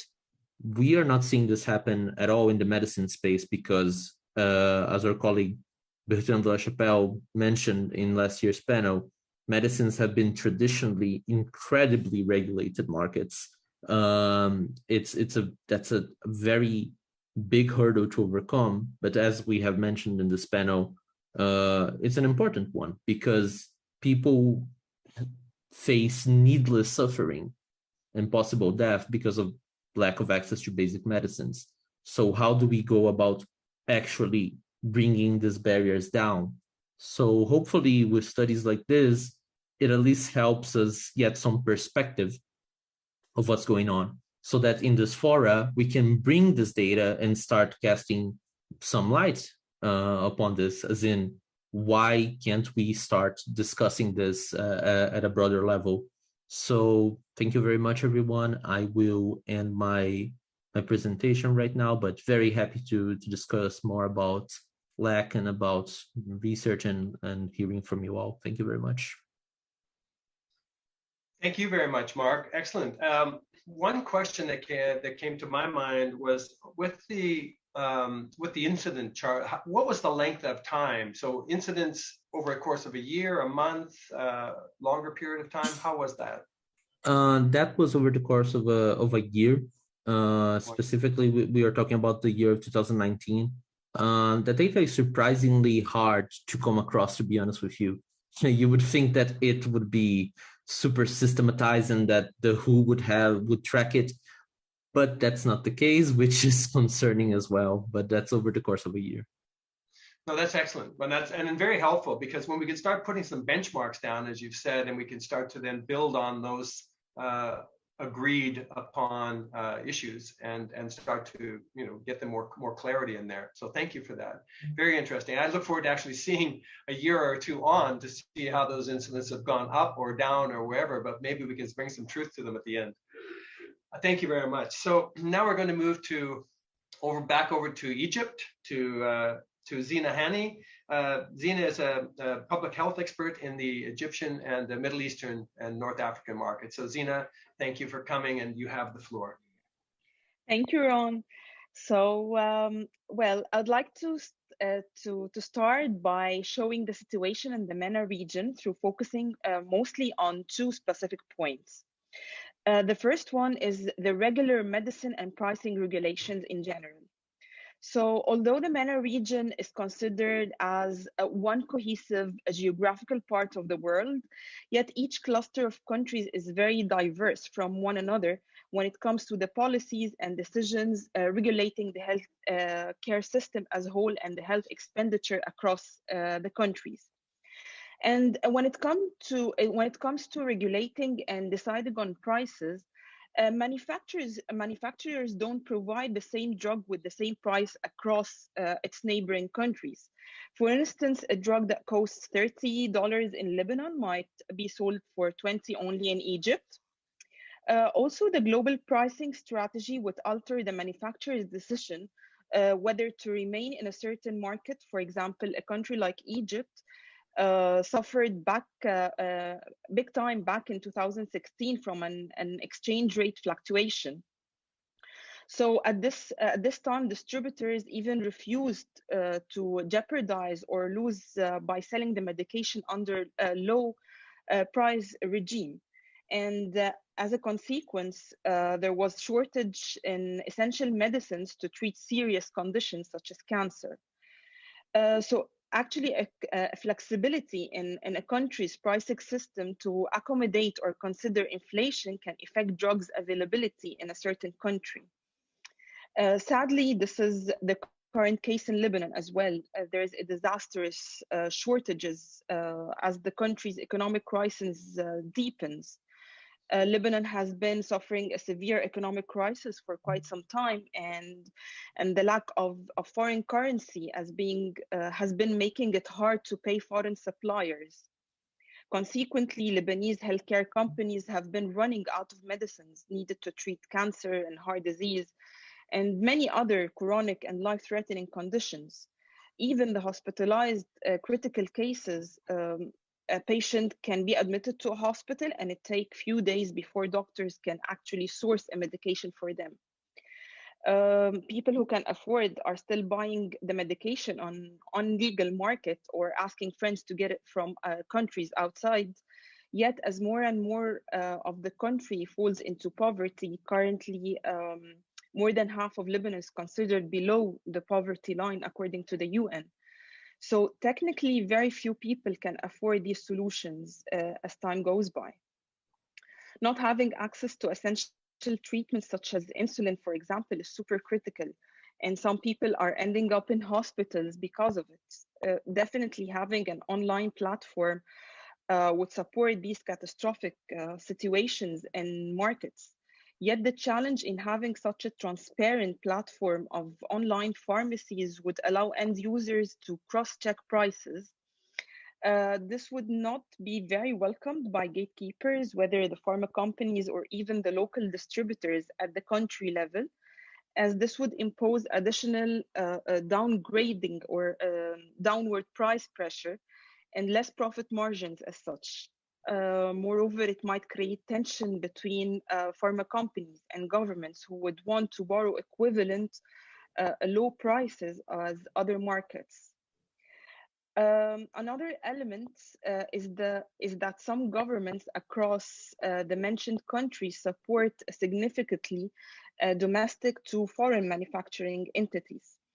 And usually this happens through three ways, mainly through pricing, such as the case in Egypt or Saudi Arabia, or through enhanced reimbursement policies, such as the case in Morocco, in Qatar, Saudi Arabia, Jordan as well, Egypt, Bahrain, or through delivering pharmaceuticals through taxation, which is basically the case like in Algeria and Bahrain, and as well as Saudi Arabia. All these efforts are to maximize the local production as an attempt to limit the foreign drug exports. In Algeria, for example, there is an importation ban on foreign company importers into the country when there are 3 or more generics available. And some countries might perceive a wide platform of drugs online as a counteracting strategy against maximizing the country's local production.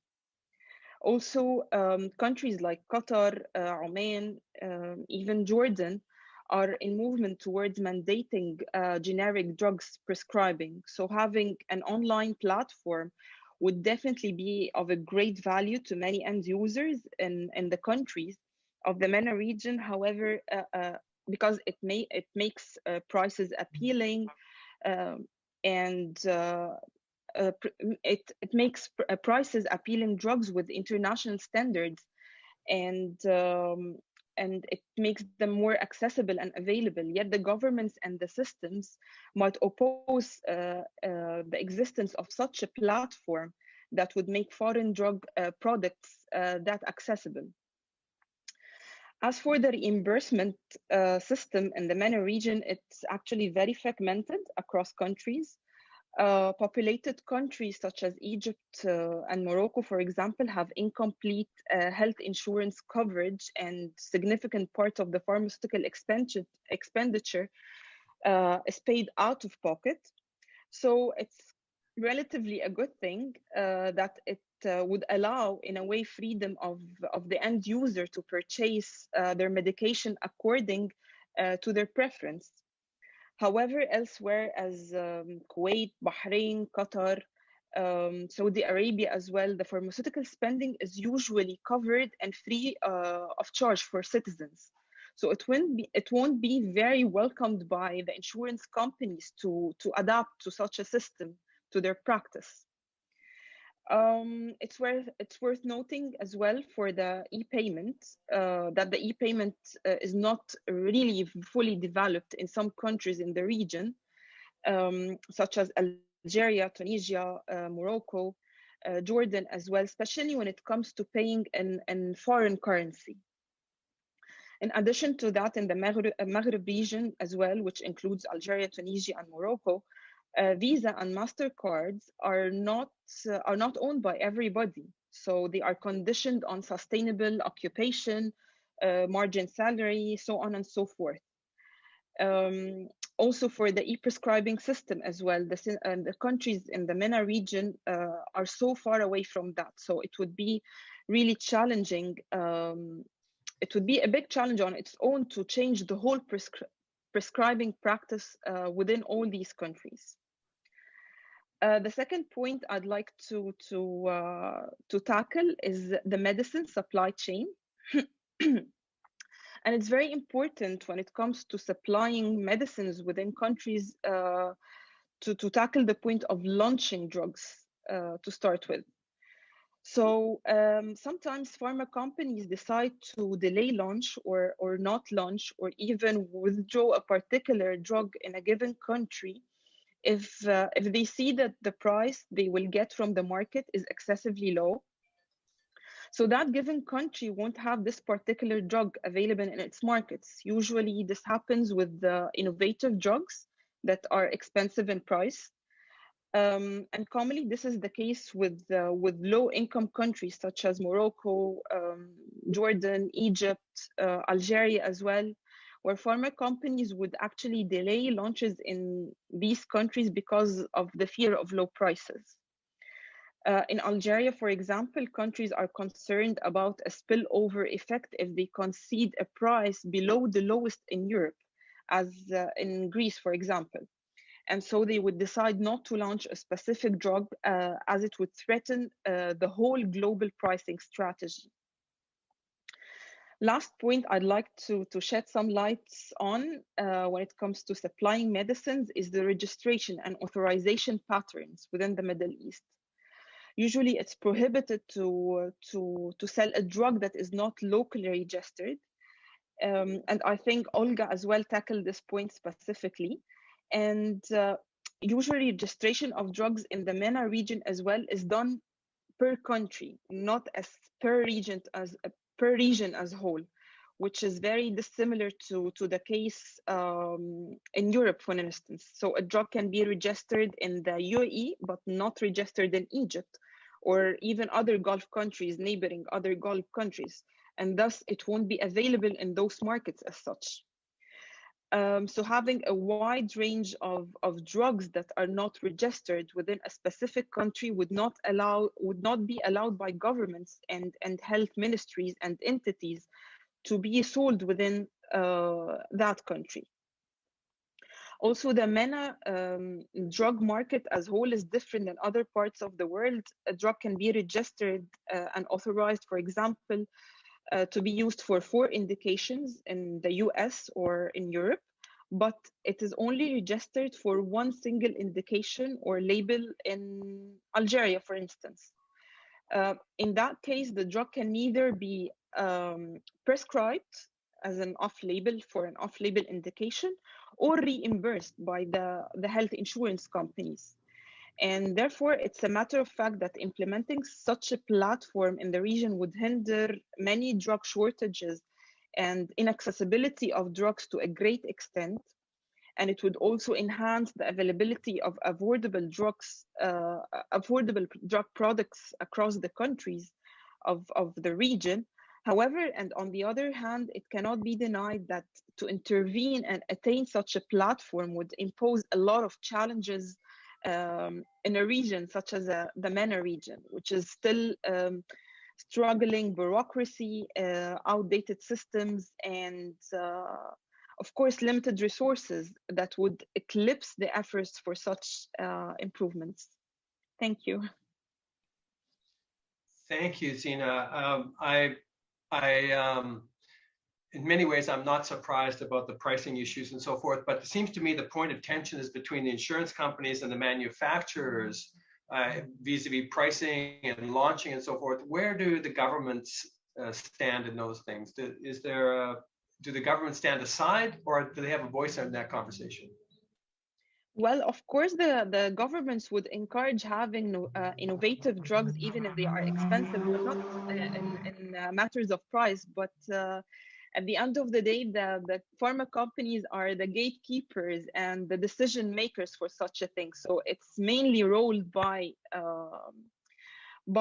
this is mainly ruled by the pharma companies. However, sometimes the governments would do efforts to convince the pharma companies that big countries such as Egypt or Morocco would have a large volume of medicines within the country. So this would jeopardize, or this would be a middle floor between the price, the high price, and the volume it would be selling.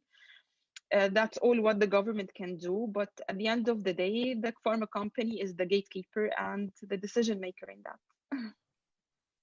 Thank you very much for your intervention. Very, very informative. Now, I'd like to move on. INJ, Internet Jurisdiction Policy Network, has been invoked many, many times in this conversation, and for good reason. So we have, as we call in baseball, if you forgive my term, the cleanup batter to bring it all home. Elizabeth Bessoudi in Paris. Elizabeth is the director of the contact group at INJ Policy Network. Liz, the floor is yours. Thanks very much. And thanks to the organizers for having me here today, and to my fellow panelists. This has been an extraordinarily informative and important workshop. I should start off by saying I am not an expert in access to online medicine, but I do spend my time at the Internet and Jurisdiction Policy Network as the director of the Domains and Jurisdiction program. And I think what this discussion has really highlighted is the need for a more innovative approach to policymaking and towards policy coherence and interoperable solutions, which is what we at the Internet and Jurisdiction Policy Network are somewhat expert at promoting. I do have a slide deck, Mark, thanks very much. So I'll just begin with sort of a recap of the challenge, and here you see a quote from the great Vint Cerf, who is telling us maybe what's obvious, but nonetheless important, and that's the fact that managing a number of separate legal frameworks and applying it to the internet is in fact one of the biggest policy challenges of our time, and more complex even than building the internet itself. If we go to the next slide, we have Kofi Annan telling us that, you know, if we want to really manage the internet and its presence in our lives, there's a need for governance, but we have to be creative in the way that we approach internet governance. And the traditional way of approaching conflicts of laws in a system of laws that was is still largely today based on old Westphalian notions of territory, is not going to work for, you know, in our digital society and on the global internet. So if we go to the next slide, the vision of INJ was really built upon this premise that there was a need for a different approach to governance of the internet, on the internet. And what we at INJ are hoping to do is really to enable stakeholders to come together to collaboratively address the transnational policy challenges that we face, access to online access to medicines included, and to work toward policy coherence and legal operability between different initiatives, different processes, and just different actors, and thereby to build a bridge for the digital economy to promote human rights and cybersecurity. Just really do want to spend just a minute talking about the concept of interoperability, because we're often asked what we mean by that. And I guess the easiest way to answer that question is to tell you what it doesn't mean. It doesn't mean that we're promoting some sort of one size fits all homogenized approach to governance or even to conflicts of laws. What it means is to sort of acknowledge, to appreciate the fact that there are different legal regimes, different stakeholders with different interests, different actors, different business models, and to try and craft policies and solutions that are flexible enough to bridge these differences, and to bring solutions that can work across different platforms in different business models within different legal regimes. If we go to the next slide, we at INJ like to say that in some way we're sort of this connective tissue between the different relevant stakeholders. Earlier you saw a slide that talked about sort of the 6 different stakeholder groups that we draw from: states, internet companies, technical operators, civil society, academia, and international organizations. And indeed, within INJ, we have over 300 entities that participate from 50 countries, and they are dispersed among these 6 different stakeholder groups. If we go to the next slide, again, we talked about the mission, the vision before, and just to share a little bit about our mission, we use the mantra inform, connect, and advance. Just as you see here, the inform part is really trying to enable evidence-based policy innovation, and connecting stakeholders. This means building trust and coordination among actors, and then finally advancing solutions. Within this framework, our goal is really to identify issues, frame them in a way that makes evident that the different stakeholders, the various different groups around the table, have a common problem. And it's not always, their problem is not so much always with one another as in, but more as a problem, again, in common, a substantive common and problem, substantive problem in common, so that stakeholders are encouraged to sort of coordinate, trust one another, and then begin to craft interoperable solutions. If we go to the next slide, How do we do this? Well, within INJ, we have 3 thematic programs. We have the data and jurisdiction program, the content and jurisdiction program, and the domains and jurisdiction program. I direct the domains and jurisdiction program, which is focused on DNS level action to address abuses. And again, we're trying to encourage stakeholders to develop voluntary policy standards.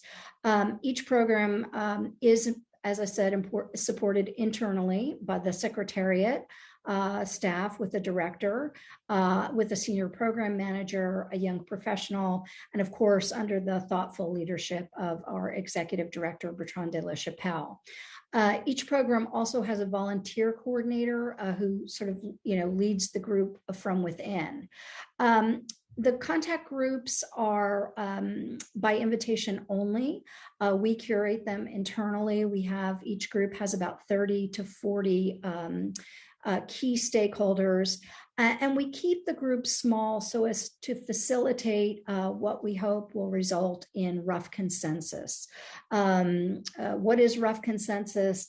It's not necessarily 51% of the group agreeing. It's more the overall sense of the group coming together and endorsing a particular policy structure, or what we would call an outcome, an interoperable solution. Again, we curate these members from across the 6 stakeholder groups with an eye towards substantive, gender, and geographic balance. The contact groups operate under Chatham House rules, which we think helps to facilitate more frank exchanges and more innovative thinking. We like to encourage our contact group members to really take off, whatever hat they've come to the table wearing from whatever constituency, whomever they work for, and to sort of leave that aside. They are participating as individuals, although we certainly hope that their organizations will endorse and even promote their work. But we do encourage our contact group members to sort of take off their hats and be willing to have the what if conversations, or have we thought about X? And the goal, again, is really to develop voluntary policy standards and interoperable solutions. If we go to the next slide. Again, I run the domains and jurisdiction program. And next, we talked a little bit about the need for framing issues. Again, what is it that people really have in common, no matter who they are, when they are participating within a program at INJ? Within the domains program, really the threshold, the ultimate framing question is the question that you see here. When is it appropriate to act at the DNS level to address abuses? There's no doubt that technical operators have the ability to act. There's no doubt that governments have interests in having or not having action taken at the DNS level to address abuses, and likewise the other members from the other 6 stakeholder groups. But the question is when is it appropriate? When we go to the next slide, you'll see the next thing we do once we frame a question, we start to think about thresholds. What is the threshold for action, in this case, for technical abuse or for content-related abuse? And again, the same structure and approach can be applied toward an issue such as online access to medicines. For technical abuse, the threshold is when the domain name itself is being used to perpetrate significant technical abuse.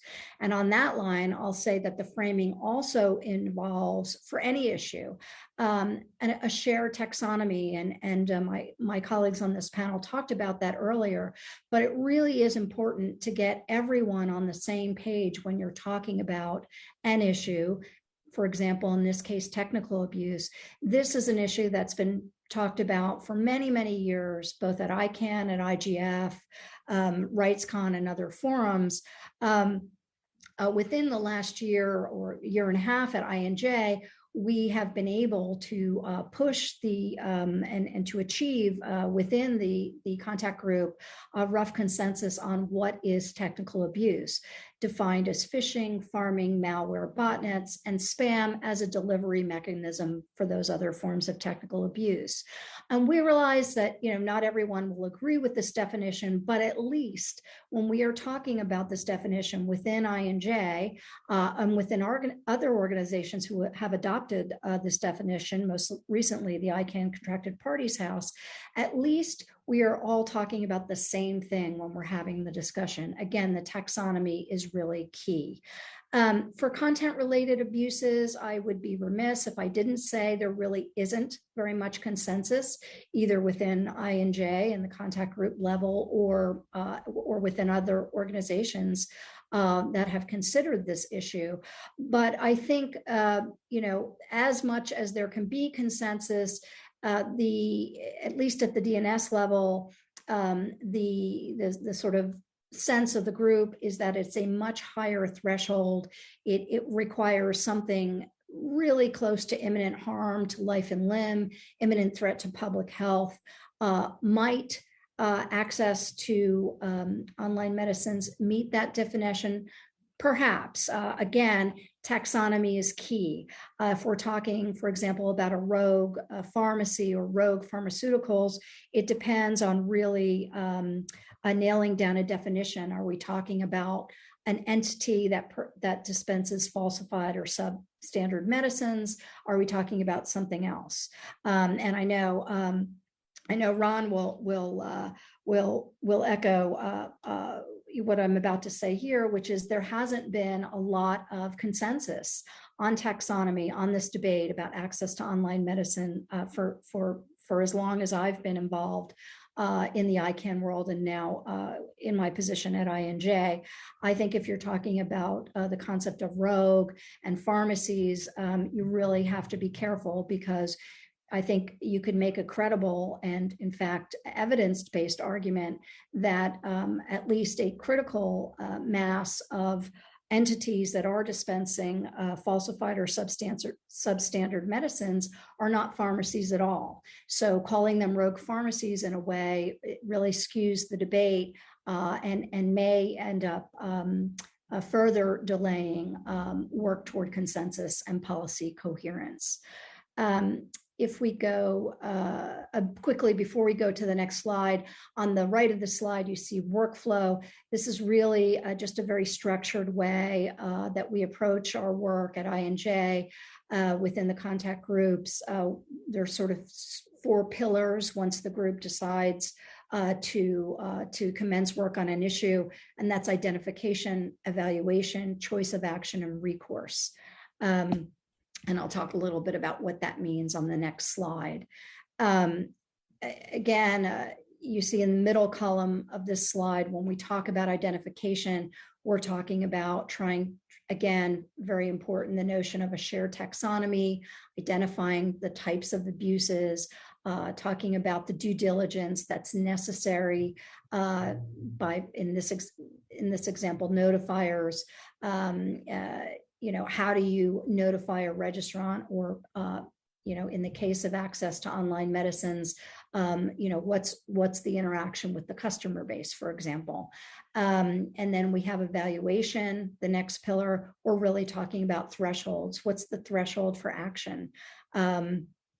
Once action has been decided upon, or once it's determined that action should be taken, what is the choice of action?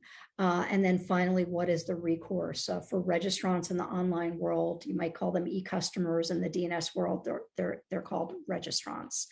If we go to the next slide. Well, before we go to the next slide, I'll just put a little plug in here. I mean, using our methodology this year, each of the programs within INJ produced a toolkit, again, based on the structure and using the methodology that we talked about here. And the message here really is that innovative policy coherence and interoperable solutions are possible. It's not to say that the I&J methodology is a one-size-fits-all, but we do think that structurally it's sound and it can work for a variety of issues and substantive areas. Finally, I'll just conclude with a little snapshot from our global status report that was produced in 2019, just to sort of hammer home the point of what's at stake. Really, where we are now is a legal arms race of sorts. A lot of uncoordinated, reactive, quick fix, and often incompatible public and privacy policy initiatives that don't always mesh. There are competing laws, competing jurisdictions, and this actually prevents actors from efficiently addressing abuses online, hampers digital innovation and growth, and, you know, in a way sort of favors the status quo. Again, you know, applying this Westphalian notion of territorial jurisdiction to the internet as a global resource really is a failed approach that results in a lack of innovation. And so if we are to create a digital society that respects human rights, that's inclusive, and that is as innovative and creative and flexible as the internet itself, then policy making itself needs to be just as innovative and inclusive. So with that, I will conclude my remarks and yield the floor to Ron. Thank you, Elizabeth. And I see we're kind of coming right up on the hour, but I know we started a minute or two late, so I'm going to take advantage of that. I really feel it's, I want to apologize also to you, Elizabeth, for misstating your role at domains and jurisdiction. I said content, of course, I misspoke, and I apologize for that because I am in that committee that works with you, so I should know. No worries, So, no worries. Deepest apologies, but thank you for that. And I think this is the point. I mean, we started saying we needed to get to a place of a shared taxonomy and understanding of terms. We've talked about various aspects of from all over the world and these different regions of the world and the regional issues. And Arias, you know, really laid out the breadth and width of this topic and the discussion that we're in. Tim Smith posed a question in the chat, and the question is, this session lays out the competing interests and common problems of access to medicines. What are the next steps? Using Aria's point, how do we get to the sweet spot with broad range of stakeholders? I think that's a longer question that we're going to be able to answer in this next minute or two before they close us out. But I think that it's it's particularly a perfect point to bring to our attention. Where do we go? Well, I think in a minute to summarize, I would say that the work continues. And the fact that we've had a good, fruitful discussion and fulsome discussion on this from a regional perspective today, which will be available on YouTube for all of us and others to share, I think this is the critical next step. We need to do as Bertrand de la Chapelle, the director of I&J, has said, we need to decide who is the convener and what are we doing here to achieve these goals. What we've done today is shed a lot of light on different aspects around the world. And what we're finding is we've got tensions between insurance companies and manufacturers and pricing issues in Africa that we hope that the AMA, Zena might, the new African Medicines Agency might address, that you would actually see pricing come in a more harmonized fashion and so forth. We've got the European Union initiatives with trusted notifiers. So there's a lot of work being done. And I think what I would say before we just close the session is that if we can all keep our heads in the game and all really bring this focus to what we're talking about, not just let the dialogue happen over these various internet conferences, but rather ongoingly, I think we're going to be able to have a brighter and a more, how would I say it, more progressive story to tell when we come back, hopefully to IGF 2022, and it would be lovely to see everybody in one room, not Olga sitting by herself, representing all of us in the room. I apologize that we can't get into more Q&A, but I really do hope that everyone who was able to watch this, both physically present, and I thank all of you who came and joined and stayed with us on this, as well as those who might see this in the future on YouTube, that you bring more ideas to us and feel free to contribute and participate with us in as we move the ball down the field to our ultimate goal. So with that, I thank all of my speakers. I'm really impressed with the information you brought and how it wove so beautifully together. Arya, I thank you for opening and setting the stage with the documentation that you provided, and I look forward to seeing more of the good work that you're doing at Dataly Institute. So with that, I will bring our session to a close with a heartfelt thank you and all the best wishes to those who are celebrating Christmas shortly. I hope you have a very safe and healthy time. And with that, I would say be well, stay safe, and thank you again very much for joining us today. Thank you all. Thank you all. Thank you, everyone. Thank you.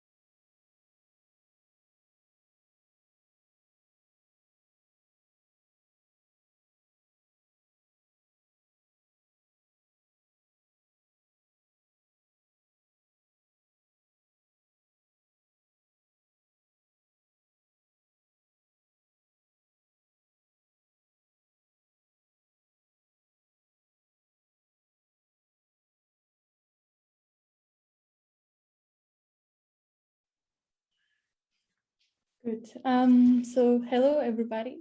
My name is Natalia Lungo, and on behalf of the Secretariat of the Internet and Jurisdiction Policy Network, I would like to welcome all the participants to this workshop jointly organized by the Internet and Jurisdiction Policy Network and the United Nations Economic Commission for Latin America and the Caribbean. Before we begin the session, I would like to share a few housekeeping updates. Attendees are welcome and encouraged to turn the video on and to use the chat function to introduce themselves with their names, affiliation, and country. Today's session also allows interactions from the audience. To suggest questions for the panelists during the Q&A, we ask attendees to use the raise hand function in the Zoom platform. Attendees will be then invited to take the floor and will be given the opportunity to unmute the microphone. I now invite Martin Hullin, the Director of Operations and Knowledge Partnership of the Internet and Jurisdiction Policy Network, to begin today's workshop. Thank you. Thank you very much, Natalia, and welcome to all. Thank you also to those of you who have found our session today in person in Katowice, which we greatly appreciate. Unfortunately, many of us cannot be with you there, but rest assured that we hopefully will have a very engaged and nice discussion either way. So as mentioned, I'm the Director of Operations and Knowledge Partnerships of the Internet and Jurisdiction Policy Network, and also I'm working with the DataSphere initiative, which we are currently incubating at this structure. The goal of our work has been not only since the inception of the policy network in 2012, but also since we launched first global status report in 2018 and 19, to bring regional voices into debates on digital policy making. And at the IGF in Berlin in 2019, we launched the first global status report on digital policy trends, and followed this by a Latin American regional status report in cooperation with UNECLAC. And we also recently launched a project on cross-border digital policies for Africa to help frame, map, and address cross-border digital policies across the African continent, which we are working on with also the African Union, and also with thanks of the very gracious support by the German Federal Ministry of Economic Cooperation and Development. To complement these efforts, the purpose of this workshop is to gather now regional stakeholders to share with us initiatives that are also leveraging the sustainable digital transformation in the global south, and to help us outline ways to build more inclusive digital cooperation. Today we will discuss how to advance global digital cooperation, as well as the different instruments and tools stakeholders need to effectively cooperate around internet governance challenges. And we hope to address some of the following key policy questions through different angles. So firstly, what we will be interested to discuss is how can we promote a free, secure, and open internet to enable digital participation and make use from the potential digital transformation that surrounds us. What necessary legal, regulatory, institutional frameworks need to be in place? And of course, what is the role of data governance as an underlying aspect in leveraging a sustainable and digital transformation? And in order for us to discuss this in a well-informed manner, we have a great panel joining us today that is lined up, and it's my pleasure to introduce them now quickly in one go, and then again individually. So co-organizers today of the session with us are our dear colleagues from the United Nations Economic Commission for Latin America and the Caribbean, namely Georgina Núñez-Reyes, who is Economic Affairs Officer at UNECLAC, and also Mr. Edwin Fernando Rojas, who is Senior Economic Affairs Assistant. Thank you so much for joining us all the way virtually from Chile. We will also be joined today by Mr. Christian Minungu, who is Head of Division for Infrastructure and Energy at the African Union. We are very excited to have you with us.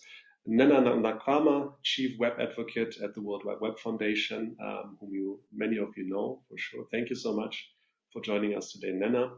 We'll also be joined by Didier Nurikimfura, who is Director of Technology and Innovation at Smart Africa.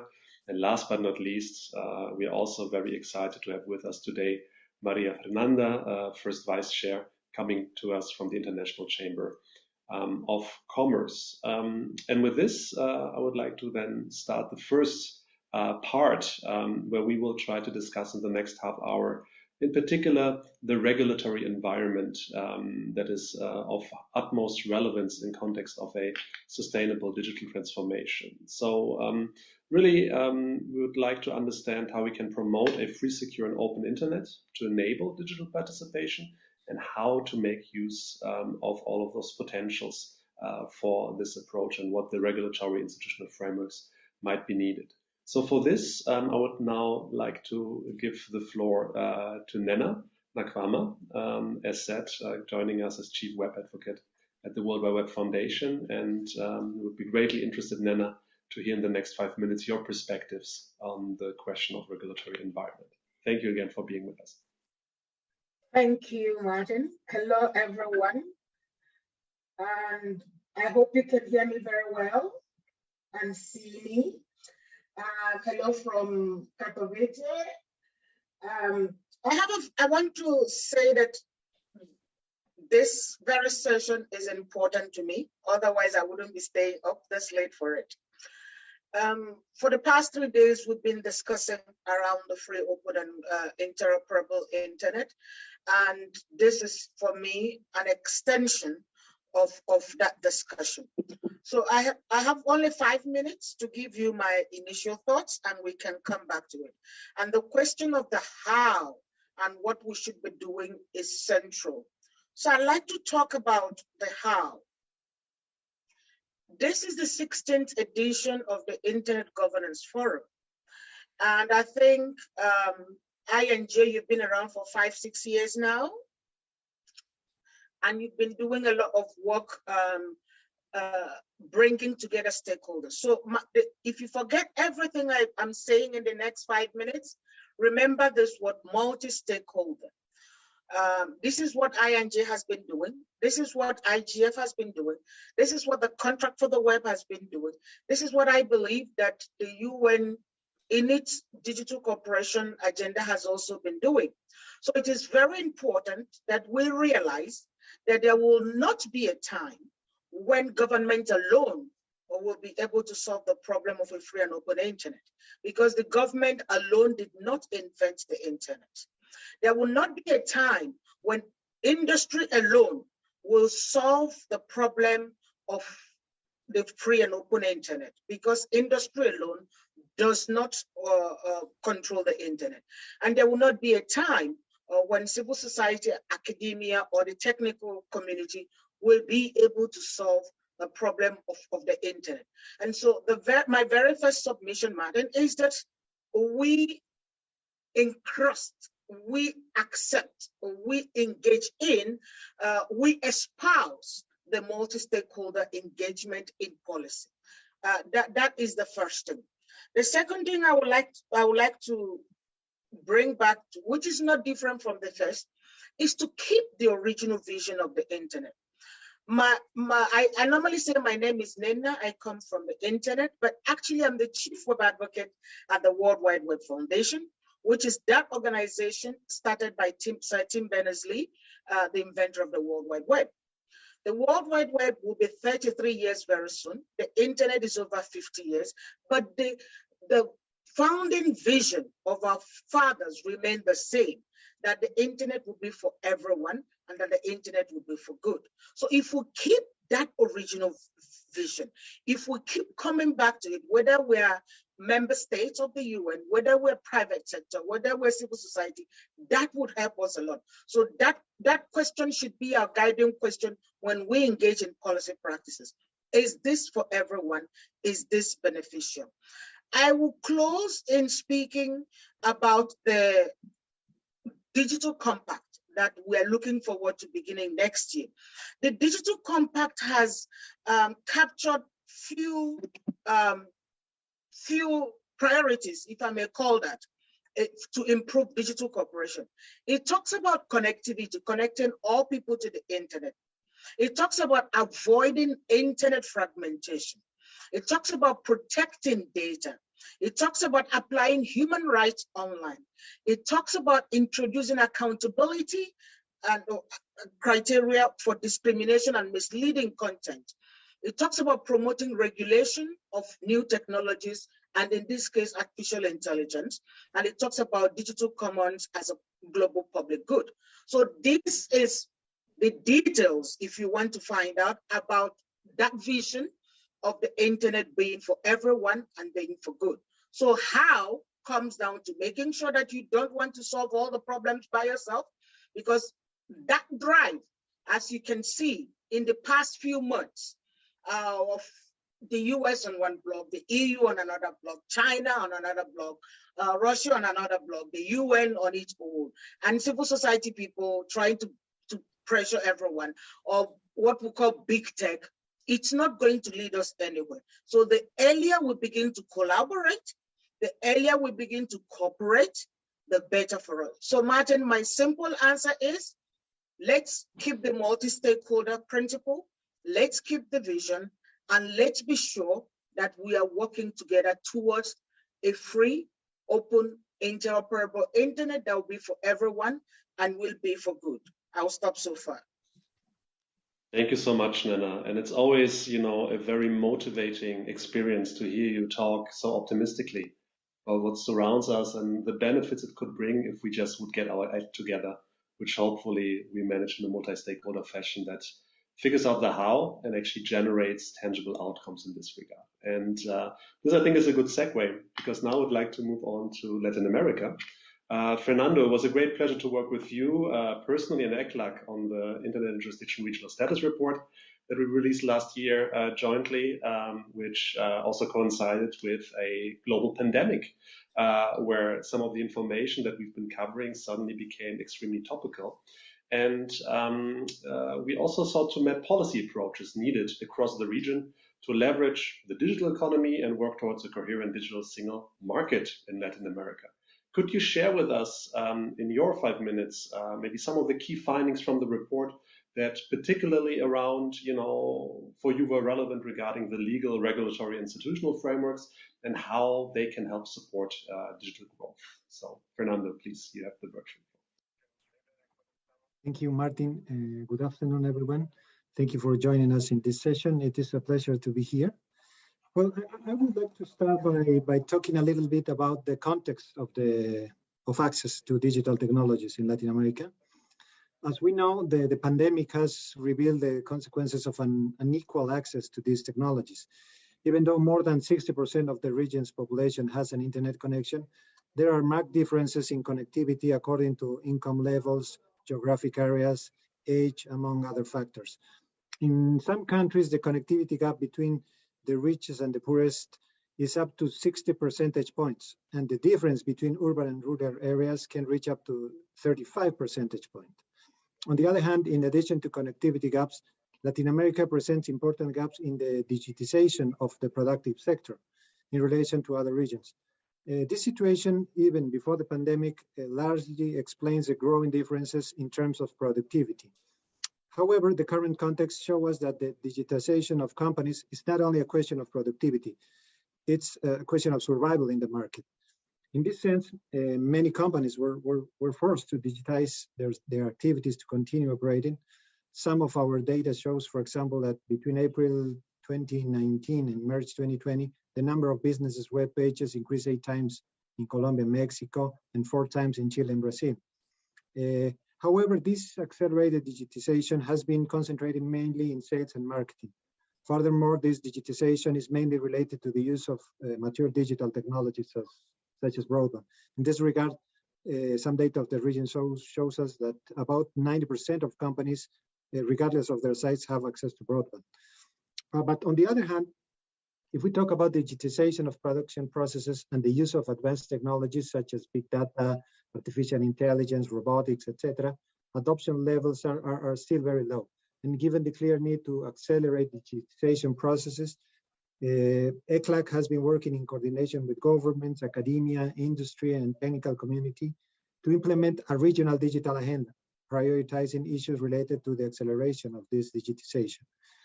In this agenda, as you mentioned, Martin, one of the pillars is the implementation of a regional digital market, which aims to strengthen the digital integration of Latin America and the Caribbean, taking advantages of the geographic and linguistic proximity.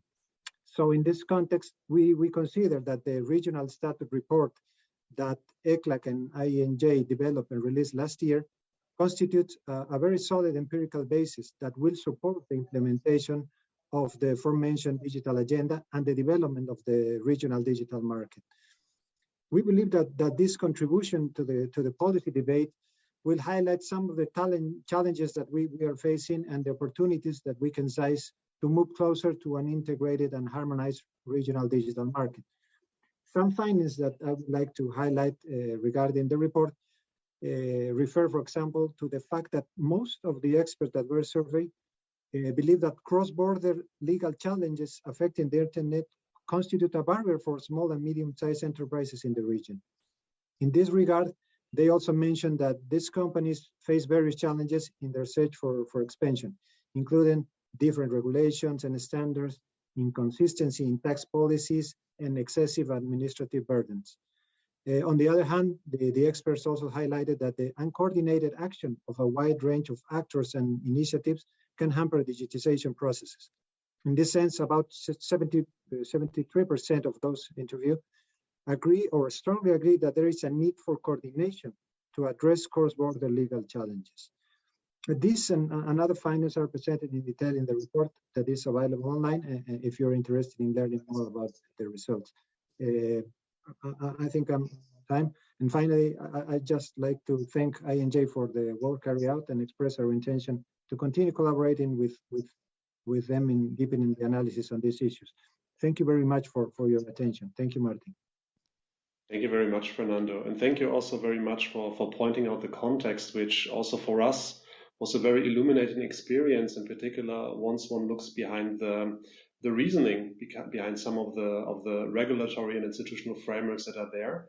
And one thing that stuck in our minds when we were developing the report was, for example, whether major normative differences in regards to the perception of the right to be forgotten or the right to be remembered, for example, and the implications where, you know, there are now big frameworks out there, particularly by norm setters like the European Union, for example, or others, and that a copy-paste approach very much also doesn't take into account some of these considerable normative differences or even historical contexts that differ when understanding in regards to privacy, memory, etc., are completely different. So that was extremely insightful, and we're looking forward to an ongoing cooperation with you and CEPAL to keep investigating also these nuances which are often falling by the wayside.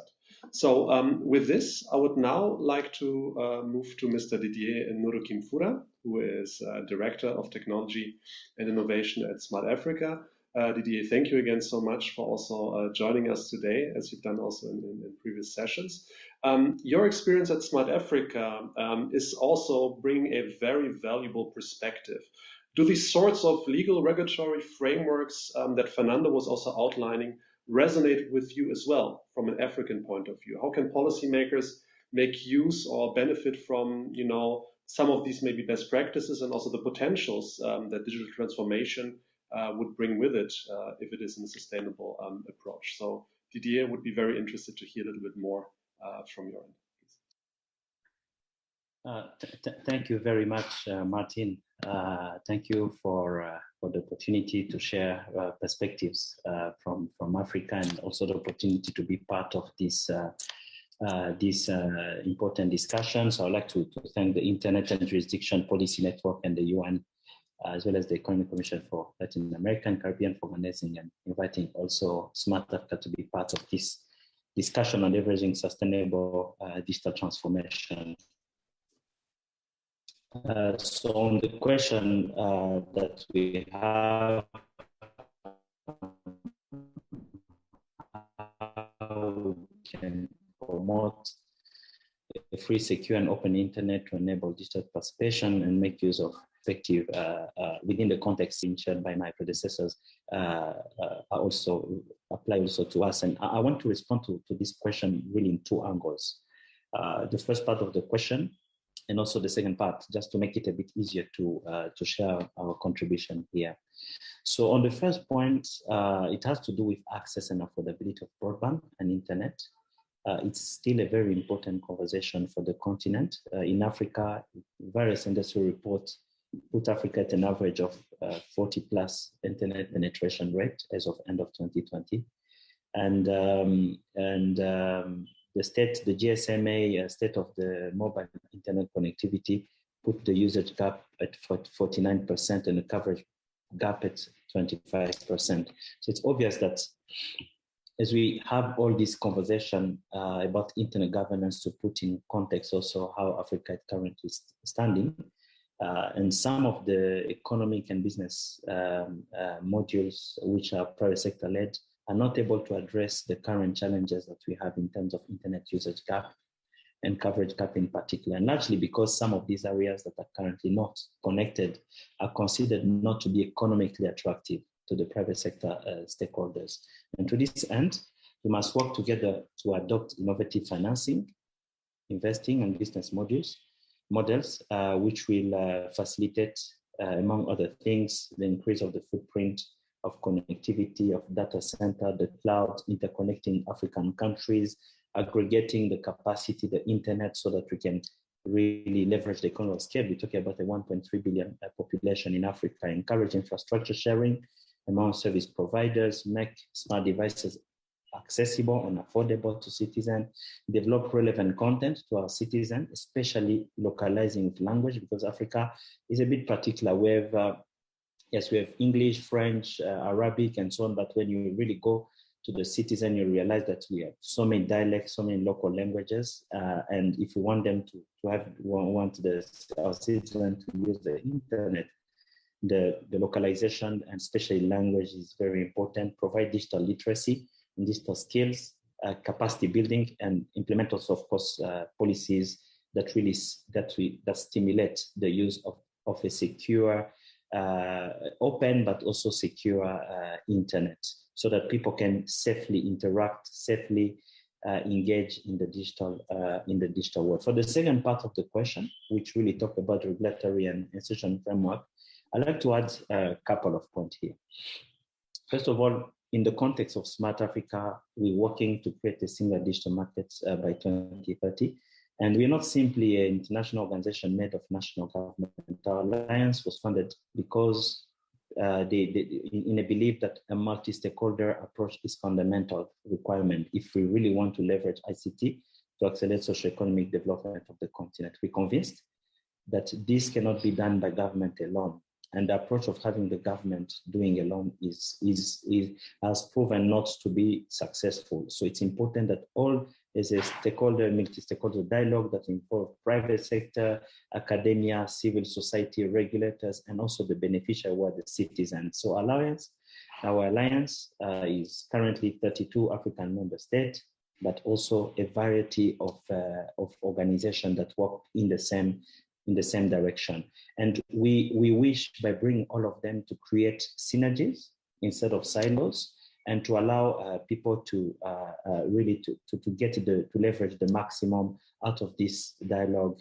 We believe that this will also allow the African stakeholders to come together with one voice and to tackle all the issues which are related to internet governance. And the last point I'd like to mention here is that what we're doing, we're not a silo, we're not alone. We need to learn also from what other continents are doing in terms of policy and regulations. For example, one of the perspectives we have is that there are 32 countries, and each country has its own way of doing. What about bringing the best and coming together beyond the traditional borders that exist? We have one large market, 1.3 billion people. What about looking at opportunities to harmonize regulation, harmonize laws, create a conducive environment that really attract the development of the internet? So I will probably pause by that, but I just wanted to say that there is an opportunity, and it's important that this dialogue continue to be multi-stakeholders to make sure that we derive the most out of our collaboration.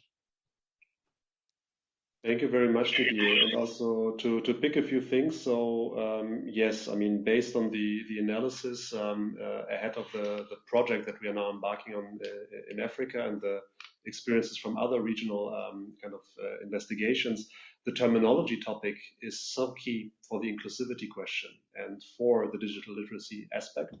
And even us here using English, and for me, it's not my first language, using it to this extent and using certain terms, which might include data governance, what is data sovereignty, etc., which we'll talk about also in the second session. Already this has so much value judgment baked in there that when we go back to the question of how can we actually formulate these regulations so that they exactly achieve this sustainable digital transformation that we are envisioning, that exactly these core questions on what are words, what do they mean, certainly are something that is of utmost necessity, and that's appreciated as a point that you made.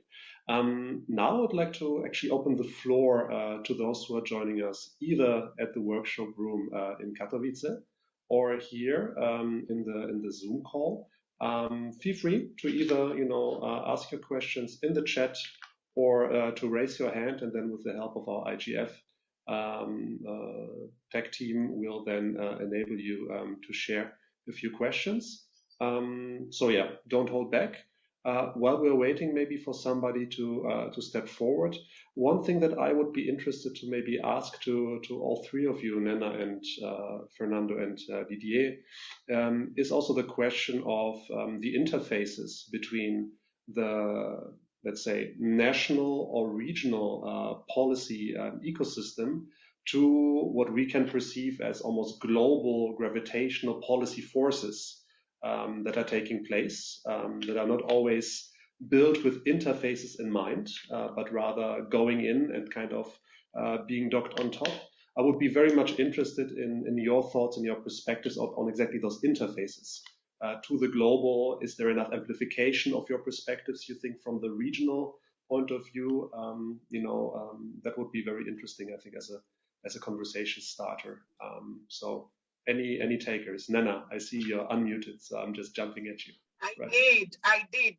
Once again, I could have been in the room, but I'll be there tomorrow morning. You can catch me and we can talk more. One thing, Martin, overall, it is at the national level that the rubber hits the road. So I'm happy. I think in the very first day, I had made that point that it is great for us to have multilateralism. It is great for us to have global policy convenings. It is great to have global IGF, but ultimately, it is at the national level that these policies matter the most. It is at national level that citizens like myself can hold elected officials responsible, right? So while we might have accountability measures for global enterprises, as a citizen, I am more empowered to hold the person I elected into power accountable, because that person is accountable to me as a citizen. So I would say, first of all, where I pay my taxes is where my rights are greater. Having said that, we are at the IGF, and this is the UN part of it, the UN Global IGF. We have the Africa IGF, we have the West Africa IGF, and we have our national IG. So I think that the IGF is actually a wonderful policy tool that allows for interface. And I'd like to put that on record. Now, I think that the UN is also an interface, a convener, because it allows for member states to come together and share ideas. I know that the UN is not as strong as we all want it to be, but at least it is the best that we have. Like there's that restaurant in New York, not far from the UN General Headquarters itself, that says the US is a very bad institution, but we don't have anything better than it. So I think that those are interfaces that we want to look at. First, at the global level, the UN, the IGF as it stands today, with all its ramifications, but ultimately at the national level. And so for myself, I would still think that even as the World Wide Web Foundation, we do recognize that while we might have global policy tools, while we might have global ramifications of our advocacy and policy issues, our strongest point, our most impactful work is done at national level. And that's why we have something called national coalitions done under the Alliance for Affordable Internet, because national coalitions are capable of adopting policies, implementing them, monitoring them, and talking about their specific financing. So I will go for the national first and then be open. They call it global. Have a voice globally, but action at the national level.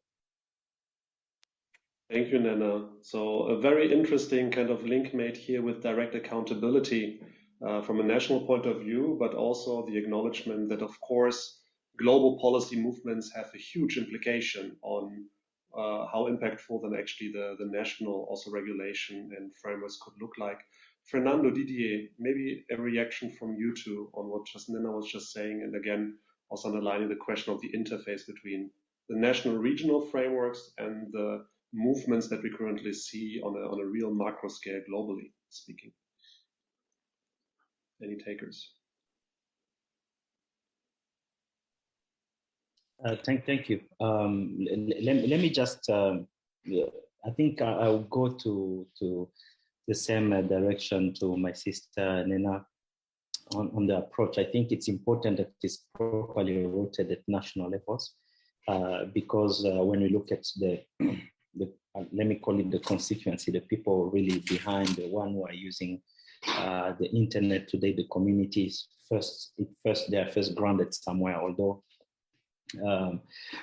we are more, I say, globalized world, but at the end, we talk about consumer, we talk about people who are using, who are really, first of all, at the national level. And I think strong national, first at the level of the national level, if it's strong, it's actually strengthened the entire ecosystem. I think I just wanted to sort of emphasize there, but also with the nature of the internet, we actually a globalized world today, whether the experience that you have at the national level, it's probably also the shared experience with something which is happening also in the continent, the regional, continental, or the global. Although sometimes the reality from a country to another is different, but I think leveraging also the strength of regional and continental and global will definitely have a strong value. We tend, as a matter of fact, to look at the continent at one big market. We're talking about Africa, but again, the same perspective can be applied to the entire world. 7+8 billion people. I think there are a lot of commonalities, a lot of similarities, and it can only by strengthening this collaboration and platform like this one that we have today, allow us really to have a return of experience, a share of experience that can really only help us to build a stronger ecosystem at the end of the day. So I just wanted to add on what Nina said, to say that I think this platform are important and starting strengthening on the bottom up, I think would add a lot of value, although there are also a lot of top-down issues also that's when we can also learn and we can also build a stronger internet governance. Thank you, Didier. And I saw Fernando, you also would like to react. Please feel free. Martin, thank you. Just to mention, well, I agree with what was mentioned, but very briefly, we think that national policies must be coordinated and consider the international context, given the global nature of technologies, particularly the internet. It is precisely in this sense that we seek the implementation of the regional digital market that has a significant degree of coordination regarding normative and regulatory harmonization.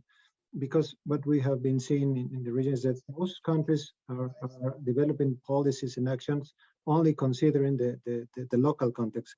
And those policies are not as effective as they could be if they are applied and they are designed considering this international context.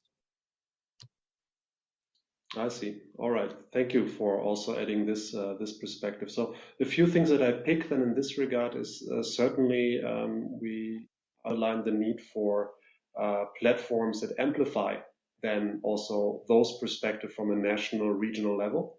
At the same time, also the realization that the global kind of policy dynamics certainly do have an imprint, and it's very difficult to also ensure that all of the diverse perspectives that are needed for local and national frameworks to actually do just by the citizens and the accountability kind of standards that they do.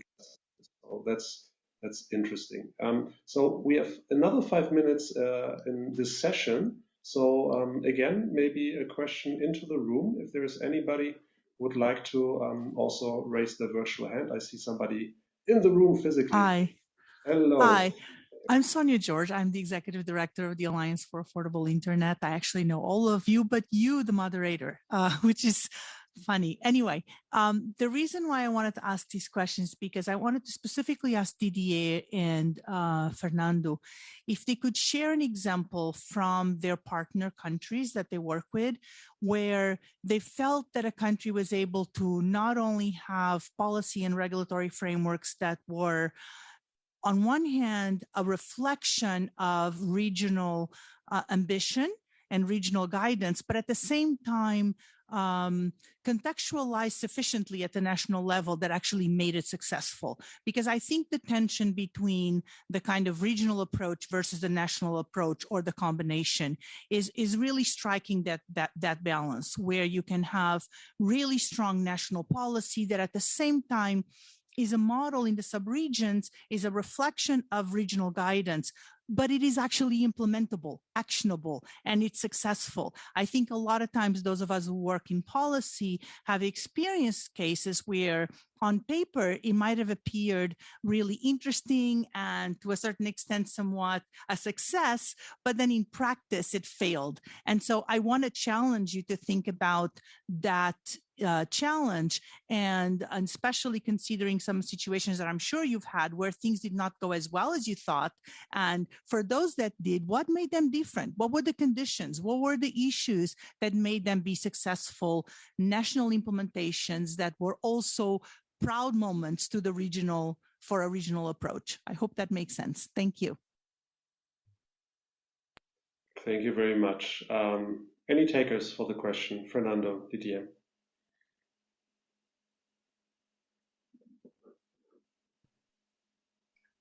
Thank you. That's a very interesting question,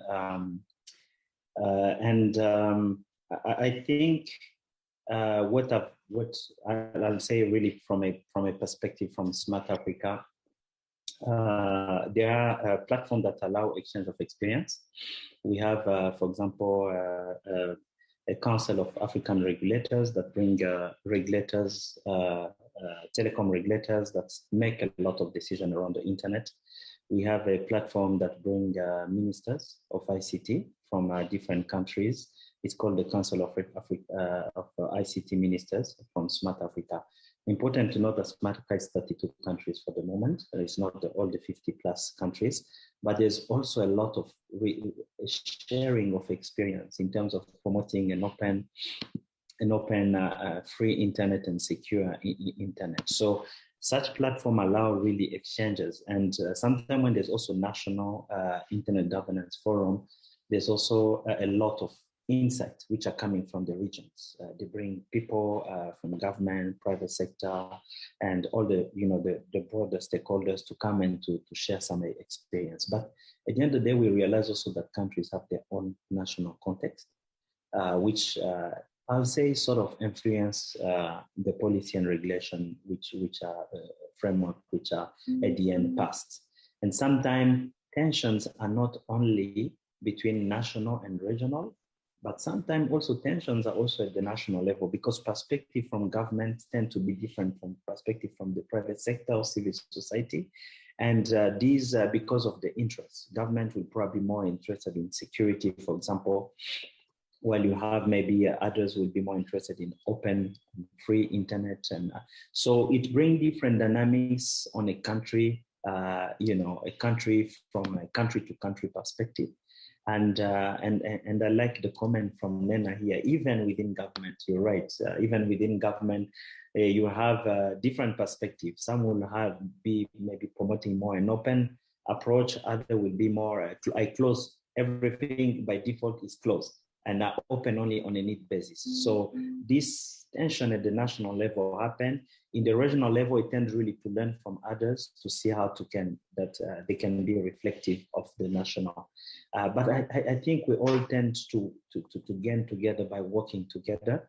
And it's only by opening and learning from what is being done in another country or in regional that it actually opens perspectives. And that's what we're promoting at Smart Africa, this type of collaboration, this type of exchanges. So that's what I'd like to say. But indeed, some frictions happen, both national, but also national versus regulation.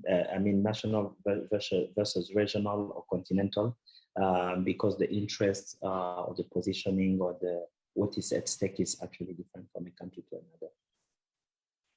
Thank you, Didier. Fernando, would you also like to swiftly react, please? Yes, Martin, thank you.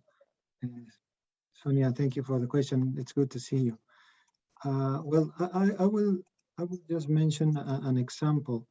We have been working with the countries of the Pacific Alliance on the development of a very specific strategy on the implementation of a regional digital market strategy for the group, for these 4 countries. And what has worked for the success of this process, I think it's the political commitment, because this strategy was approved at the presidential level and is currently working on concrete action. So I think one of the main factors, particularly in Latin America, is to have this involvement of the authorities and the commitment to this issue. We work with different countries, but we see different realities. So I like to mention this example precisely because that characteristic. Thank you, Fernando. And thank you all for the very engaged discussion now in this first half of our session. I think now is the moment then that we have a look at basically the other side of the coin, or the other dimension, I think, that's always underlying when we talk about digital topics and digital transformation, which is why also we wanted to really have a dialogue on the topic of data and data governance in particular in the remaining time that we have together. And really to understand also through our speakers what role they believe data governance and digital, for example, ID frameworks play in leveraging sustainable digital transformation. And for this, I'm extremely thrilled and very thankful to also welcome our first speaker for this session, who's joining us from the African Union Commission, Mr. Christian S. Minungu, who is head of division for the Information Society at the Infrastructure and Energy Department there at the African Union Commission. So, Mr. Minungu, I'm hoping that the connection is well today. As we have recently launched a project in collaboration with the German Federal Ministry for Economic Cooperation and Development on cross-border digital policies for Africa. We would be very interested in your perspective that the role of data governance and digital ID frameworks could play to leverage what should be one of the outcomes of all of these policies and all of these governance mechanisms, which is a sustainable digital transformation that unlocks benefits for all. So would be very interested to hear from you, and please, you have the virtual floor. And we have to just double check if the IGF Secretariat colleagues have unmuted you. So we have to make sure. Yes, there you are. Thank you for joining us. Thank you, Martin, for giving me the floor. Thank you to everyone. I want to particularly express gratitude to Internet and Jurisdiction Policy Networks and GSZ for giving this opportunity to African Union Commission to be part of this important panel. Yes, We all know in 2020, February 2020, the EU leadership adopted the digital transformation strategy for Africa for the period 2020 to 2030 period. This strategy builds on foundational pillars. Also, the strategy defines some critical sectors like agriculture, health, education, to name few, but also the strategy identify key cross-cutting themes to be considered if we want to adequately lead the process of the digital transformation strategy, digital transformation of the continent. In this regard, digital ID and data policy have been identified as two of the major ones.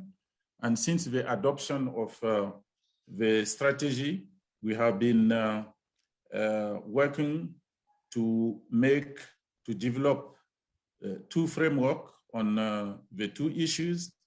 The data policy framework to set common vision, priorities, strategic principle, and come up with key recommendations which can guide African member states in developing their national data system and capability to effectively derive value from data, because we all know with mobile,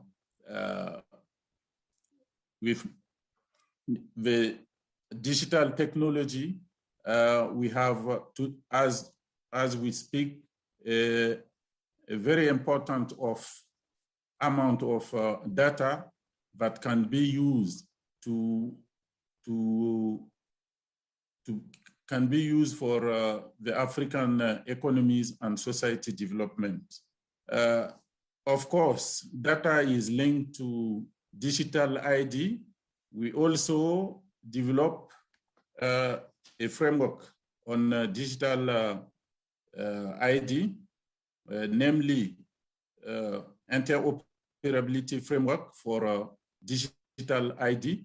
Those two frameworks were developed in an inclusive manner because as previous speakers in the previous session has rightly said, we need to go together.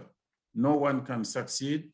And the African Union as political organization of which the mandate is to develop policies, strategies, and coordinate action on the continent, our main responsibility is to bring everyone together to achieve what we intend to do.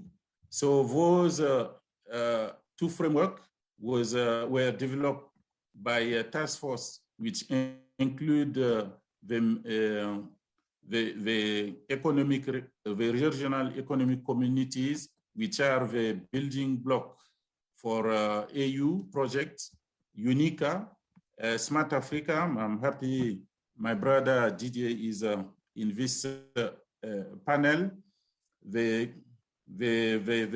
made very significant contribution in this work, and also some specific organization at the continent level, and as well as international organization. We are in the process of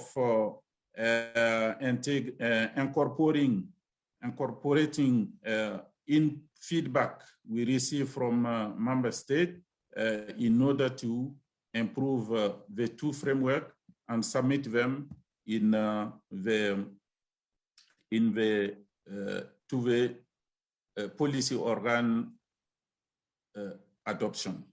Of course, data governance is very important because this is the foundation for trust. Without appropriate governance, we cannot ensure data are adequately collected and mostly trusted and used in the manner we want it to be in order to contribute to the social economic development of our member state. I want to stop here and give opportunity to others to reflect on the issue. Thank you.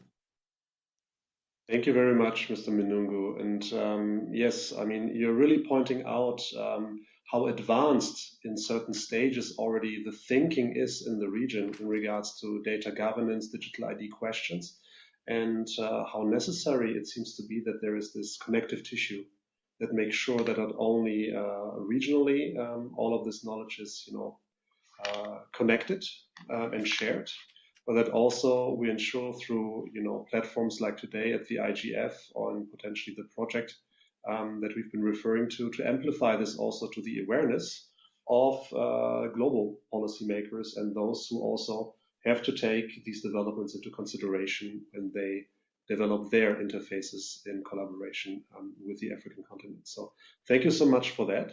I would now like to move forward to Mrs. Fernanda Garza, who, as I mentioned before, is first vice chair of the International Chamber of Commerce. And as we just heard, data governance is an important concern for many, and how we reap the benefits and harness the challenges that surround data policy making are certainly of highest relevance. So there are, of course, many examples of how data can be used to help us address key challenges, such as climate change comes to mind, health in the current circumstances, education, and all of the SDGs. But could you provide us some concrete examples from your perspective, Mrs. Garza, and explain the role that you believe data governance plays in leveraging the sustainable digital transformation? So please, you have the floor. Thank you very much, Martin, and thank you to all my colleagues. Throughout these days, we have been hearing how our societies generate unimaginable scale data, estimated at a mind-blowing 175 zettabytes for 2025. Just a modern car alone generates 25 gigabytes of data per hour. And this data is the source of future wealth. It feeds artificial intelligence, algorithms, and future innovations. It will transform the way we produce, we consume, and live. And data is also extremely coveted.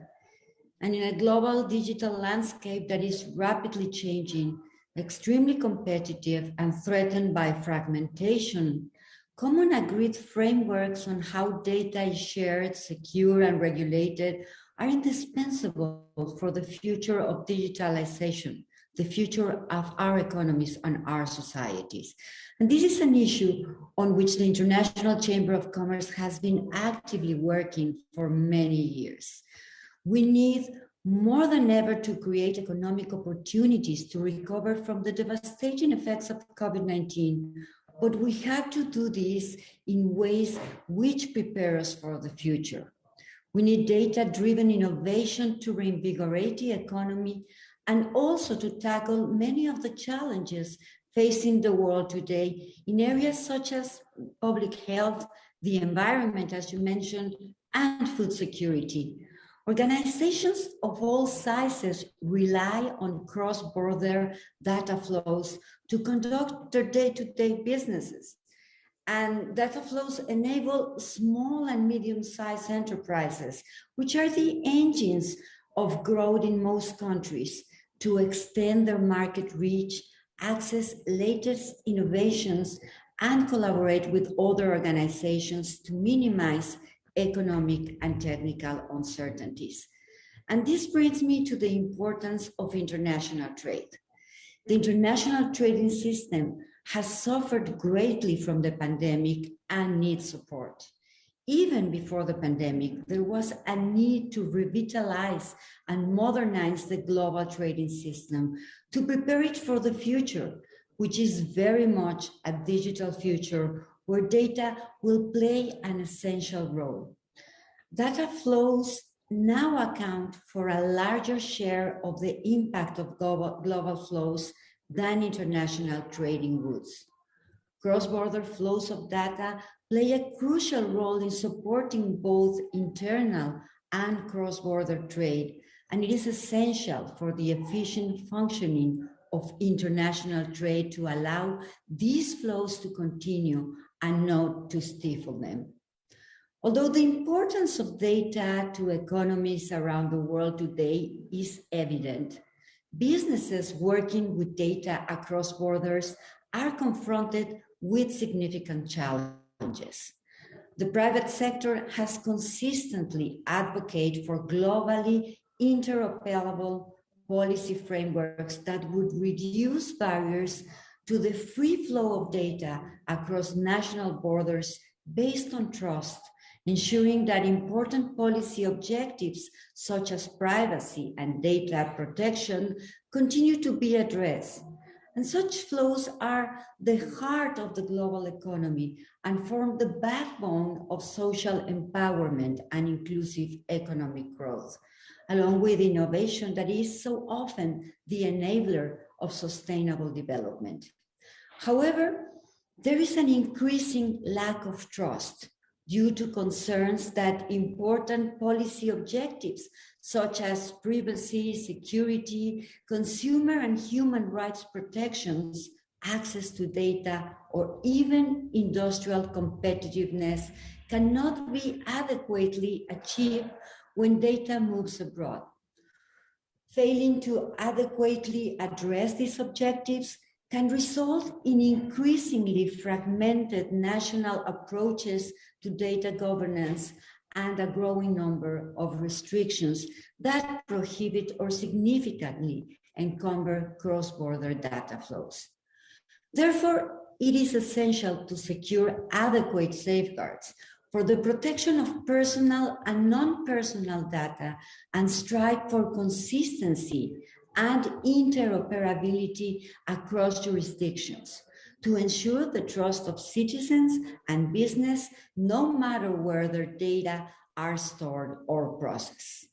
Businesses are committed to the protection of personal data, including when it is transferred across borders, and cooperation between governments and stakeholders, including business and multilateral organizations, are needed to advocate for interoperable policy frameworks that would facilitate cross-border data flows, enabling data to be exchanged and used in a trusted manner, thereby aiming for high privacy standards.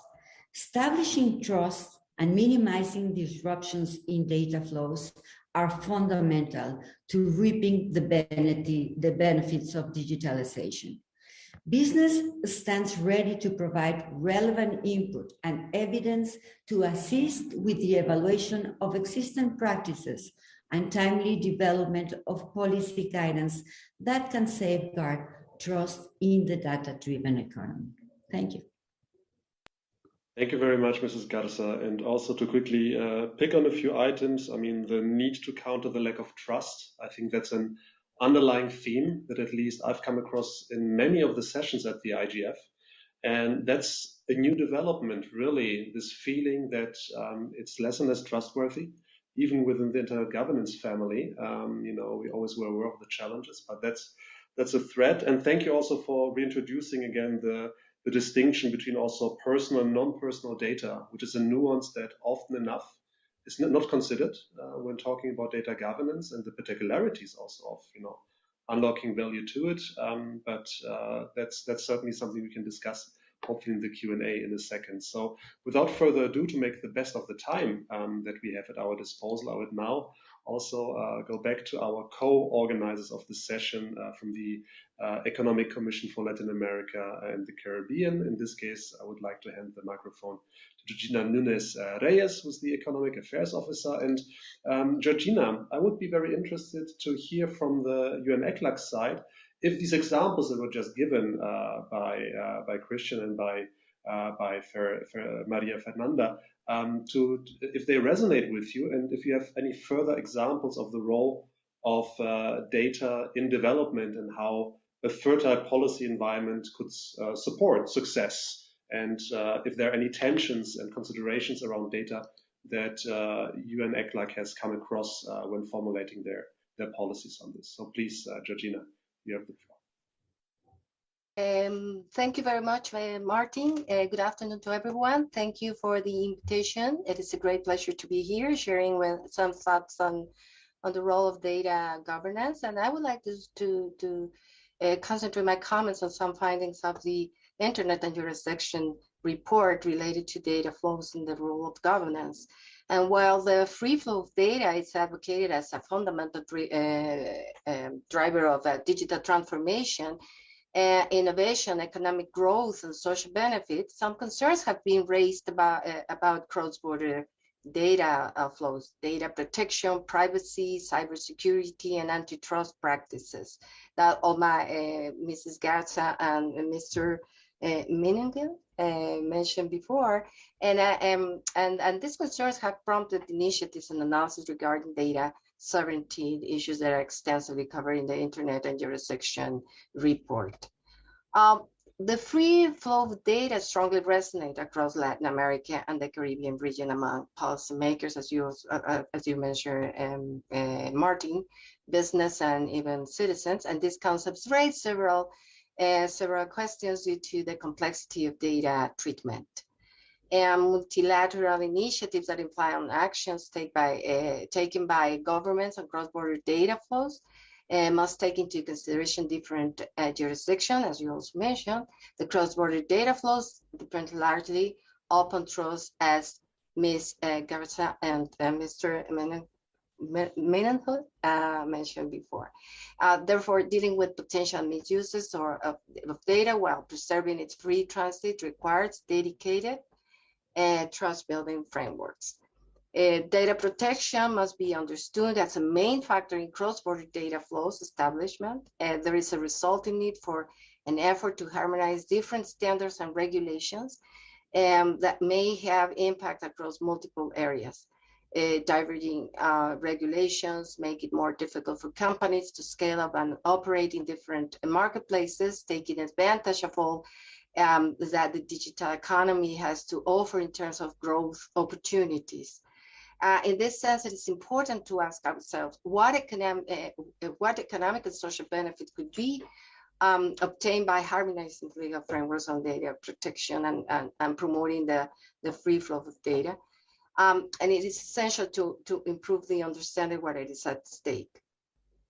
Trends in technology and the resulting investment by companies require a legal framework that allows them to exchange data in key areas of regional economic development, such as biotechnology, robotics, and Internet of Things, etc. Data flow is also critical to the development of digital-enabled business models, as already mentioned here, such as digital platforms. A free flow of data is an essential condition in the business and models of companies, despite the benefits of harmonizing regulations. The Latin America is far away. About examples, I should say that Latin America is far away from harmonizing at global level. And the regulatory minimum proposed by the report, for instance, may be an interesting solution to achieve a better data flow environment within the region. There are countries in the region whose legal frameworks have been recognized by the European Union after adopting one of the three most used regulatory harmonization strategies found in the literature: similar normative creation, adequacy, and regulatory minimums. Therefore, the Internet and Jurisdiction contributes by both providing comprehensive overviews of issues and multi-stakeholders viewpoints, and a holistic approach to face these current concerns and perspectives, thus renewing the debate and introducing new elements to the discussion. For instance, the characterization of data, the description of their multidimensionality, the introduction of the complex relationship between actors and value chains that are related to exponential growth and diversification of data. Well, in summary, there are 3 points which I would like to highlight. First, the cross-border data flows and its consequences for data governance, which involves enhancement of legal and institutional framework. These elements are key if we want to talk about the situation of our region. Second, the increasing necessity to recognize the value of data as a key intangible asset highly valued by the market. That is another point that is very important, especially when we have some initiative to create some data markets. And in terms of competition and data interoperability, the creation of data marketplaces that have the potential of leveling the playing field for small players, such as startups or small enterprises, is the third element that I want to point out.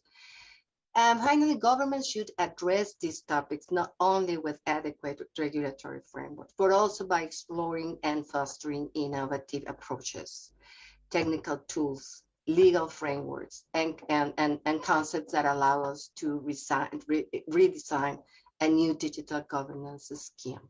Those are the elements that I think that we can identify in the regional framework in terms of data protection or in data governance. I'm sorry, data governance. Thank you, Martin.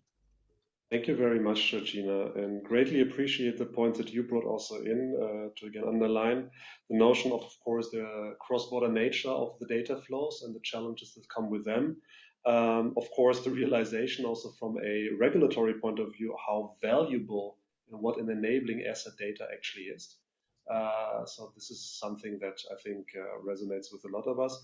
And also the notion that you introduced of data markets that ideally could enable a level playing field also for smaller players or for those that as of today in 2021 are not yet sitting at all of the tables where these global policy dialogues and also data governance or even, the de facto governance in form of, business might or revenue are being taken place. So thank you very much for bringing this nuance into the discussion.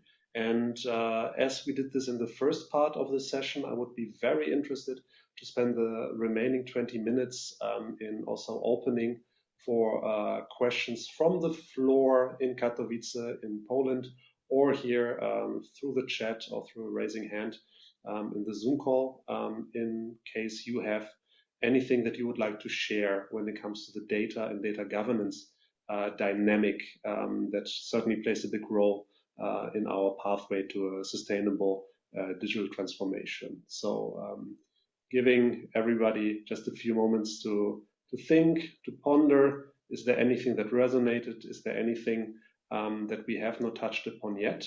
So I'll let you do so. And to kick it off maybe in parallel, for Maria Fernanda, for Georgina, or for Christian, I would also be very interested in whether or not you also already experienced in real terms this tension between the free flow of data concept, but also the notion of data localization measures and this first reaction, so to speak, to this new asset to actually pull it closer to oneself than rather letting it flow. And that might also be a question where our remaining speakers maybe could react to in case you have had experiences or you have any additional comments to this particular tension that we've also started to identify as one of the key challenges to actually formulate suitable regulatory frameworks. So maybe a quick question of that kind to our speakers. Anybody interested talking and reacting to data sovereignty versus data free flows? And we have somebody else from the floor, and I'm directly gonna jump at Mr. Yamanaka. Thank you so much for raising your hand. IGF colleagues, could you help us unmute Mr. Yamanaka to ask his question? Yeah, I think now you should be able to raise your voice. So much. The host is still okay. Host is unmuted for me. Okay, thank you very much.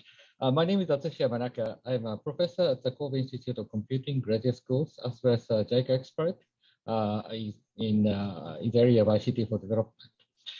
I was actually in another panel, where we talked about platform economy and SMEs challenges and opportunities.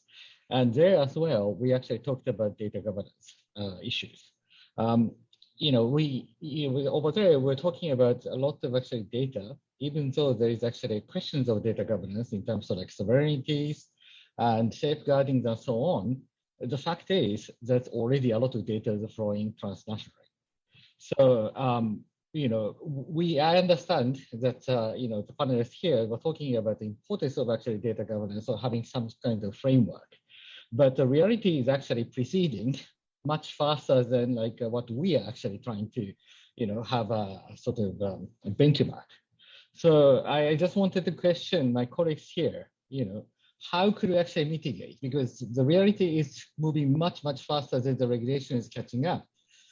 This is obviously in many other fields as well, whether it's fintech, blah, blah, but still this data sovereignties and data transactions, we really need to have a benchmark such as like GDPR so that a lot of other countries could follow and just, have sort of regular set of standard where a lot of countries could actually formulate their own data policies and data strategies out of it. So I just wanted to get the reaction from the panelists about that kind of thought. And then how fast should we move forward? Because that's really critical. Thank you so much. Thank you very much for this question. So I'm throwing this then directly at our speakers. And Maria Fernanda, I see you're unmuted. Would you have a first reaction to the reactiveness over proactiveness, I would assume? Yes, we really need to move fast, and it is incumbent upon companies to directly and comprehensively implement their legal obligations to protect privacy and security of data across the entire processing lifecycle or locations of processing. And governments should also assure that their policy and regulatory environments are up to date and reflect best practice regarding high levels of privacy and security protections.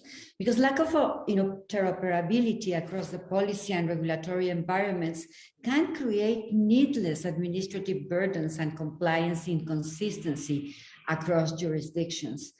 And furthermore, as privacy is both subjective to the data subject and tied to the cultural and legal context of the jurisdiction, harmonization can be difficult to achieve. And this is why there is a clear and urgent need to enhance cooperation on data governance, data protection, and identifying opportunities to overcome differences, explore commonalities in regulatory approaches, and promote interoperability. And this does not intend to diminish any jurisdiction's protection or to aim for the lowest common denominator of privacy standards, but rather to find ways of avoiding duplicative compliance requirements and needless administrative burdens while assuring adequate levels of protections. Trust is strengthened when governments instead adopt robust and comprehensive commitments to protect the rights and freedoms of individuals, including the fundamental right to privacy when personal data are subject to government access. And trust is further strengthened when governments work together directly to reduce barriers to cross-border data flows. Thank you, Maria Fernanda. Anybody else from our group that would like to react to Mr. Yamanaka? Because if this is not the case, then maybe also a quick reaction, because as Maria Fernanda was also referring to unintended consequences of some of the regulations that are coming in. And the actual example that you gave, sir, of another session where another angle of data governance was discussed, it all comes back to the question of silos, at least based on our current observations. So, for example, in the international trade policy circles, the discussion about data governance is at an extremely advanced stage already, because it's exactly driven by the reality of some of these market forces actually depending on their value generation through these data flows. But at the same time, there is, of course, also a gigantic discussion going on, and has been for decades, in the whole open data kind of movement and community, which also has a certain degree of, very particular knowledge and perspectives. And it is pretty striking also to observe that in between those silos, again, we go back to the very beginning of the session, the question of terminology comes into play, the question of what the words mean, and not to forget, because that's always the risk in our policy circles when we conceptualize these things and talk so broadly about them in those short hours we have in these sessions, it's also the question of the schools of thought that the policymakers or the practitioners come from. Do they have an engineering background? Have they worked with legal topics before they joined into the regulatory frameworks and are more familiar with drafting in text, or is it another behavior? So just sharing a little bit kind of the ongoing observations that we had so far. And one item that I wanted to also in this regard also underline, because the colleagues from UN ECLAC, or at least Georgina had to leave a bit earlier for another session, is that this brings us to this other big question that I would ask into the group, the question of inclusivity, really, of hearing these perspectives from other regions than from the global north, where still most of the business players are sitting, many of the organizations and governments that are dictating to a certain extent from a global macro scale some of these regulatory frameworks. So maybe here a question into the room in Katowice from your experiences in the other sessions you went to, but also here in our Zoom kind of virtual environment. What could we do in addition to ensure a better awareness and amplification of these perspectives that were shared with us today through our speakers, so that they also make their way into the awareness of these global fora? Because there's a proliferation of initiatives. We are all thinly spread. It's becoming more and more difficult to convey these challenges, as anybody here can adhere to who goes to these sessions. So what are kind of key best practices, key experiences? How can we emphasize this more to make sure that these voices are heard? So long monologue with one question. Anybody in the room in Katowice? Anybody here that would be interested to share a little bit their observations or maybe best practices they have seen so far?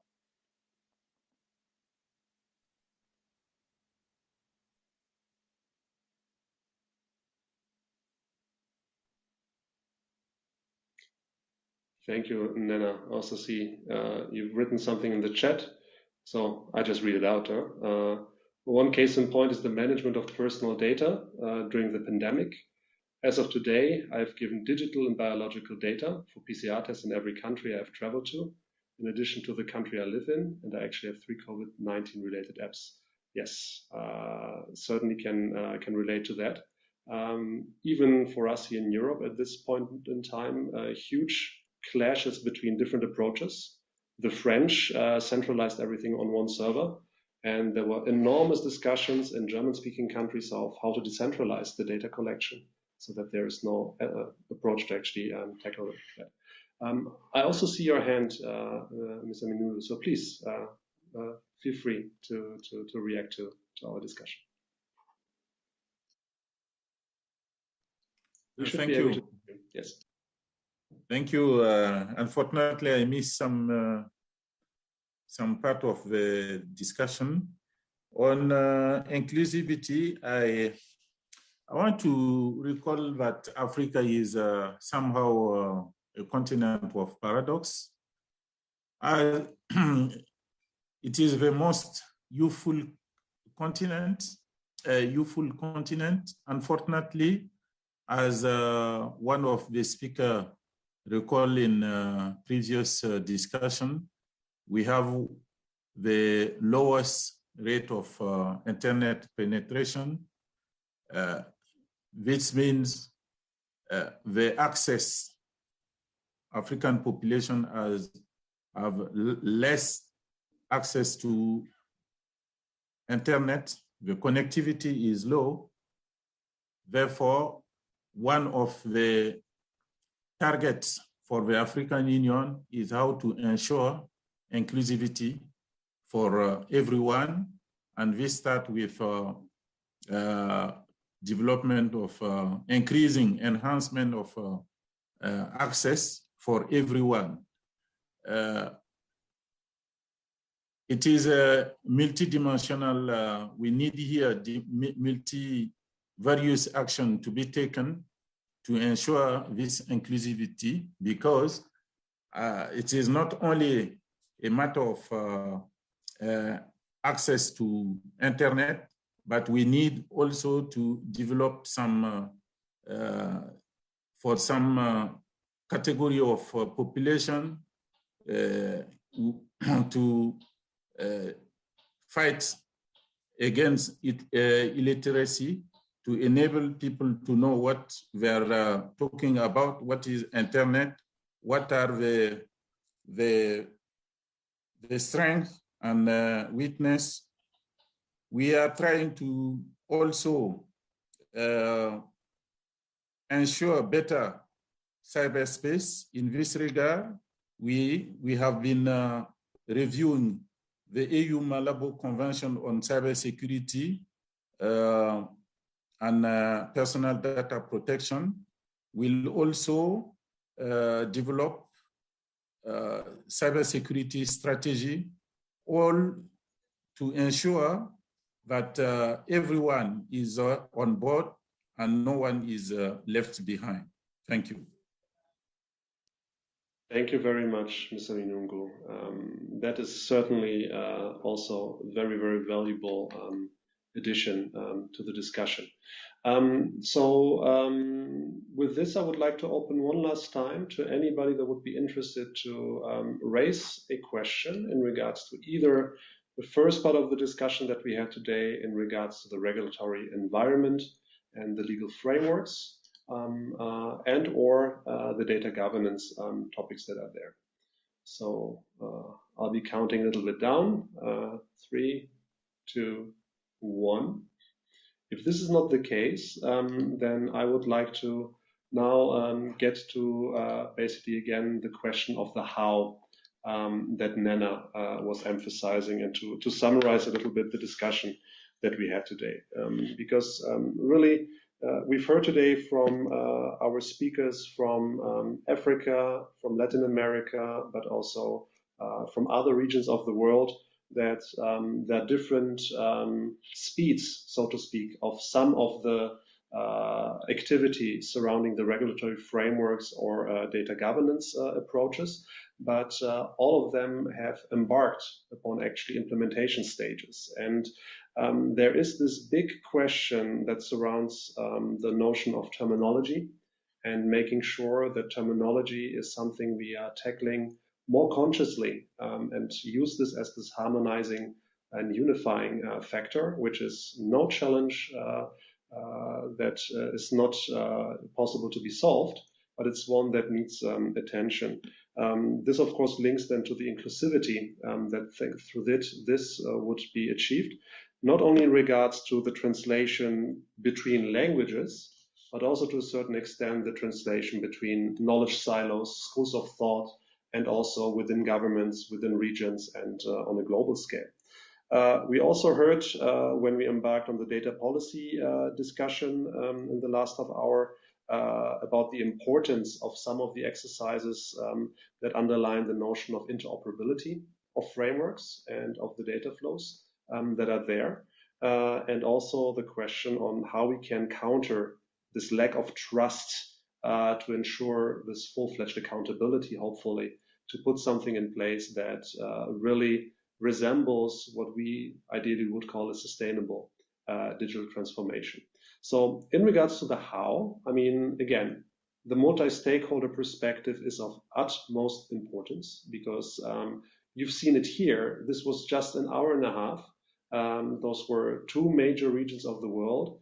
And these perspectives are so diverse, but so important to actually be amplified, that it's really a shame that we don't have more of these opportunities to talk to each other and to keep exchanging on this, hopefully soon enough in person again. So what I would like to then spend the next 5 minutes on yet again is to underline the two main projects that are currently taking place either in collaboration with UN ECLAC or taking place in collaboration with partners in Africa from the Internet and Jurisdiction Policy Network, where we are trying to at least play a little role on the how, and in particular to also now again emphasize that there are very concrete opportunities for any practitioner listening in, being in the room, to actively engage on how we solve the how.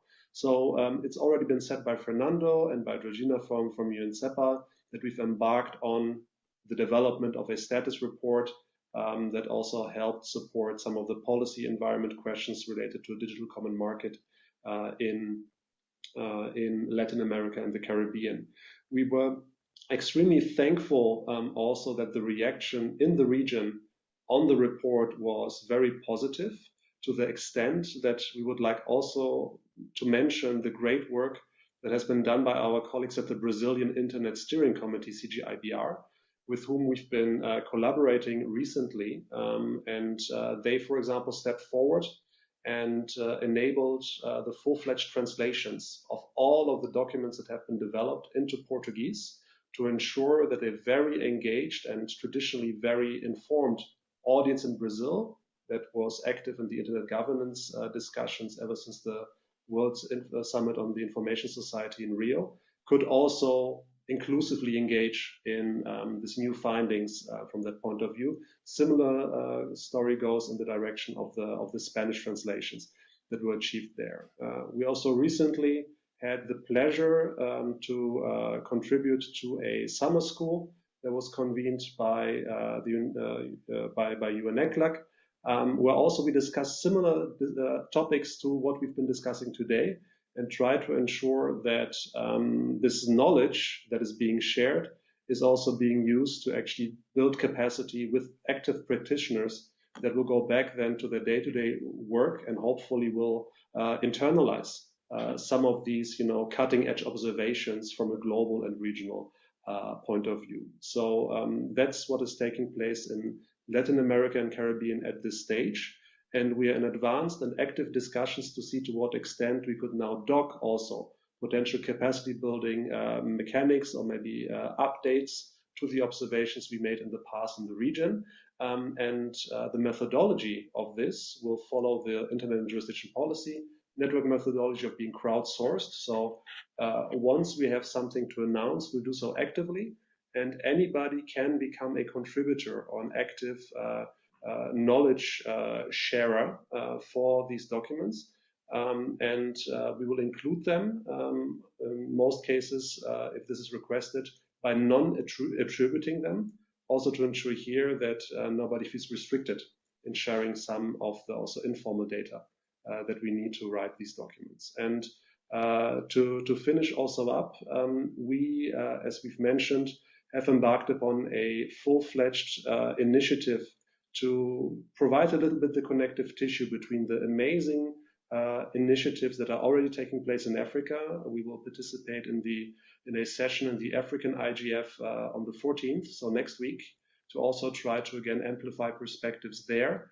And we'll also on the Monday next week, so on the 13th, conduct a first workshop of what we call knowledge dialogue, where we have invited African stakeholders and experts to help us crowdsource the priorities for what they believe the status report on cross-border digital policies should cover in Africa. And this first workshop will be followed by a second edition where we will then extend this also to representatives from the global north, so that we have at least this dialogue. And Fernando and Georgina, we would be extremely pleased if we could also ensure again this global South-South exchange, which was so extremely helpful also in making, I think, us understand the particularities in each jurisdiction. And then this will basically manifest itself in a status report that we hope to be able to launch then in time for the global IGF that will hopefully take place for the first time on the African continent in Ethiopia in the second half of next year, and then also learning modules that will be developed out of that. So let me please apologize for this long monologue, for this little pitch at the end, but I hope you appreciate that, this is very much trying to convey the wide network that is behind us that really tries to now actively work on the how, not only to discuss, but to very actively come together, develop terminologies, glossaries, and really make sure that everything that we also discussed today is amplified into the right direction so that it's taken into account actively, because as many of you said, we don't have much time to spare. So with this, I would like to once again thank so much all of our distinguished speakers, all of you that stuck with us until the end of this session, also for the ones of you who made it to Katowice in, I don't know if you have snow there, but it's certainly cold in Śląsk in the south, as I'm half Polish, so I'm quite traumatized still by the Polish weather. But I hope you enjoy the city. Thank you so much for having virtually joined us here, and we can't wait to engage with you in other fora, and also warmly invite you to engage in any of the activities that you've heard about today from us or from all of the speakers and partners that have talked here. And yes, Nana, Polish food is very good, but it's all potato. So, but yeah, nothing against it. All right. Thank you so much, everybody. Wishing you a lovely rest of the evening or day, depending on your time zone.